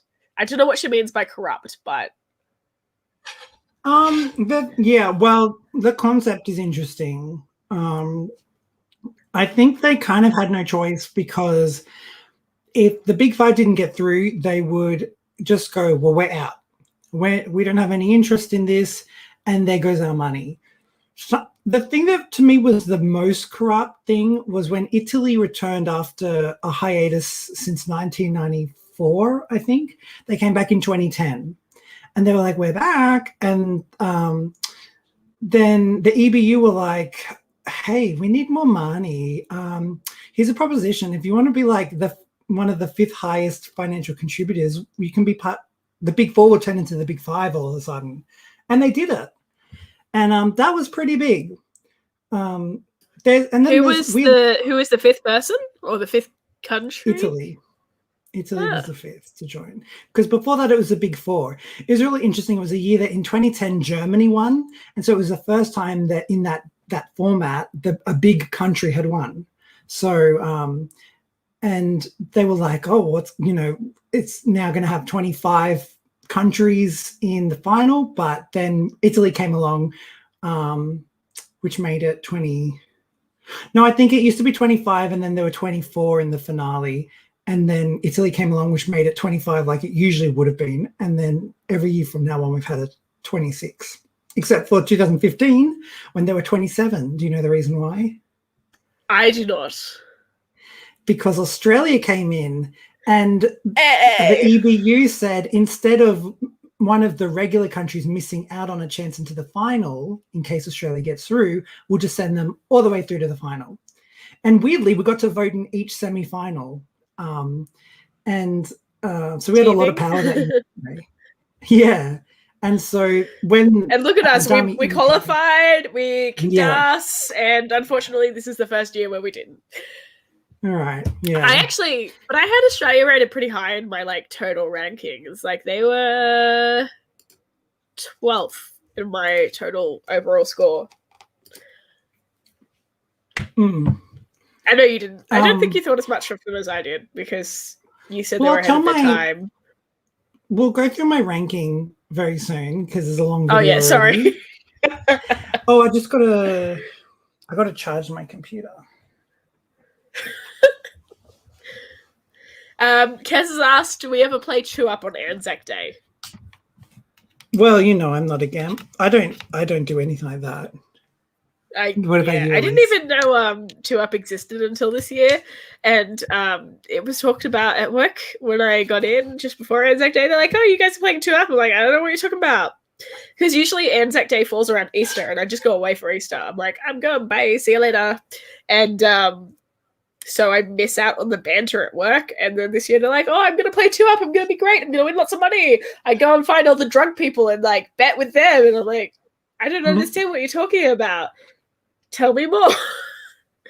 Anyway, apparently it's illegal to do it any day other than Anzac Day, except for in one pub. But I don't know which the pub was. Daniel did. He's like, "Here's a fun fact for you," and I'm like, "I don't know what you're talking about, but that is fun, I guess." So there's one pub in New South Wales where it's legal to play Chew Up any time of the year, but every other place is like, no, this is not monitored betting, and therefore it's not allowed, except for Anzac Day. Imagine all the people with a gambling addiction that live in that town. They moved there specifically, maybe. I think so. I was going to say some things like, we're talking about my high school life was that I went to a performing arts high school. So I was kind of lucky in that. I think if I went to any other high school, my high school life would have really sucked. And so for me, I actually enjoyed high school. But I think it is one of those things in that when, like, I don't know, I completely understand what you mean. Like, you kind of start to, for me, I started to not do my best. I don't know why. Like, I don't know, but I feel like I did do a lot of things, and I was really lucky in that, you know, you meet friends that want to do things with you, so that was all really cool. But you know, I don't know, it's hard to explain, but yeah, you kind of, I think if I went to a regular school, I would have been I feel like I would have been like I'm gonna make I'm gonna be in the musical, I'm gonna star in the musical, and so when you're performing arts high school, it's like everyone wants to do that, and then you're like, oh, I'll sit this one out. My high school stopped doing musicals shortly, like a few years after I left, and I'm like, I that's love so your disappointing. Like, I used to tell people basically go to directed Chanelli that. High. They did some great musicals. I did basically direct one, and then oh man, I've just given away a lot of information about where I live. That will not. That's awkward. I will, whatever. But then, like, I think I'm they gonna make stopped like an doing edited musicals. I'm version like, of this. whoops. I guess they don't do musicals anymore. And like, it's so disappointing to watch, like, as an ex-student. I'm like, you were so good at that. Like, that is something that you were known for. Like, the first musical I was in at my school was Rent, and that was very controversial in the community. It had a lot of... my school wouldn't let us do Rent. Well, we did the school version, and by school version, I mean it took out all the swear words, which were the F-bombs, and it took out the sex scene, but that was it. Like, everything else was the same. And so you would yell Have you a seen song. the Saturday Night Live skit on Rent? They did Rent Juniors No, you'll for have little to kids. send it to me. and the director was like, basically, she's like, it's really controversial. How did you turn this in? How do you let juniors, like kids, do this musical? And he's like, basically, I went on Word and I replaced HIV with diabetes. And it's such a funny skit. I have friends who went and saw it, and they're like, I didn't understand it till the end when I figured out they all had AIDS, and then it made sense all of a sudden. But like the whole musical, they were just so confused. And my boyfriend hadn't actually seen it. Anyway, it came to the Opera House in January of this year, and my grandmother bought me tickets for Christmas with my popstar. Well, he'd seen things. He'd seen Les Mis, like he'd seen Hamilton, like he'd seen some musicals. He has some interest in musicals. It's not like obsessed. Yeah, to be fair, but he knows doesn't a lot about mind musicals. Yeah. And then so we got tickets to see Rent for Christmas because, you know, like they didn't know what to get us, or maybe it was birthday, I don't know. Either way, January birthdays, Christmas all blends in together. And we went and saw it, and I loved it. Like, I thought it was a really good production. I was really like enthralled by seeing this production of it. It was very good, and I'd seen it off Broadway in New York and not been super like impressed. So I was like, I'm so glad I'm happy by this. And he was just like, I hated it. Off Broadway. Did you see the off Broadway one with Annalise Ashford? Do you know if she was in that? I don't know who was in it, but it was 2011, and I was like, this is my one request when we're in New York. I want to see this. And I was just like, man, I did a better job in our school musical, and I don't know if we did, but like at the time, that was like I was still like a teenager, and that was my mentality. I'm like, look, they had some pros, they had some cons. I think our school one was better, but of course I haven't seen that. I've just been in it, so maybe I'm biased. But yeah, Daniel hated it.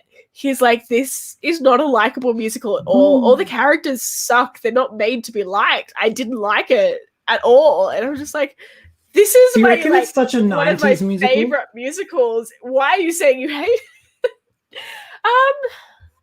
I think it definitely has like a 90s rock vibe, grunge vibe, but I like that. Like I've openly admitted I'm into punk rock. It's got a similar sort of essence. I get where he was coming from, where a lot of the characters are made to be unlikable, but I guess because it was the first musical I was in high school, like it's got a special place in my heart. So I'm always going to be like, nah, this is the best, bro. Absolute best. Not the first musical I was in, though. Just the first one in high school. But yeah, I think we did some interesting musicals. Like, Rent was the most controversial. We followed that with Annie because it was like, we got to please all the parents, and the one complaint we got in the local paper. So we did Annie, which is like the opposite of Rent, and then the year after that we did Back to the 80s, Totally Awesome musical, which is like, I think it was a cheap production. That's what was that production? way of saying it. But that's the one I directed. It was cheap. It was cheap for the rights. Which one was it? What was it called? Through the nose. Back to the 80s, the Totally Awesome musical. That's the full name. Totally Unknown. I have a recording of the one I was in, which I have never watched. So if you want to like drink some wine and watch it with me, like let me know, because it will be an experience. The musical we did at school is Jesus Christ Superstar. Oh, that's such a musical. I was in year 8, and they were like, only year 8 people can be like in the chorus. That's like, what's the buzz? Tell me what's happening. And I was like, CBF. But I wish I did it. Did you not have other musicals after that?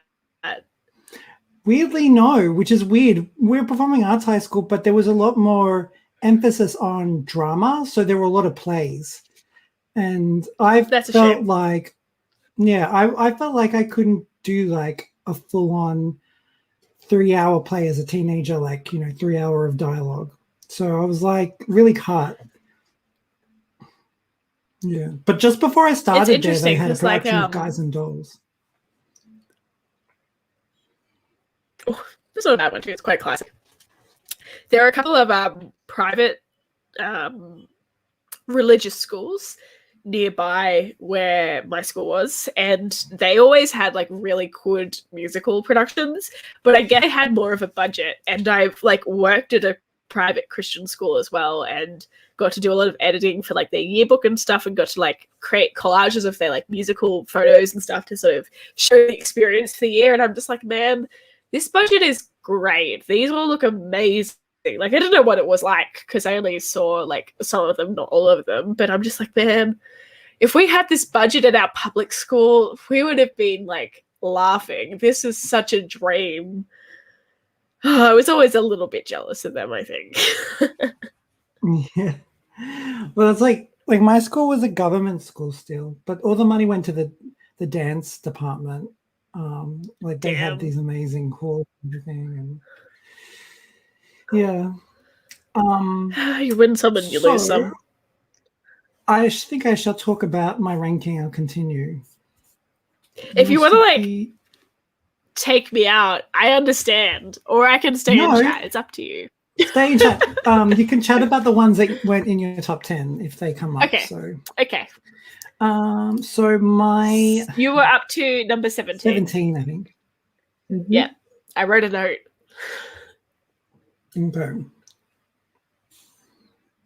Okay. Oh yeah, okay. So my number 17 goes to the Netherlands. And I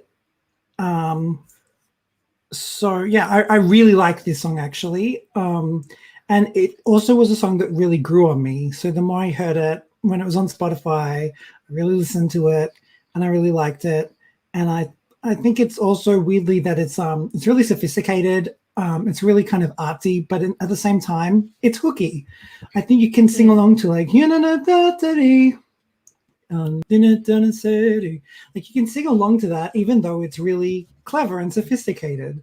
And also it's one, is this the one that you were saying was like, no, you weren't saying it's like Bohemian Rhapsody, but there's just different little parts to it. Like you think of like, it's got the call and response. It's like a gospel-y, like African vibe. Yeah. Yeah, it definitely had a call and response. Yeah. And it had great harmonies too. Your rhythm is rebellion. And now I say whenever I'm late to something, I'm like, my timing is rebellion. Come join the rebellion, Mitch. Come join the rebellion.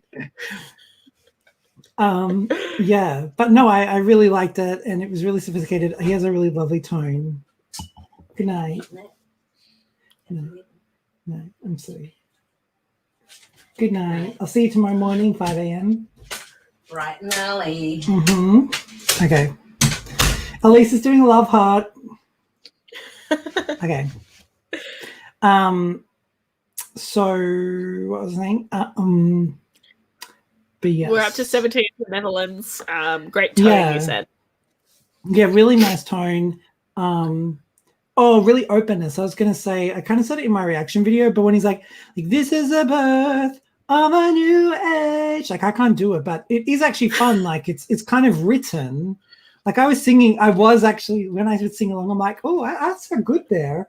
But it's like, it's because it's written for your vocals to like, be open and resonating there. And it's just so good with the vibrato and everything. It's a fun song to sing. Do you think? Like when you sing it, you're like, I'm having fun singing this. I haven't sung it because I haven't, like, I got into this late. I had some family drama. Well, not drama. I had some family heaviness. That's the word for it. Happening. And I was like, I'm going to get into Eurovision early this year. And then like all this like heaviness happened. And I'm like, okay, I'm going to wait to get into Eurovision this year. And so I haven't like learned it well enough to be able to sing it, but like it is definitely one of the ones that I was like being like, yes, I can dance to this. And I think that's kind of how I've been vibing it this year because I haven't learned it enough to sing it.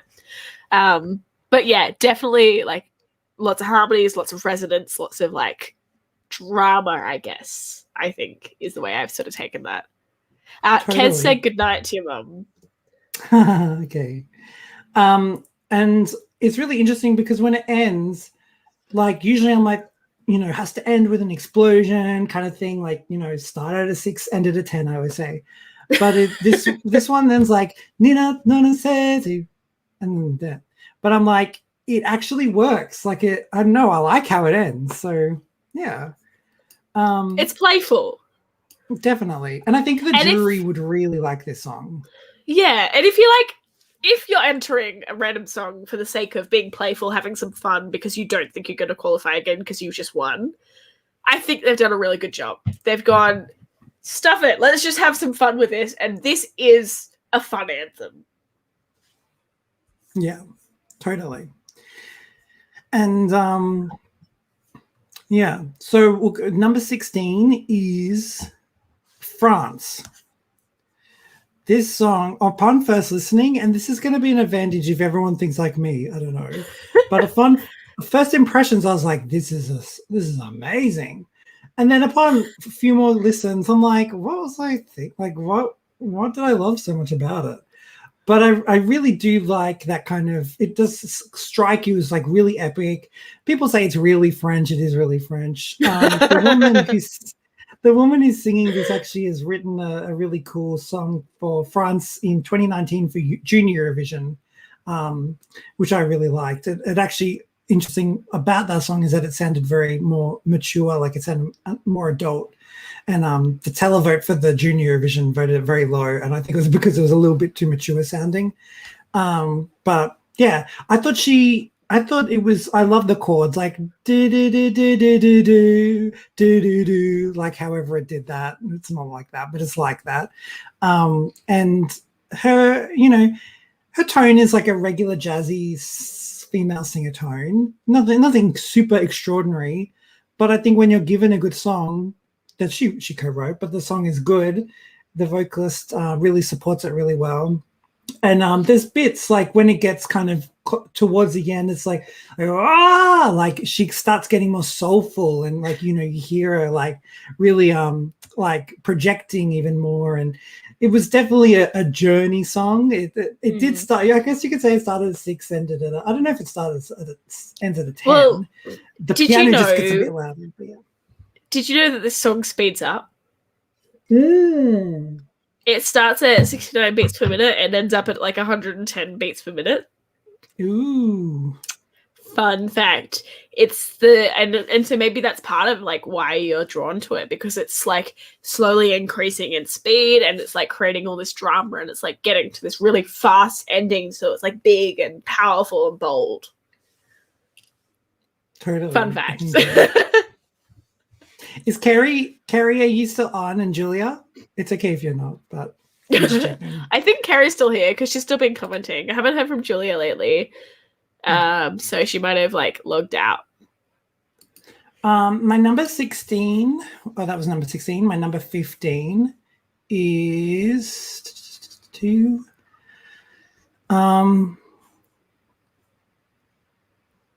Actually, for France this year, it sounds very similar to France in 2010. And I'll that take your word for that. that was a French singer again, very jazzy, and that did very well. So sometimes when France has a good song, it can do well. They ask. I must say. So how I did it was, I don't know how if you did this, Elise, but I really don't like to look at the bets until I am confident with my ranking. So I listened, I ranked, and then I was like, okay, now let's look at what everyone's talking about. But I was so proud this year. I actually didn't hear at all. Like in 2019, I kind of heard the buzz about the Netherlands already. So I was really proud that I'm like, this is my beliefs. And then everyone's like, it's between Malta and France at the time. And I was like, wow, okay, France. Like that surprised me. So I love it, but I'm like, I don't know if it's like the song, but it could happen. I don't know. We'll see. Everyone there was a song by France, Merci, Merci. Everyone thought I was going to do well, and then it came 20th. So it can also not happen. My number 15 is Azerbaijan, Matahari. And I like this song. There's actually things I don't like about it. I don't like that she kept reminding us, yes, I'm the girl who sang Cleopatra. Please like me again. If you like that song. And I didn't realize that actually. And the mama mama was very similar to the last song. I don't know how they got that approved. The guy who co-wrote Cleopatra, and I'm guessing he also wrote Matahari. It's a cute story. He's actually rather old now. Nothing against not ageism at all. But he's waited 40 years. He's attempted to get a song in for 40 years to Eurovision, and he got it in last year. He's about 60, and he's in 60 or something. And then when it got cancelled, he was like, no. He was like the spearheading the campaign to have the songs of last year compete the next year, because he was like, agenda. Yeah. But anyway, I did like I think the hook is good. Mama Matahari. I think it's a sophisticated hook that people can sing along to. I also love the cultural elements in the middle bit of the song. I didn't like the instrumental section, but it wasn't too long for me to be like, okay, we need vocals, because they also added vocals in. And kind of it had more dynamic when the beat went do do do do in the final chorus.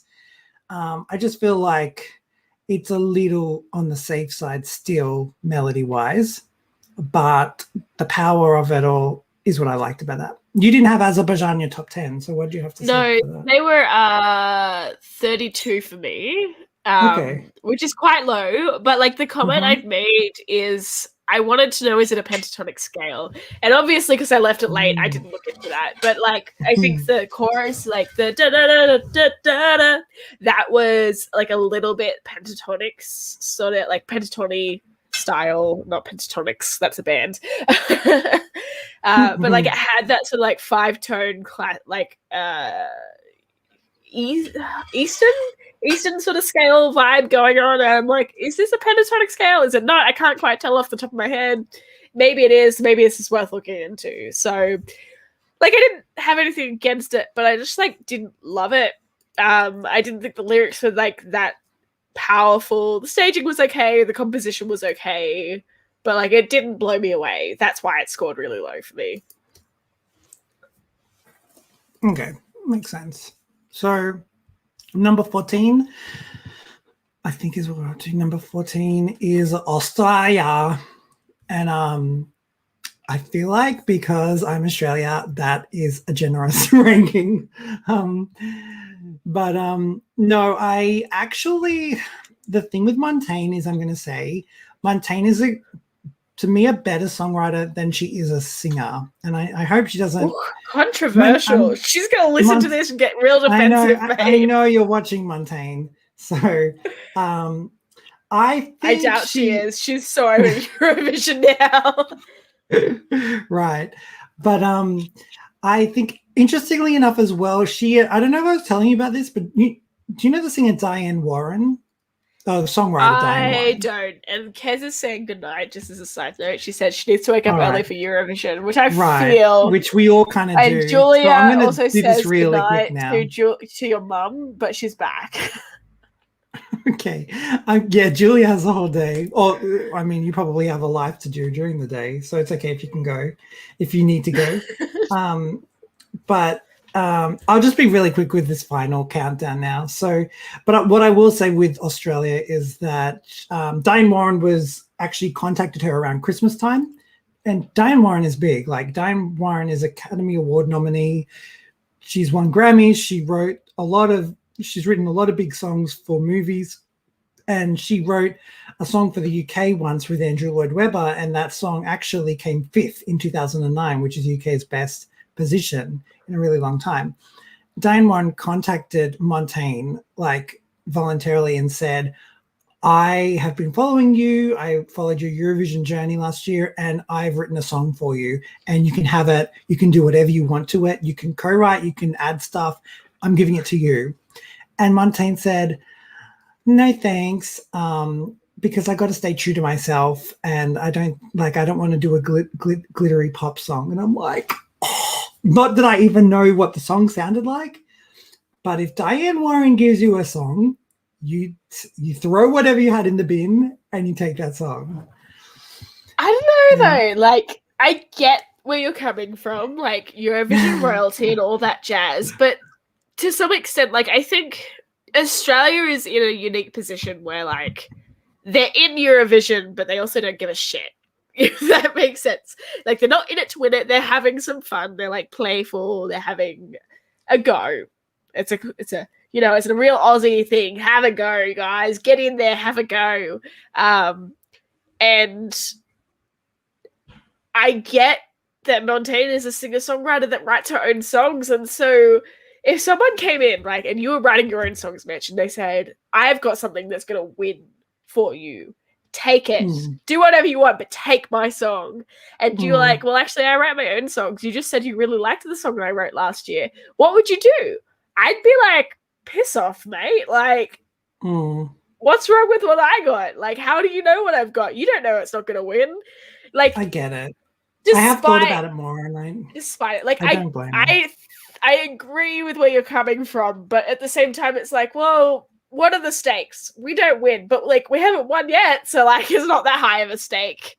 I guess you don't qualify, and we didn't do that, but I don't know how much of that is due to the song and its forwardness, like and future proofing, I guess, or like the fact that we didn't go over there and we're like not involved in any of the press and any of like the stuff like that. So. Yeah, I think that's more what it is. I think the song overall, like, wasn't like even knowing that story, I'm still like, the song's cool. She said she already wrote this song while she was like in bed, like during quarantine and all that. So she came up with this idea. And I think Don't Break Me, it sounds like this, she wrote the song, like the song, it was more like a Diane Warren situation where DNA songwriters, just two guys, came to her with the song and she just had to like add her little things to it. I think she was kind of given a song to sing already, even though she co-wrote it with that, but I don't know how much she wrote with them on that. But this one was an original that she wrote with one other person. And I think it does sound really cool. I like the intricacies. I like whoever, like it, she came up with a do. Super cool. Putting that at the beginning, incorporating that into the bridge with a beat. And yeah, I like the kind of belting. I listened to it when I listened to the studio. I was like, I don't know how much you can achieve of this live.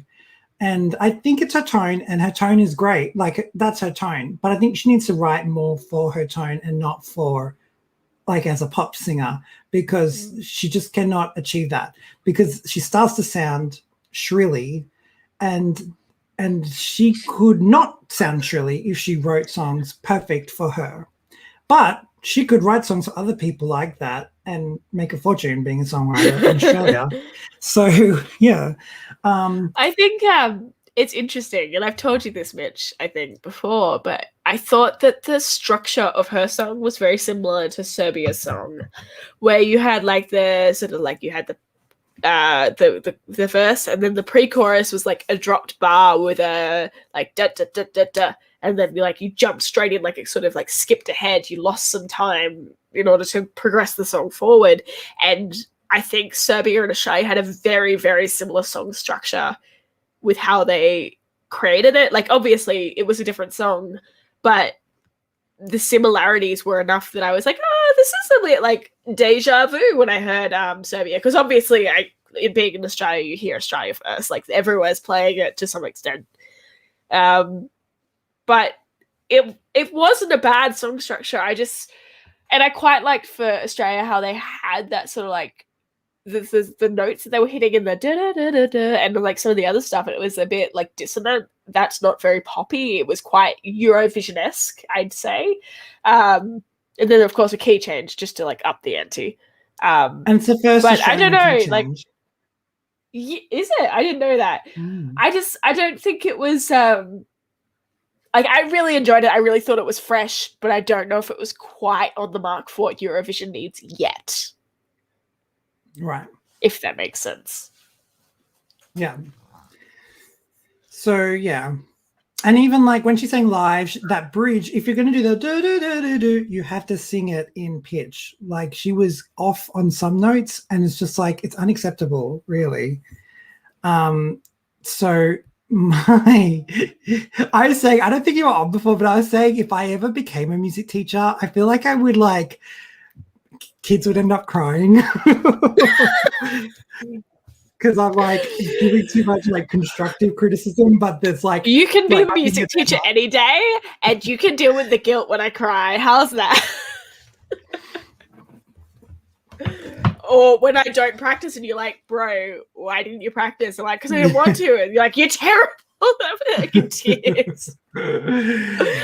Was a musical Legally Blonde the musical? With a song called Whipped Into Shape. You know, Whipped Into Shape, and she's like, I hate you, Brooke, and I love you for it.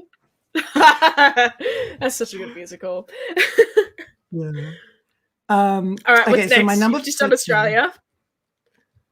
Number 13 is... Okay, I'm looking at who's made to the final. Number 13 is Italy. I'm just going to make sure my counting is right, okay? Number 13, number 12, because I'm a little bit worried now. The metal-ish rock song. 1, 2, 3, 4, 5, 6, 7, 8, 9, 10, 11, 12...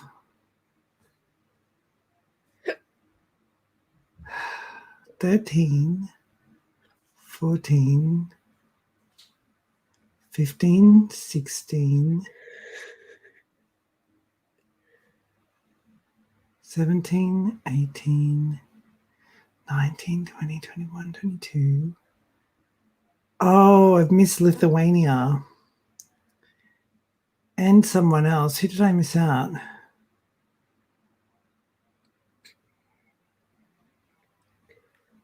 Did North Macedonia make it to the final? I don't think they did, but let me look it up real quick. I'm like doing like that weird math meme where like you've counted past 13, mate. 1, 2, 3, 4, 5, 6, 7, 8, 9, 10, 11. Because this should be 12. Italy's my number 12. North Macedonia has not made it. What was the other country? Well, Italy's my number 12, so I've missed. But Lithuania, I forgot to add Lithuania. So Lithuania did make it. Lithuania would have been in my Lithuania. I put. What did I do? I went Norway number 26, Spain number 25, Germany number 24, Cyprus, oh, that's right, Cyprus number 23, Albania number 22, do Lithuania number 21, sorry everyone, Lithuania is number 21. I'll just quickly say about Lithuania, really cool song. I really liked it. No, I love disco, and I love contemporary disco. Your vote's position does not reflect that. Lithuania, I really liked the song upon first hearing, and I like it so much more than On Fire. I actually wasn't a fan of On Fire. I thought that I don't know why, but I thought it would get like annoying hooky.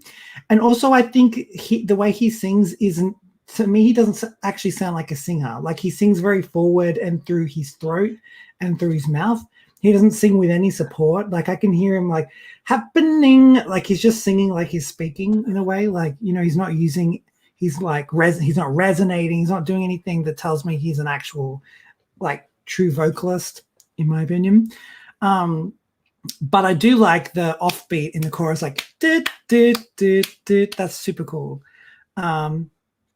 Yeah, and I probably think he's hamming up the cheesiness even more than last year. And so I'm like, I don't know if he can take it seriously. I don't know if he's taking it seriously. I think he thinks everyone likes the funniness and he's just trying to go viral on TikTok, which I think half of them are just trying to do this year. What's that one meme song? Da, da, da, da, da, da, da, da, da. Like the one with the disco ball, like sort of hat. The one that went viral is like a meme. Which one? The one that's a meme, the meme song from Eurovision. I'm gonna Google it because it's a thing. Because that's what it reminds me of. Find out. I'm working on it. Okay, so that's my 21. So then everything else is a position forward now. So that means that, oh no, I have one more that I left out. Number 20. So then number 20 is going to be, Moldova. Number 19 is United Kingdom. Number 18 is, number 20 is Belgium. Number 20 is Belgium. Number 19 is Moldova. Number 18 is United Kingdom. Number 17 is Portugal. Number 16 is going to be San Marino, which I didn't mention. And San Marino has been my biggest grower between semi-final and the final, because I had San Marino all up at number 36.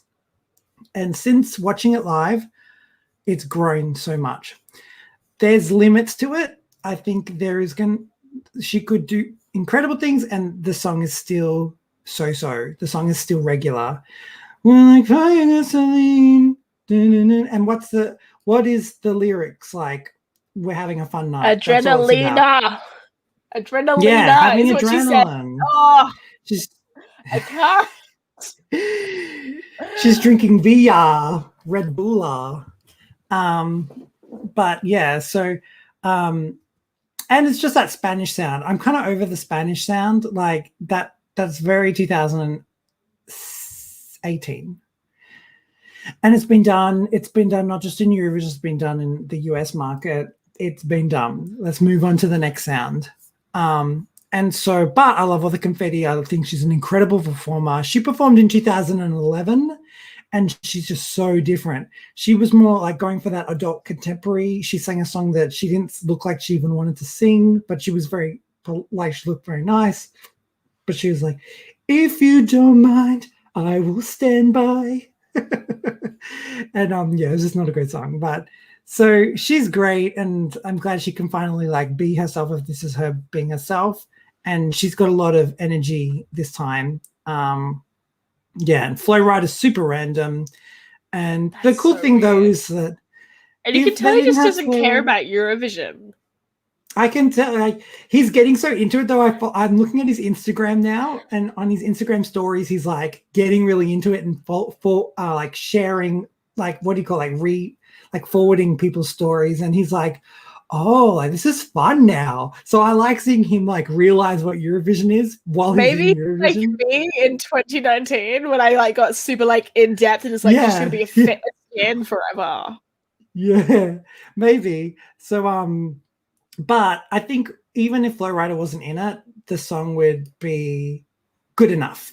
So they didn't need Flow Rider, but I think it's got people talking. But anyway, San Marino, I always say, I once said on my, if you remember my friend Stuart from the United Kingdom, I said, I just want San Marino to win just to see what will happen because it's so small. Like they had their national selection in a tent. You want to screw them over. I want to see what they do. Screw them over. I want to see their meeting with the EBU and be like, so how do we do this? Like, how do we host it? But then my friend was like, oh, you're the one to talk Australia. And I was like, that's true. I would love Australia to host it. Like, we will never host it because we'll give it to the bloody UK. But well, 2015, our contract was that we were going to give it to Germany. I don't know why. I know why. Because why? The EBU all the members had to vote on Australia coming in as a guest country that year. And it was a draw, and they needed one country to flip it over. And Germany flipped it over, and they said, because you helped us flip it over, we'll let you host it next year. Wow. They had a lot of balls to say they'd win. But yeah, I know. But I don't know if that agreement, people still say that it would go to Germany. I don't know if that agreement would still be in place. We actually have our EBU because we're an EBU partnership. We're not a full member, obviously. And our partnership is thanks to the BBC. So it makes so much sense that it would go to the BBC. My friend in the UK, but who's a Eurovision what about fan, Brexit? says, right. What about Brexit? Asking your questions. Well, does that mean that like we still count? Like they're like, we don't want anything to do with the EU, but we still want Eurovision. And we're like, well, we still want Eurovision, but like technically they're our mothership country or some shit. Yes, like, what's the deal? What happens?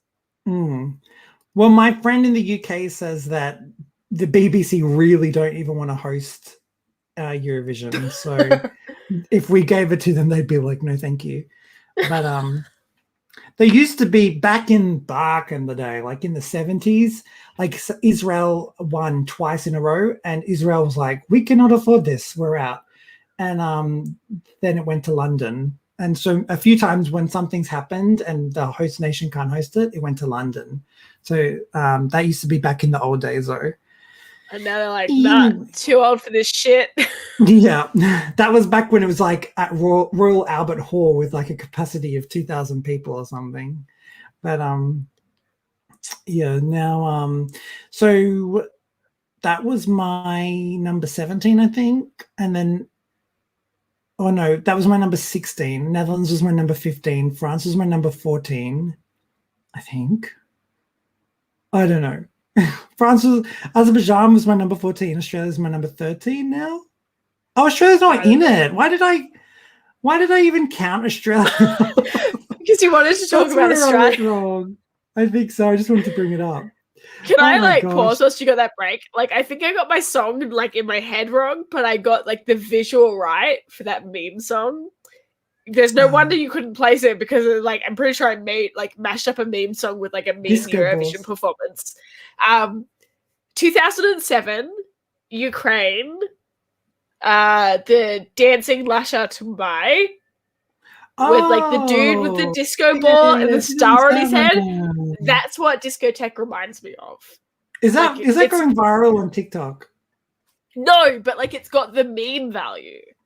It was before TikTok, so of course, like it wasn't going to go viral on TikTok at the time.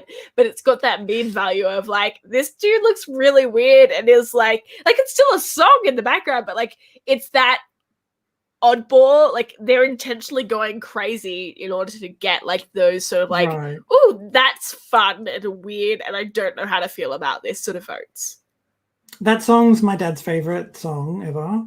And it came second. Well, it's not an insult to the song, but it's like it's the power of the meme. Like it makes a difference. Yeah, definitely. People are thinking outside of the contest anyway. If you can do stuff like that, you're making money. You're winning. Yeah. For a little while, we're gonna get a song written by us. Exactly. Come on. For a little while, Solody was the number one streamed song of 2019 for quite a while, and then I think Such a good song, Arcade. though. I think Arcade became viral on TikTok. I don't know how. Were you aware of this? I'm not really. I'm not on your TikTok. I like always wonder if I should like get involved, but like but no, I wasn't aware. But I also like I didn't expect it to win. Like Arcade was really low down in my like expectations. And like I'm not mad at it. It was just not what I'd expected to win at all. It was left of field for me. And I think that's a big deal to the power of the bookies, because that was a clear bookies winner from the get-go. And when you have a runaway winner, it makes people just want to vote for it. And it's really funny. I think most people are different to you and I in that I just want to see who just wins. I want to see who wins just from everything, you know, everyone having a favorite and seeing who wins like that. But people want to be like, I wanted to be the one that guessed it right. And so it's like, but there's no joy in that. It's interesting. Like I make a lot of bets on Eurovision. Like I only vote on music contests. So Eurovision and Triple J Hottest 100, that's it. But like I make my bets and then I forget what I betted and then I vote differently to what I bet. And so I lose some money, possibly because I've helped influence the vote. But I'm not mad. Like I'm making bets before the semi-finals or before the finals to sort of predict what I think is going to win. And then at the semi-finals and finals rounds, I'm like, actually, this one did way better than I expected it to. I'm going to put money on that. Like, I think it was Serbia. Was it Serbia that sang out a key on semi-final 2? Latvia, do you mean? The moon is... Oh, yes. The moon is rising. Latvia. Yeah, not Serbia. What the fuck was Serbia?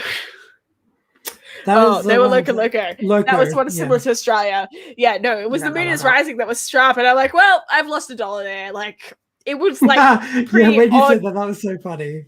I'm like, I'm not mad about that. I thought it had a potential, but like the moment you sang out a key, like there's not a chance. So I wasn't mad, but like I will totally make bets and then like vote against my bets, and I'm not mad. Like it's just a bit of fun for me. But like I guess some people put more than $1 on their bets than I compared to me. Like with $1, it's like nothing.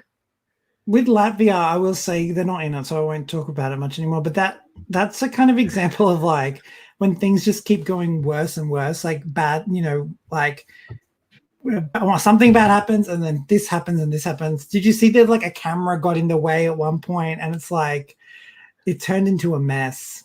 I'm sure they could easily contest that. And I didn't notice that a camera got in the way. I just heard like something's wrong audio wise, and like I didn't love the song to start with. Like I think I told you it sounded a bit like one of those chickens that you buy for dogs, which like go ah, ah, ah. At the start, like the rap bit sounded a bit like that, and I totally think she went off key because she had such a sparse backing vocal. But I'm like, I feel for you because it was a different style. It's trying to get into the more like 2020 sort of like era of rap. And like they're going out on a limb and like they've just been screwed over by circumstance or like bad night, whatever. And I'm just like, I feel for you, but like I'm not disappointed that you didn't make it to the finals. Yeah, I felt for her because I know that she's not a bad singer. She's just like she's got the vocal chops, but she just got unlucky with the being pitchy. So yeah, that's where I worked out I went wrong. So that means that Azerbaijan was number, what did I say? Whatever I said. And so now we're at Italy, which is actually number 13. So yes, Italy is number 13 for me.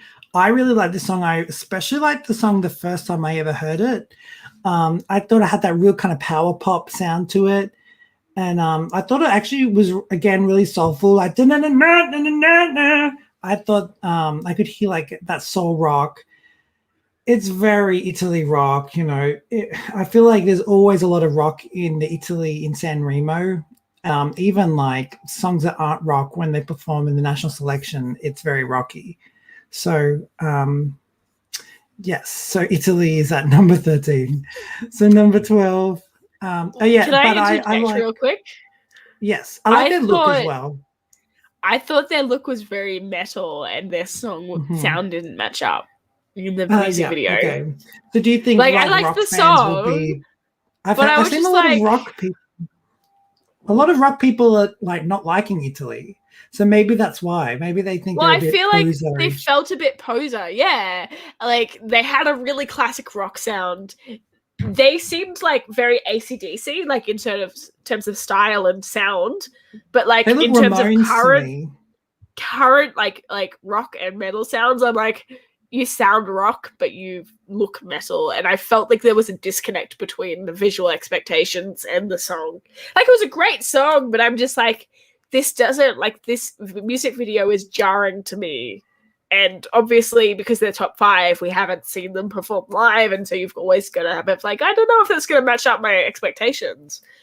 Good song, just, let down perhaps by Yeah. the staging and the music video choices. Keep forgetting. I remembered the song, but then I forgot. But two things. One thing I really liked was that in the second verse to the chorus was like da da da da da da. Like, wait, I'm gonna have to try and work it out. It's like da da da da da da da da da da. I liked, however, the timing was lyric, like with the melody into the second verse. I thought it's so cool. Like, I don't know, when you can like feel their train of thought like that. So I really liked it. And I think if you had really good headphones or something and like blasted this to full volume, you'd be like, yeah. But then in the middle bridge part, the bass was like boom. I was like, oh, I like that a little less. And it reminds me of a song that I'm trying to remember it, where it's like slipping into you, but I can't remember anything else. But I've been trying to remember it, and I can't for the life of Can me. we make like just like a little like gif of you saying "slip into you"? That's gonna be such a creepy gif. Okay, we'll do that. But then I have to download this video. It's gonna be I'm like kidding. You 5 don't hour have to do video. that. Like, I was a joke. I'm so Yeah, see, good like, at I it. think I'm gonna this, screen like- capture. The drum breakdown, like, that is very metal, but like that's as close as they got. Like, Do you think if it's a I was little outdated comparing as well? Italy, well, it's very 80s, and rock is very 80s, and it's like that Do you you're know the movie 40-ish Almost something and Famous? plus. They are very like rock heavy because that is the genre they Mm. grew up with. I vaguely know the movie Almost Famous, but like not enough to remember it off my head. But what's your point? They kind of remind me of like the group in that, just very. I think that is based in the 80s rock with like the groupies around and everything. I feel like that's the vibe. Yeah. I guess. But again, that means it's novelty. If I had to compare Italy to Finland, the two sort of like rocky pieces of Eurovision this year, I'd say Finland is more current and Italy is more dated, I guess. Mhm. Yeah, But and I feel like Italy from would what be I've like heard, one. songs don't perform very well. So It also sounds American, very American, like Californian. Like if I did a Californian road trip in a really old car, I'd put this on and play it in like a convertible or something and be like, yeah, this is cool. I don't know. That's my vibes. So interestingly enough, Italy was in Dami Im's top 10 this year. I think she had it like number 9. So she was like rock. Yeah, there you go. So that was my number 13. My number 12 is why? It has It's to be not my number Italy. 12. I don't know what I did. I'm gonna have to backtrack what I did, and then if I end up editing this and summarizing it, I'm gonna like paste myself saying different things. Where's your spreadsheet? Let me help you. I know, but I've got my top 12, and I have my number 12 is Italy, and all of the songs made to the grand 13. final. I know. What am I going on about? Maybe you got confused because Australia. I think so. Because regularly, this You is my neglected number 26. Yeah, I know. Number 20, number 20 was Netherlands, number 19 France, number 18 Azerbaijan, number 17 Australia, number 16 Ireland, number 15 Estonia, number 14 Latvia, number 13 Slovenia, number 12 Italy, number 11 Iceland. And But- I love this song. Yes. We're just going with it. Australia can't be in it. You've already said Australia. No, that's my countdown, like with everything before the Oh, semifinals right, yeah. and all that. So Yeah, so I checked that my top 10 were like in the finals, and then I'm like, yeah, I don't need to check anything more than that. that's good. Well, yeah. So my number top 11 is 12 Iceland. sorry, number 11, Iceland. I love this song a lot. The reason why I get, because Think About Things for me was number 7, I think, in the end of my thing last year, and I really liked this song as well. The only thing I would say is, there's some singers and you buy an album and you're like, I already know what every track's going to sound like. And I feel like he's that kind of person. And he kind of, you could give him a song and he's going to turn it into that sound. And it's like, I don't know how much I could listen to him for that, but this is me nitpicking, by the way, because I think these are all like my top songs. So I love this song so much, but don't worry. I think just it being similar tony to Think About Things is why I have it a little lower. It also doesn't have a big range for me, and the end of the chorus for me was nothing spectacular. Like, got a good thing going. It's like a really kind of random end to a chorus. To me. Meanwhile, I love that. Like, I love You that do? nice Okay, bass there you sound go. of the voice. Like, everyone's different. I love a Right. good bass voice. So I love the bit where he's like, as it passes like wine in the bridge. That was cool. That was really cool. But I like the hook, and matter. And I love this modern funk phase that we're going through. I've wanted contemporary funk for so long, and I'm glad we're now getting it everywhere. Yeah. I think, dare I say, Dua Lipa's success at the Grammys and her streaming success has really kind of helped the world in contemporary funk, and people do their own things. I don't think this sounds anything like Dua Lipa, but I just think that contemporary funk thing is really helping the world. And I think obviously the group works really in sync. I love the backing singers. I think the backing singers are equally talented as Dodie, and they just casted so well together. And the music video is really good, high quality, and obviously they know that they're going to be viral on TikTok. Like that's a given, whatever. they've got that presence already. Dodie's already announced a North American tour starting in March But next will year. they play Yo-Yo Ding Dong? Yeah, he might do that. But then it's going to be like, yo. I like that he has a looper thing, like that's super cool. And he can just make music in his bedroom kind of thing. Like, it's great. The artistry is so there. I think that, I don't know, it really could have been ×3, but I love it, and I sing along all the time when I'm walking around. I walk around and go, how does it keep getting better? And I do it to my own tempo of walking. So if I start So what do you running, mean like, by how does it ×3? keep getting? I don't know. I would have been like, how does it keep getting better? Da, da, da, da, da, da, da, or something like that. I don't know. They kept going like how does it go? How does it keep getting better? Every day I will find it. Oh, also I thought it was a little bit tributey sounding compared to Think About Things. At times it sounded a little bit more like where we are in the 80s. And I want it to go into contemporary funk, which I know is the direction that they are going in. So it's like, every day I will find a new way to start. I mean, it did have some jazz grooves going on. Yes. And I'll say, like, I it's love really the hard. Like, how do you follow up from the I 2020 know. tune, which is slated to win? It's they had the biggest shoes to fill. Yeah. Anyway, And sorry. I love the bit. It's like I love the bit where he goes, simply feels good, and the backing singers go like, simply feels good, or whatever they do. It's just Yeah. perfect. Oh, I love that so much. So there's a lot of good things, and then got a good thing going. And yeah, I don't know. The long instrumental middle bridge.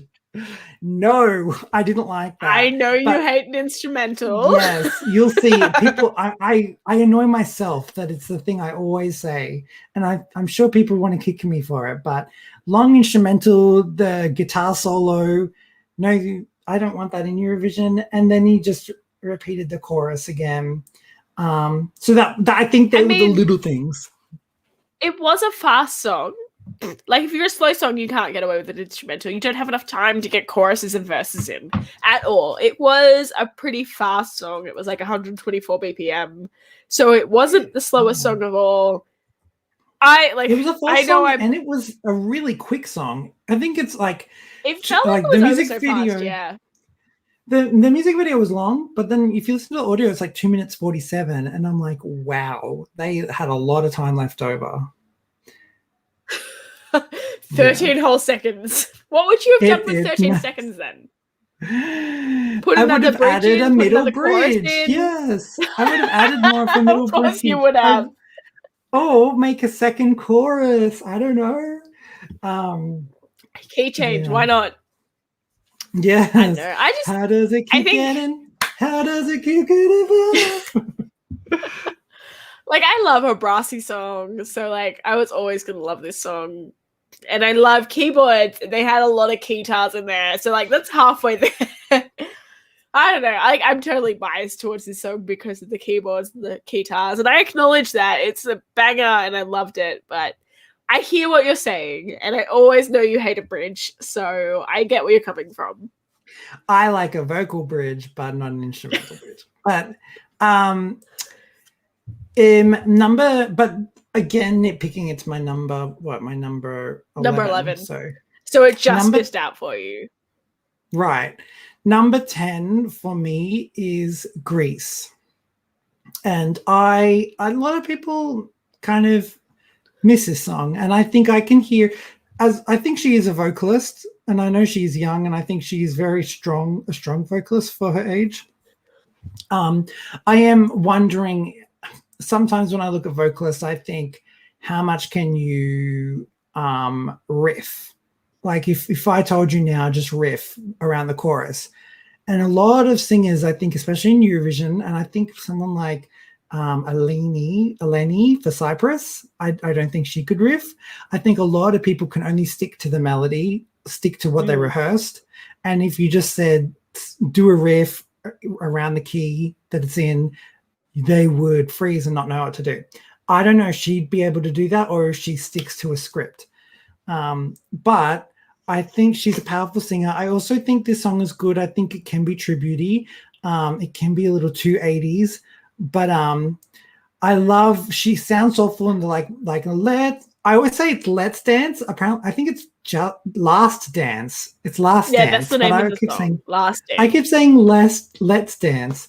Last Dance. I mean, I think Let's Dance made sense with the song, because like I kind of heard that too. Like in the same way that Amaga was, oh my God, like he said Amaga, but in the lyrics on the Eurovision official website, it said, oh my God in the lyrics. I'm like, well, that's not what you're singing, mate. Like, what are you doing? But like, I think it sounded like Let's Dance. I agree. So it's like, let's dance. And then I love that it's like, oh, let's dance. I love that. I don't know why, but I just do. I think it's kind of a scripted way. Yeah, I think so. And I love that ba-da-da, da-da-da, da-da-da, which is the backing singers, really. Yeah, I really like that. Yeah, I loved true. I loved the last chorus.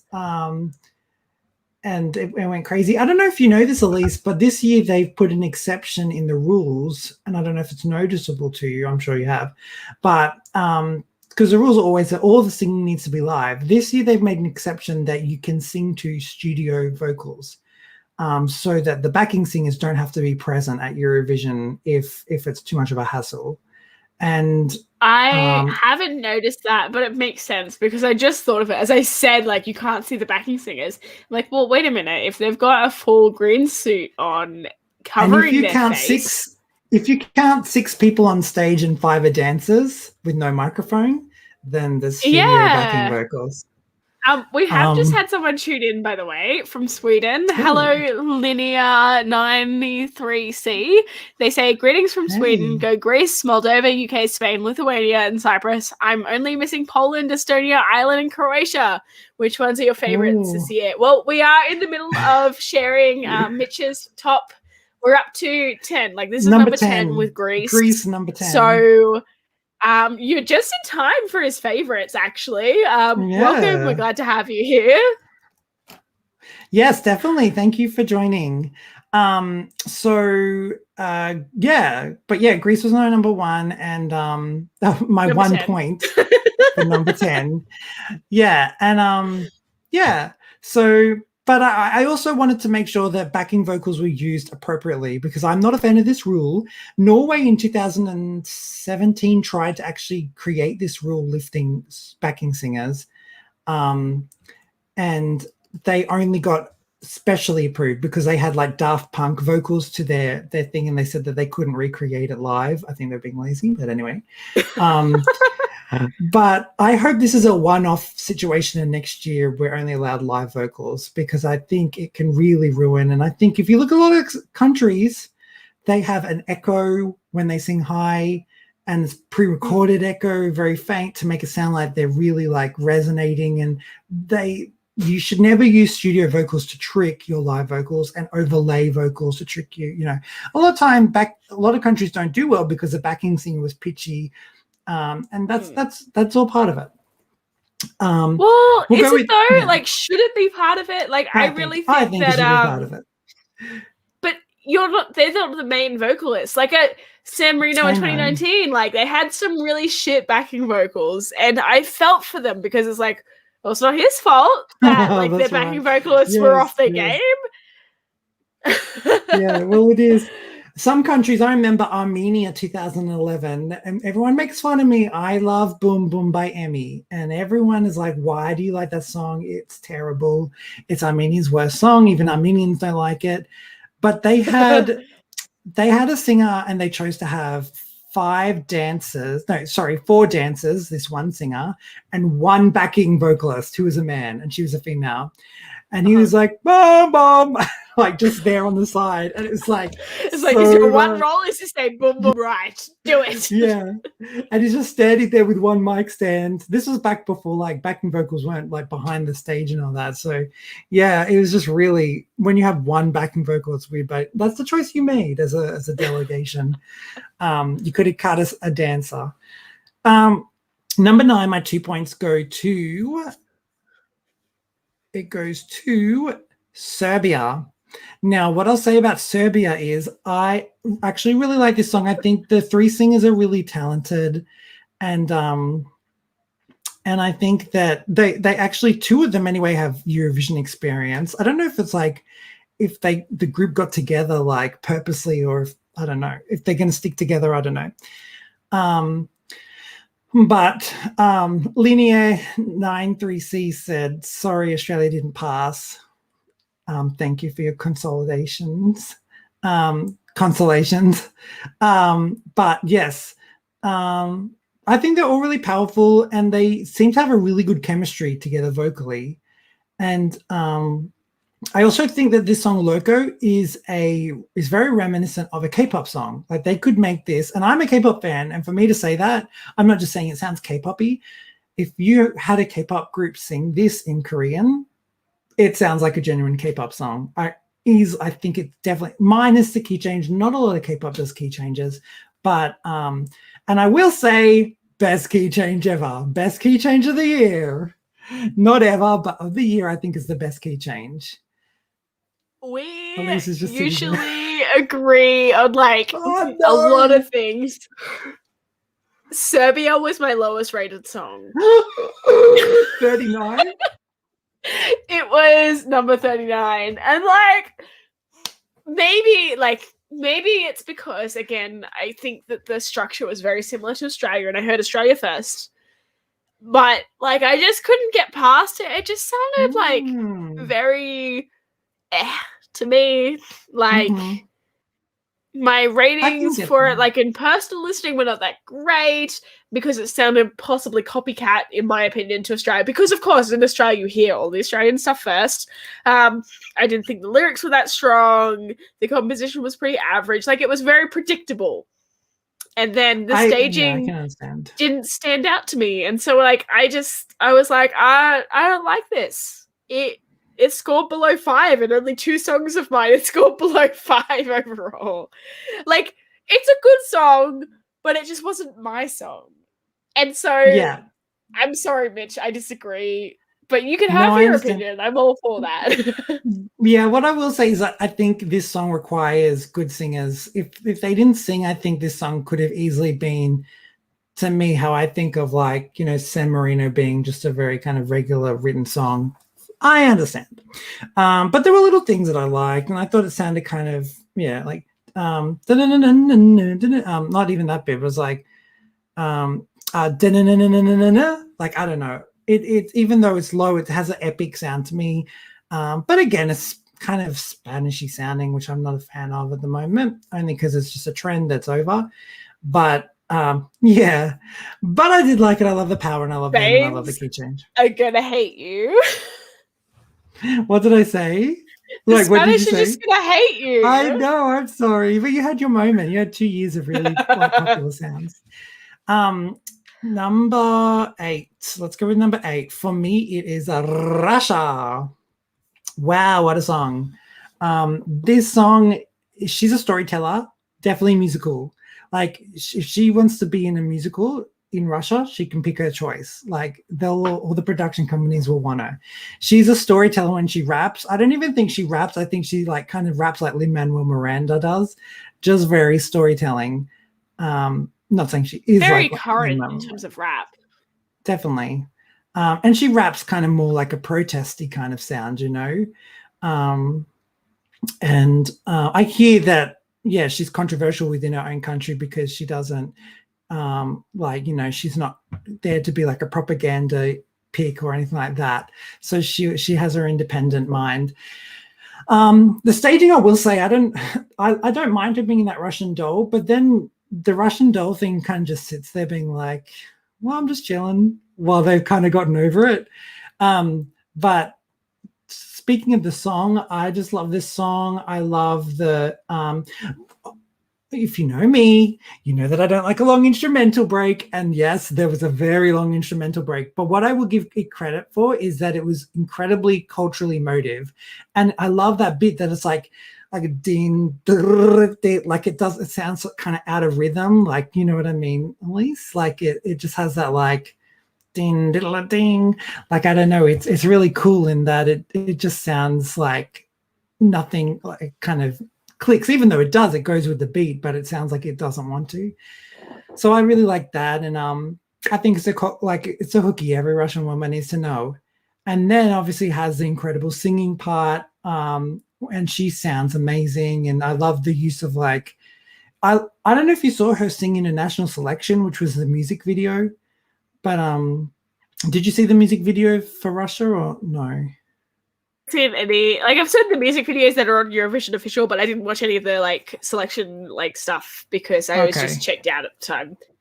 Okay, because I thought she sounded really good, in the mic quality she had, where she kind of like, you know, when people kind of like their vocal goes over the quality of the mic, and there's like that really kind of like staticness, and it just sounded really good for her. So I really like her, and and I think it's a good song, and it kind of elevates, even though it's, you know, I don't think it musically elevates. I think it's all on her. She's very much a hype girl as well, I think.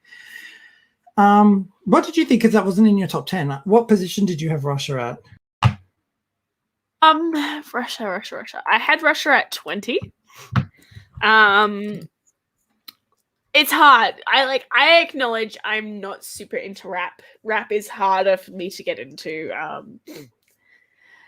And so I acknowledge that I have a bias there, and I was just like, look, you're doing okay. Like, I see where you're coming from.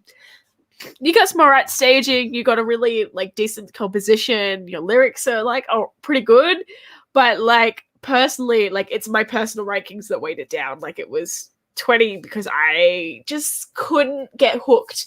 It took me a while to get hooked to Hamilton, and I really like Hamilton the musical, but it took me a while to get into that. Like I'm about to see it again, like for the second time in 2 weeks. I'm very excited for that, but it's got to be something that grows on me over time, and because I didn't listen early enough, like it didn't have enough time to grow at all, and so it kind of didn't stand a chance, and I totally acknowledge that. Okay.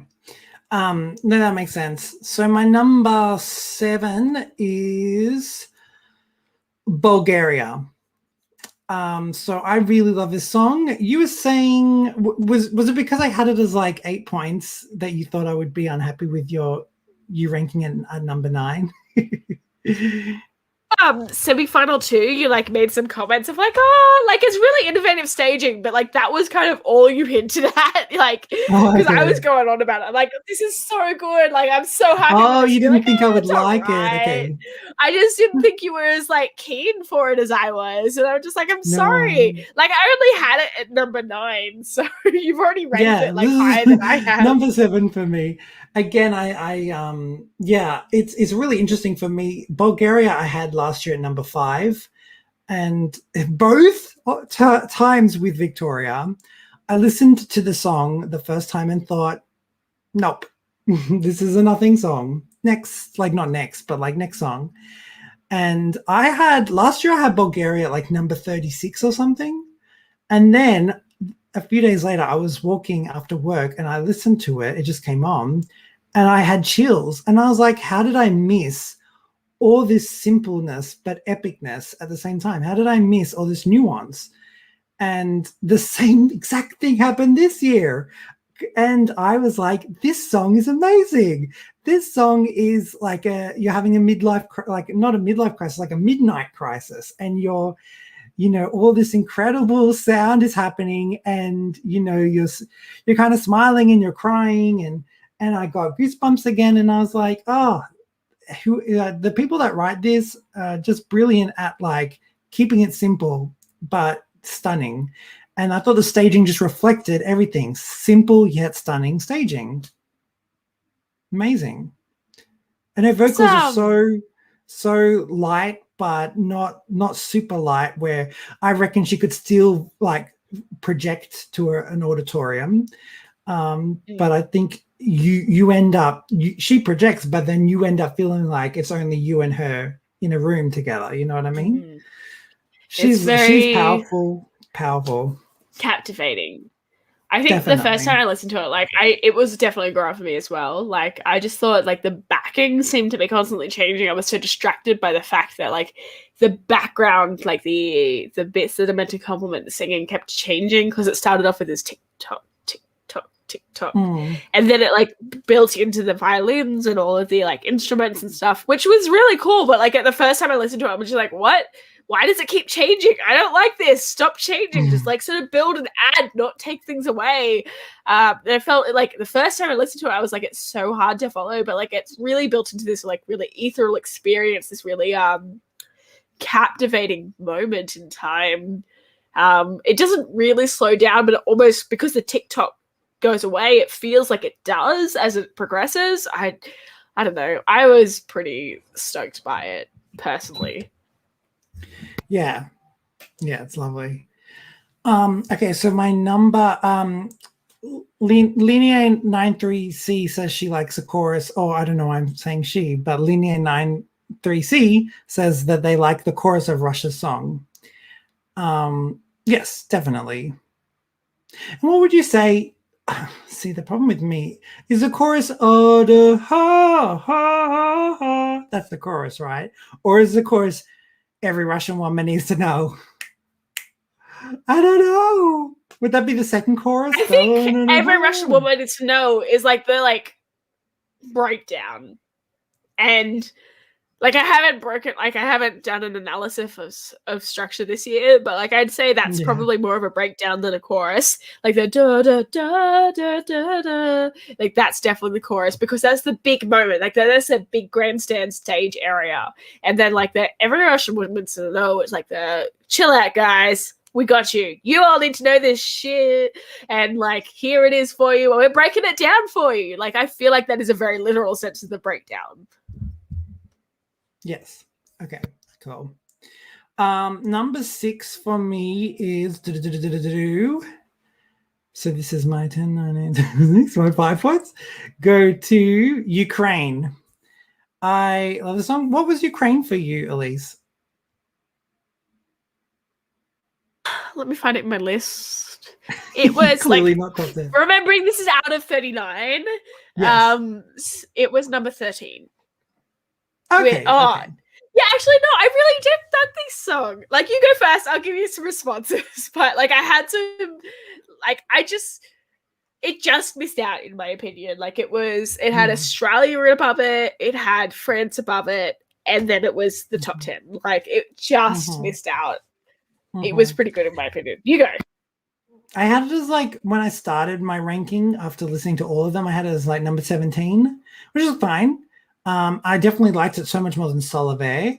Because for me, Solove last year was like number 28 or something.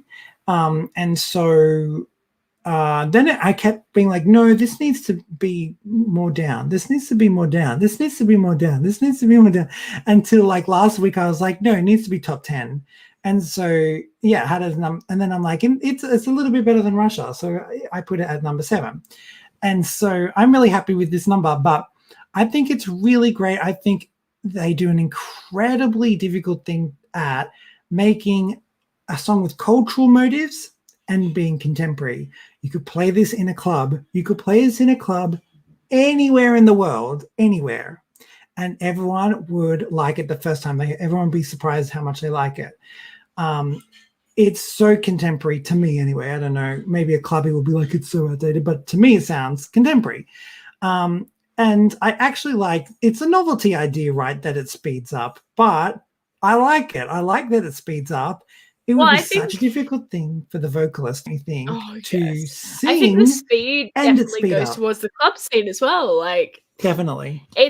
It creates drama in a sense without building the vocals into like a big bellow. It's the speed that creates the drama instead.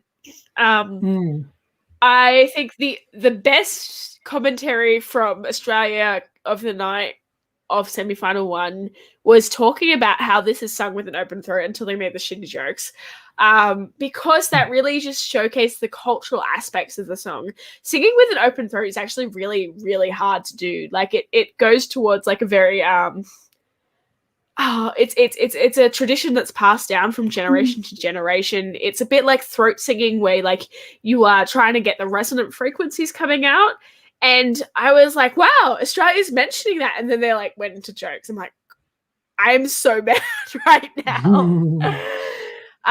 But like it's such a tricky technique to accomplish, and this song was written with those technical aspects in mind. It was very traditional when it was written, and I was very impressed because it had that really nice balance between traditional and in a modern context, and I was so impressed by that. You continue. Totally. And so Linear 93C said pretty much what I was thinking when I first heard this. I haven't even had time to put this reaction video up, but she's, I don't know why I keep thinking you're a she, but you're probably not. But whoever you, like Linear 93C says that the tempo gets much faster at the end. I feel stressed. And I was like, this is stressing me out. But then I was like, this is stressing me out in a good way. I don't know. I liked it. But yeah, the stress thing, I get it. You have to kind of like be on, like you have to be in agreement with what's going on. You have to accept it. But I also love, the one thing I especially love with the Ukrainian part is how it's like And I love that kind of, you know how the music goes into a chord that just is so magical. It's like doom, doom, doom, doom, doom, doom, doom, doom. It's like, oh, that's so amazing. That's what would get me to like dance like crazy. But yeah, the music very much does it in that song for me as well. But I don't want to dance. I If think you it's see me in this really video, great that's balance. Like, I think, like I was talking earlier about, like, this is a very Eurovision vibe for Australia, like to have those sort of like harmonies and stuff. I think this song shows what I mean by that. It takes their cultural aspects and brings it into the song. Like with Australia, I think they're totally like somewhat borrowing from other cultures to get that aspect, but with Russia it's like, well, no, actually, like that's pretty standard for Russia to like go with. Like they've got those ingrained ideas there already and it makes sense for them to do it. And so I just think it was a really good balance between traditional music for them and contemporary music for the world, like to try and strike that chord between the two. So and Lydia has said she is definitely a girl. You have guessed right. Congratulations. I'm so glad because I felt so bad if you weren't. I don't know why I kept going for that. Maybe it's my intuition. I don't know. Or it's just sexism. I don't know. She's got 112 subscribers on YouTube too. Woohoo. Fun fact. Anyway, sorry. Continue with you're up to number 7. Number 5. I can go the right way. 6 points. My 6 points, yeah. My 6 points go to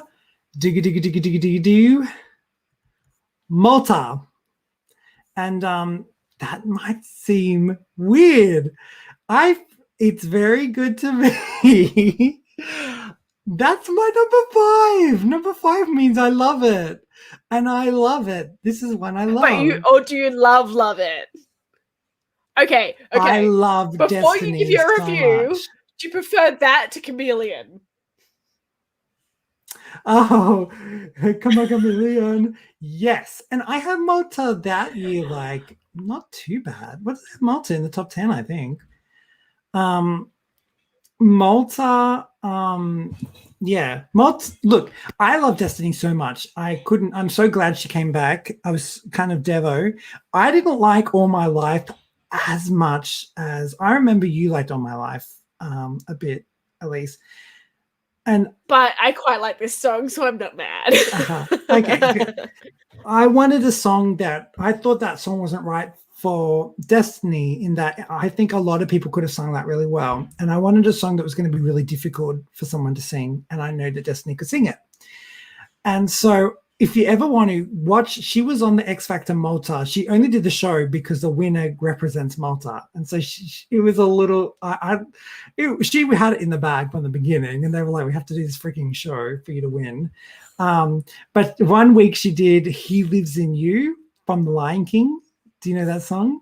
Sounds like it would be a great song to cover for an X Factor. Like, please, where's Australia covering this? Yeah, you have to see the music video, not the music, just the video for the song. Do you have little Timon and Pumbaa coming around, like running around the set? They did that. But she did the wait, there's no mountain too great.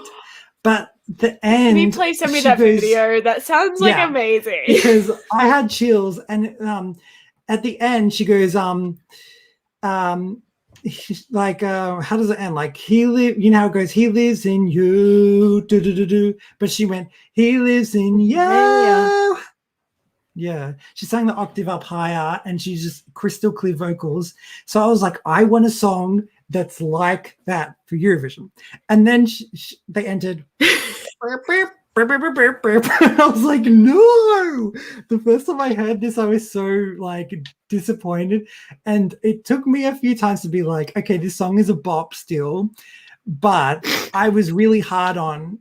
I wanted an incredible song for Destiny to be like, wow, because I know she could do it. And I felt like the trumpet thing. I know you love the brass, and I like brass, but this is too much like Problem by Ariana Grande. And there was a time in 2013, 2014 where trumpets going burp, burp, burp, burp, was in every song, and it becomes outdated. Do it in a certain special way, I think. And yet, my love of trumpets comes from the 90s music. So, like, There what are you you go. trying to say? No. Give it like 20 years, it'll be back. I tell you now. Okay. But, like, do you think this is more Ariana Grande than like Israel? Because like I felt that had a very Ariana Grande vibe. Like, what's your take? Well, we're not up to Israel yet. No, but I like, will- no, I'm not asking for your opinion about Israel. I'm like, do you think this is more Ariana Grande than Israel? That's all I want to know. Yes, I do. I do think so. Interesting. And I think Ariana Grande is an incredible vocalist as well, if we're going to talk about Ariana Grande.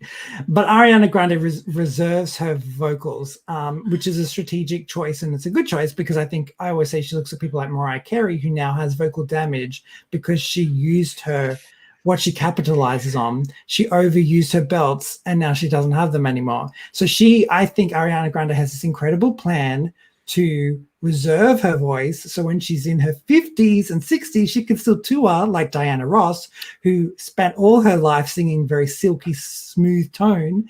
And then now people listen to Diana Ross in her 80s and they go, wow, she can still sing amazingly. And that's because she reserved her voice. And I think that's a whole other tangent. But I think that the tone is not the same in the song. It's just the structure of this song is more written for 2014 Ariana Grande. But like, I don't know how much of like your voice you can preserve that way. Like, as you grow older, your vocal cords are going to get looser, just like your skin, just like your brain. Like, everything gets looser, whether you like it or not. Like, so how much of that is future proofing for you? Like, I don't know. Just putting it out there. Did you say which one is better, Chameleon or I asked you which you preferred, Chameleon as or a song? Jimakasa. Yeah. Like that's really hard because I love Chameleon as well. It's like such a bop. But like this is my number one for Eurovision this year. I'm like, actually I think I prefer Chameleon. Like it's really if you have to make me choose, then yeah, I'm gonna choose Chameleon. This is what I'll say. This is why I pick Jemakat still, because they redeem themselves only for a very tiny moment. The middle bridge is outstanding. And that's what I wanted in a Destiny song from the beginning to the end. Ladies, listen to me, or whatever they do. They do like a double beat, and then they go boo, boo, boo with the beat. And definitely the then bridge. the chemistry with the backing vocals. Why have I gone blank? Like, ladies, listen to me. If then go right ahead with your, like, whatever they did with the backing vocals. Oh my gosh, amazing. That was the best thing. And I love her. And I love that she belts up. And in the chorus is so basic for me. It's not a maybe, but she makes it amazing. Like, it's not amazing. Like how she does like her little like exclamation mark on everything. And that's what she does. And she's so good. And is she 18 or 19 now? I think she's 19, but not sure. She's been incredible for so long. And like I said, I think she's going to have an incredible career. And I could see her in America. I could see her just doing everything. So I was only disappointed of the song for her is beneath her, I think, but I think she does an incredible job, and that middle bridge is amazing. The middle bridge is amazing, and the staging is amazing for that middle bridge with the little like fluttery lights and everything. This is perfect with that. Yes, so and it's only because I like 4 more songs a lot more, and number 4, my 7 points goes to Sweden. I love this song. I was telling you, but the beginning beat sounds like Say Something by Chris Stapleton to me. I can't get that out of my head. But yeah, I like the song structure. It's just really well written. Anders Rotov writes a lot of K-pop songs as well, so maybe I'm a bit biased about that. And a lot of Melodifestivalen songs. He also wrote the song for Sweden in 2019. That was my favorite song, Too Late for Love. And Yeah, he's just great. And the song, I think the singer is really good. He's really young, youthful. To me, it sounds like a protesting song. Like it sounds Mm. like something I think of like Les Mis, you know, how Les Mis has the, the flag up, and it just has Do you hear the that people chant. And yes, yes. singing It the has song of that, Angry Men? yeah, it has that vibe of like marching sound. I wonder if you could play this with a marching band. But Room for yeah, and thought. obviously the lyrical content is amazing. It's a great chorus, and it's a difficult chorus to sing, so it's sophisticated. And yeah, I think the lyrical content is really good, and just enough to get people having thought. And the key change was extra special. So I really liked all of that. I thought staging in Melody Festival was great. They pretty much copied it and put it in Eurovision. And yeah, I think it's really good, and I have a lot of respect for it. What do you think of Sweden? What number did you have it as? I had it at 23. And There like you I go. will say in 2019 I didn't think heaps of Sweden, like not nearly as much as you. I had them No, at right. 24 I in remember. 2019. Yeah. So like I'm not surprised, same artist, but I actually thought that they had room for vocal ad libs and it was missing. Like he had so much room to Yeah. improvise, and I'm just like, Mhm. where's the improvisation? And I totally acknowledge that I rated it lower because I'm like, there was so much potential for vocal ad libs here, and you just I don't know. I just felt it fell short. Like I liked the song, but because I expected more from it, it got a lower rating. I'm just like, you could have done better by, like, in my opinion. And so I'm really sorry, Mhm. but I Mhm. I can't I get I that. can't give Sweden you is more known votes. for right. Sweden is very manufactured pop, right? It's like what they're Yeah. known for, Like and they do it they're very amazingly. good at their formula, and I think that's a really good thing to have.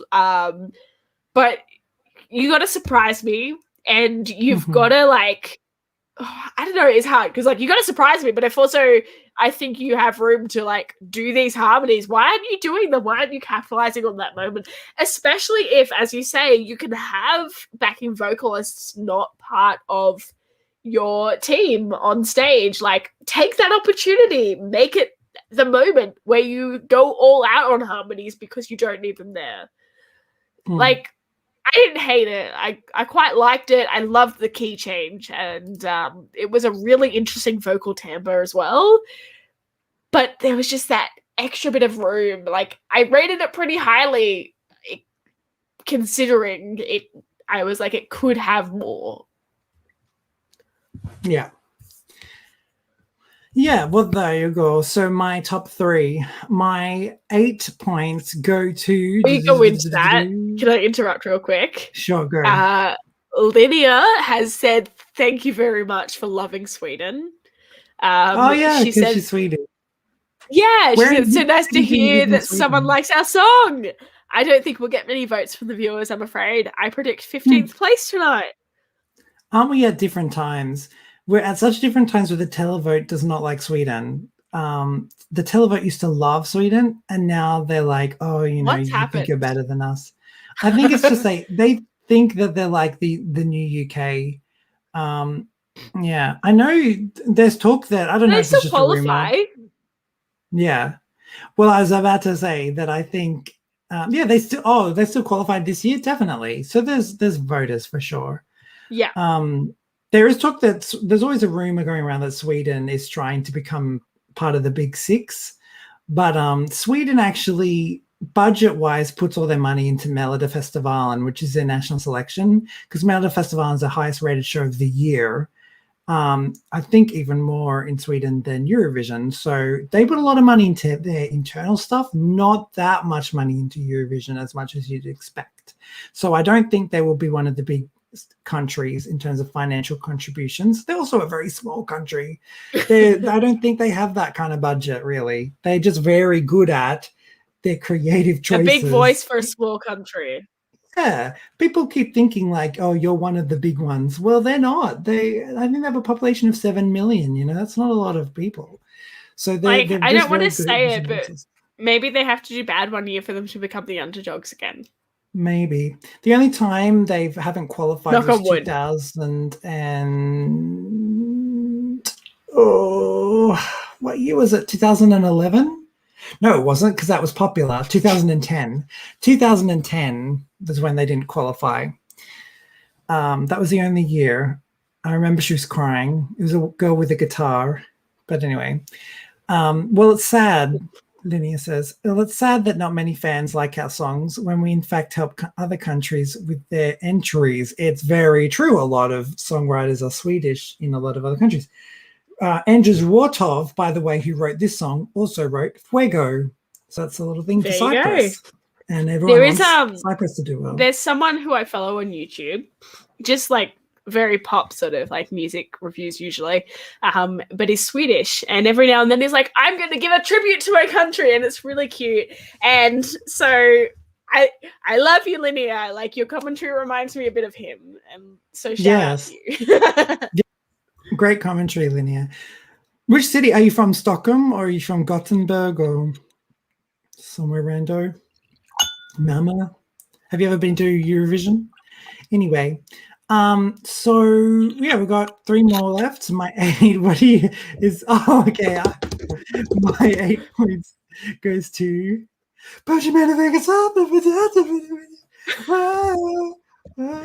Finland. What did you have Finland as, Elise? I can't remember. I had them at 10 because they're my favorite song, but like critically, I'm like, I can't push them up because they just don't quite make it. I'm so glad that you love them because I am obsessed, like absolutely obsessed. My Finnish friends that I got onto, they're like, we don't watch Eurovision. I'm like, come on, please. I like love your country's song. Please let me fangirl with you. And they're like, I didn't even realize it was on. Like, oh my gosh. But tell me what you thought.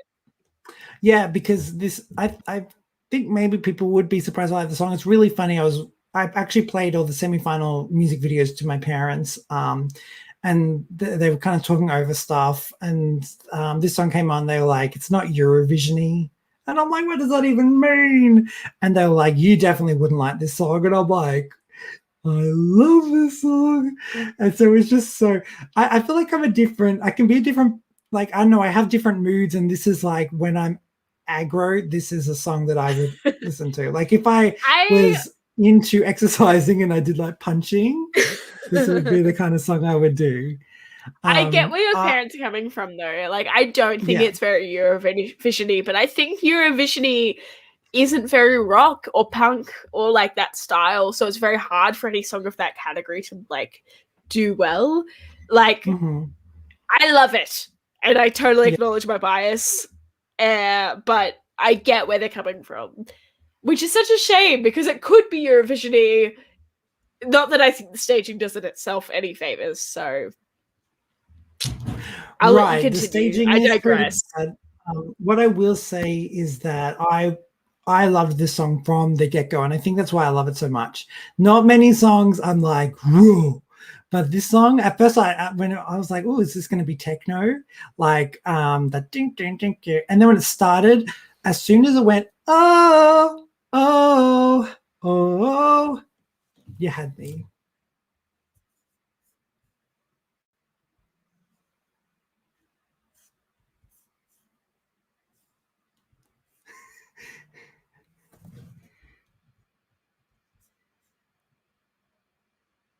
Hey, I'm here. I'm here. But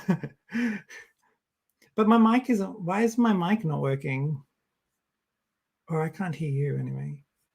What's happening? Can you hear Elise, Linnea? Because I can't. Why is that?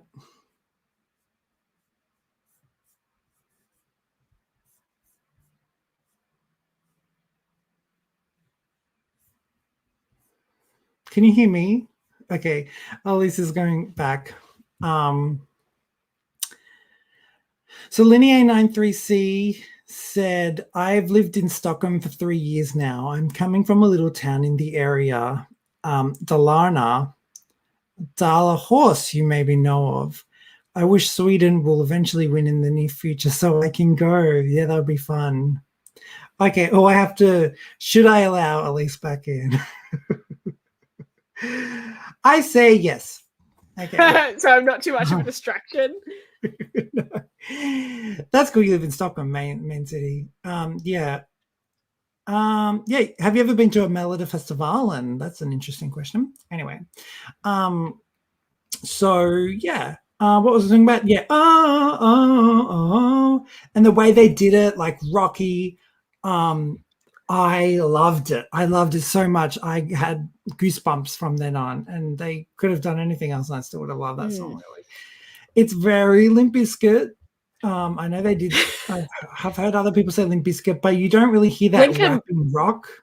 Linkin Park was trending on Twitter when he came on. That, yes. And I love Linkin Park too. Like, so I'm not surprised I love this song. But yeah, it's very punk rock. Or what was it?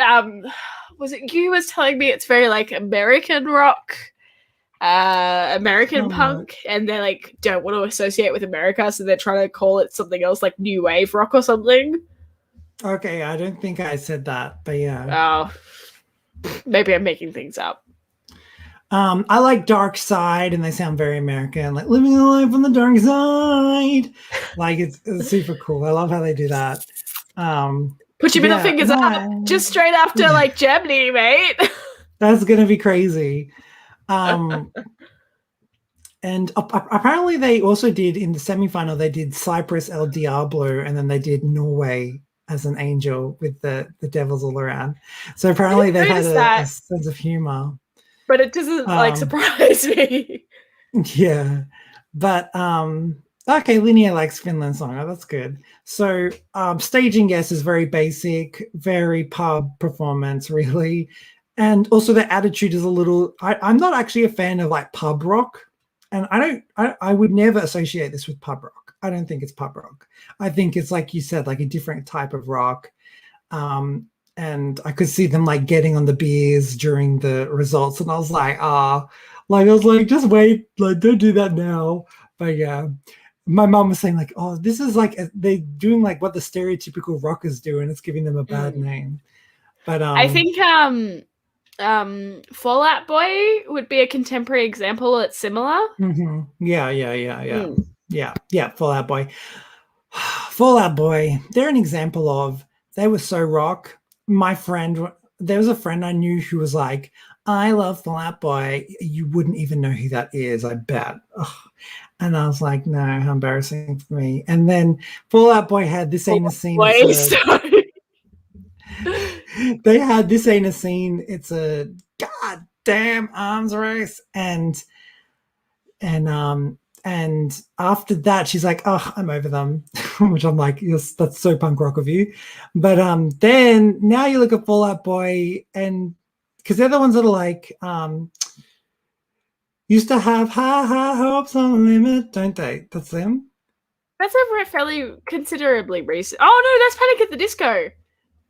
Panic at the Disco, sorry, but that's it's only because it's on Beat Saber that I remember that. Panic at the Disco, yeah. I feel like those two though went from, and a lot of rock groups do it. Once they become successful, they go poppy, and they kind of lose everything they were fighting against, for money. But yeah, so that's the only problem I have. But no, Fall Out Boy, definitely. Early stages Fall Out Boy for sure. Good though. If they come to Australia again, we can see them together because I am obsessed. Okay. Yeah. I booked a gig in 2018, and I totally forgot I booked it. And Daniel's like, so you ready for Fall Out Boy on Friday? And I'm like, oh I need to like roster work off. I totally forgot about it, but like it was so good. I'm so glad I did. Anyway, I digress. Did you like it? It was good. I love it. Like, of course I liked it. Like, and then they had like, I wear a lot of like wife beater shirts. And they had a wife beater shirt I could buy from the concert. I'm like, yes, this is my style. So I bought that and I wear it a lot. Linnea says Panic at the Disco, it's amazing. Well, she said good. But, like, I'm taking that it's amazing. And it's 410 there. So like she's living the life where, like, I'm going to quickly say my 10 points and my 12 points, and then I think So we can go you to bed. and I are going to go to sleep. 1 year I did an all-nighter, never again, because No, I that's a need mistake. my no. When the results came in, I was like, so yeah, no. Need some You sleep. need your beauty sleep. I need my beauty Yeah. sleep. We'll wrap this up. It's Like only you said the been other 6 night, hours of streaming. like you said, I think Carrie saw number 17. She's like, yeah, I'm out. But yeah, like you said the other night, the queen of the moon is rising. So my And this bed is calling, or the sleep is calling. yes. So my number 2, my 10 points goes to Israel. Yes, So I'm so glad you love them. Sorry, go. yes, I love Israel, and it was a really tough one between. If Israel wins, I will be so happy. If any of my 5 win, really, I'll be so happy. But Linnea says, so I guess you're not going to watch the contest live. I guess again, Linnea. I am. You haven't met. We'll be sleeping during the day. 3.5 hours sleep, micro sleep during the day. You get less sleep than me. So number 2, yeah, Israel for me. And if they win, I'll be happy. I thought she killed it on the night as well. The dancers are really good. They have great chemistry together, all of them. And the choreography is good with the dancing as well. But yeah, she's excellent. Yes, she appears like an Ariana Grande. When you're talking about Ariana Grande, definitely appears. It looks like an Ariana Grande. Sounds like Dua Lipa with more range, I think. Definitely a unique song in its own right. Set Me Free, but reminds me of like, I should have stayed at home by Dua Lipa. I don't know, just that. Would you call this contemporary funk? No. What would you think? I don't know if I Poppy would with call it traits of contemporary funk. Yeah, definitely some traits of funk. Just some acknowledgement. Having a really predominant bass line going is very contemporary, so it's like really hard because it does have that. So maybe a little bit of contemporary in there, but I don't know. I think the Ariana Grande vibe is right. Like, and I think your Dua Lipa call isn't bad either. Eldad is watching and happy that we're liking Israel. So reminding us to vote. Positioning for Israel, interesting. And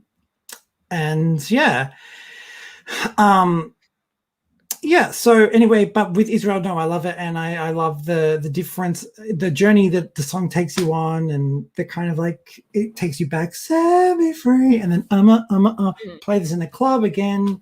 Everyone will love it. It's got the cultural motive of the drag, like what they do there, and even like my favorite bit isn't even the whistle tone at the end. It's just a feel my beating heart and set me free, set me free, set me free. When she repeats that, and I'm like, you had me then. You didn't even have to do the whistle tone. The whistle tone was just in addition. You can do that. Yeah, no, I feel that. So Lydia had Israel at number 9 in her votes. As what? Oh, Israel number 9. Okay, cool. Wow, are you going to drink a lot of coffee to stay awake? What are your secret prescription? I didn't drink coffee. I drink Coke. I should have got an energy drink or something, but I don't have anything like that. Next year. Yeah, my secret prescription is a lot of crying afterwards. So when your favorite doesn't win? Yeah. So yeah, no, I like it. She looks great. The hair is cool, but all of that is just. This is an example of when you have an incredible song, the foundation is always the most important. You can do whatever you want to do. She didn't even have to bother dressing up nice. It still would have blown me away. I think where, all that stuff is fluff in the end, right? Positioning, even fluff. She's third to perform. I still think she has a really good chance. The jury won't even care. And I think the televote won't care. Like you were saying, other things come into play when it comes to televoting for sure. But yes, if this is a song contest and we're going with that, then yes, this is a contender. Israel has done an incredible job. They must have a really good delegation because they are smashing it of this recent 4 or 5 years, really. Yeah. So could we see it in Israel again? Very possible. Good vibes. Good vibes. So, Eldad, who has just tuned in, who wants us to vote Israel, it's number 2 for you, Mitch, and it was number 4 for me. So we both love Israel. Don't you worry. She is like our top 10. Oh, so talented. Don't you worry. Yeah.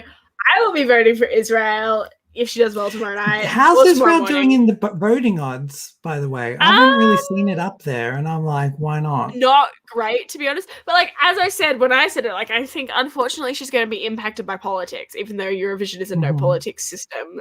So let me have a look. Eurovision, Australian odds, top 10 finish odds. Let's go with that. Linnea says, I think we're up for an exciting show. I really do agree with that. I think this is one of the first years, and I mean, Elise, you're somewhat new to this still. Yeah. But there was a time in the early 2010s when we had these things called runaway winners. And it's so boring when that happens. Even if I like the song, it's so boring when they runaway winner because it's like, yes, they're going to win. Yes, we waited 3 hours for them to win.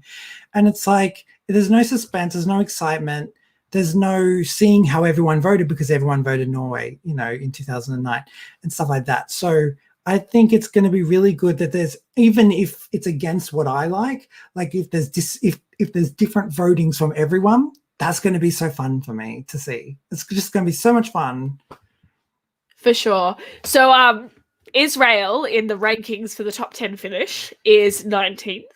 In the the betting, and if you bet $1 to make it the top 10, it's $9.20 return in Australia anyway.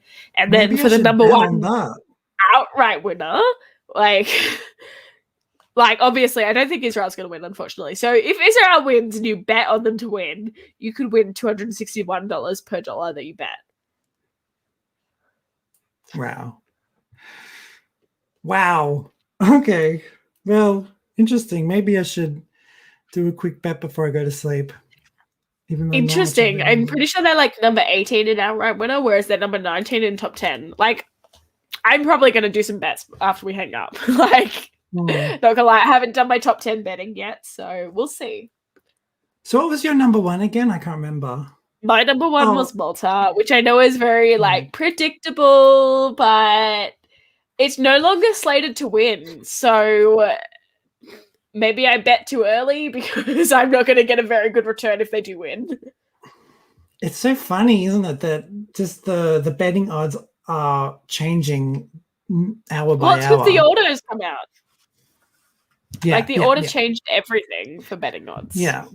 Yeah, but in other years that hasn't done anything. Rise Like a Phoenix by Conchita, the bearded drag queen for Austria. That I think that performed 6th or something on the night. No one cared. It still was number 1 in the voting odds, and it still won. So, but yeah, this is just very interesting. I think because there is that, no one knows really who the winner is going to be. Position is a factor for people, maybe. How's the weather down under? It's been dry and cold. The ones that are above Malta, because Malta is slated at 3rd. The ones above are both big 5 countries. Ooh, well, there you go. They're not going to do nearly as well as we think, unless it's Italy. Well, Italy is slated to win, and then France is slated to come in the 2nd in the betting odds, and then it's Malta. I think sometimes Italy might do well with the Eastern European countries, and they're the only big 5 that would do well with the Eastern European countries. And Italy does very well many times. Many times. It will be up to the jury vote, I think, to see what they think of Italy, if they think they're hashtag posers. Maybe some will. We actually have a rocking jury for Australia. Yeah, the head juror is very much in the Australian rock music scene. I mean, that's just one, but there'll be rock juror members for sure around the world, around Europe. It's all very interesting. We'll have to do. Maybe we should do a post talk show about this, Elise. While we're all like dead the next day. Of how we lost our votes because the number one was stolen from us. Yeah. Robbed. Oh, so my number one, anyway, my 12 points, my deuce paws, Switzerland. Oh, of course, you love Switzerland. Funnily enough, this artist, his song last year didn't even make my grand final. So this song it's the song that has won. He's a great singer. I think I heard him live and he sings just as well as he does live, which is incredible. Studio version, I mean. It's just incredible that he can sing like that. And he has he can hold notes really well and really high. And I don't know, I loved it. I got chills when I heard the audio. I don't know if you've seen this music video, Elise, from Switzerland, the car crash, but I was crying, and I've never actually like full on cried from a Eurovision entry. My reaction video got blocked. So it was up and then it's not. So I'm going to try, and I even like did things to it and it still got blocked. And now I think I have to change the graphic because it got a video block. So, anyway, I'm going to eventually put it up because it's very embarrassing for me. I'm like literally just crying my eyes out. But and at the end I said, well, I need to get a therapist. So it really did something to me. And it was one of those, like, you know, I don't know, it's just kind of, I like that it went into space and everything because it has one of those like more than life songs, you know, like, I don't know, it just has a like, you know, like, I don't know, it's a really they do say universe in it, but it definitely does have like it's the total universe. Right, I forgot. I have to learn Bogan better. You gotta be Bogan better. Yeah. No, it's I don't know, it's just mesmerizing to me, and I think the song is great. I also love the chorus, like, and then it goes and then for both choruses it goes like do do do or whatever, you know what I mean. I'm not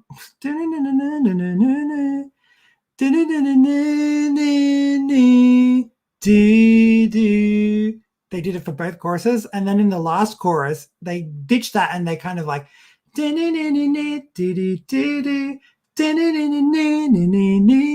way that they linked it like that to make the last chorus sound extra special to me just was really special. I don't know. Loved it. I love the backing vocals as well. It was brilliantly produced, and the staging is another one like Bulgaria, simple yet effective. And it's interesting when they put money into simple, it's noticeable. When it's simple but broke, you can tell that too. But this was just very effective. Switzerland, actually, for many years, Switzerland was a country who didn't care. They just put in whatever. And of recent years, they've actually been caring a lot in Eurovision. Fourth place in 2019 was the highest they've had for, I think, decades. So, yeah. Anyway, I think we're going to end it there because we really should be going to sleep. Yeah. We got like 4 hours to wake up for Eurovision, and we're so keen. Thank you so much for like tuning in. It's been great to have you in this stream. Yeah, I'm glad you ended up watching the few of you at the end, so that was good. And whoever's watching this outside, if you've got this far, or if you just fast forwarded to the good bits, thanks so much for watching. I will probably try to do a highlights video where I edit this all and have us talking, even though we ended up talking for a bit in the top 10. But yeah, no, it was good. Thanks for joining me, Elise, as well. always fun. We're both nerds, let's be real. Yeah. Yeah, that's funny how Kerry was like, oh, I can see why you two are friends. Well. Okay. Linnea has said that like Sweden was her number 16. And thank you. Have a nice sleep and watch. Oh, cool. Which is a nice way Right. to end the stream. Yes. So on that note, we are going to sleep. And yeah, it's going to be really exciting. All right. Good night, My everyone. bed is calling. Yeah. How do I point? There, right there. You need to go under the sea. Okay. Yep.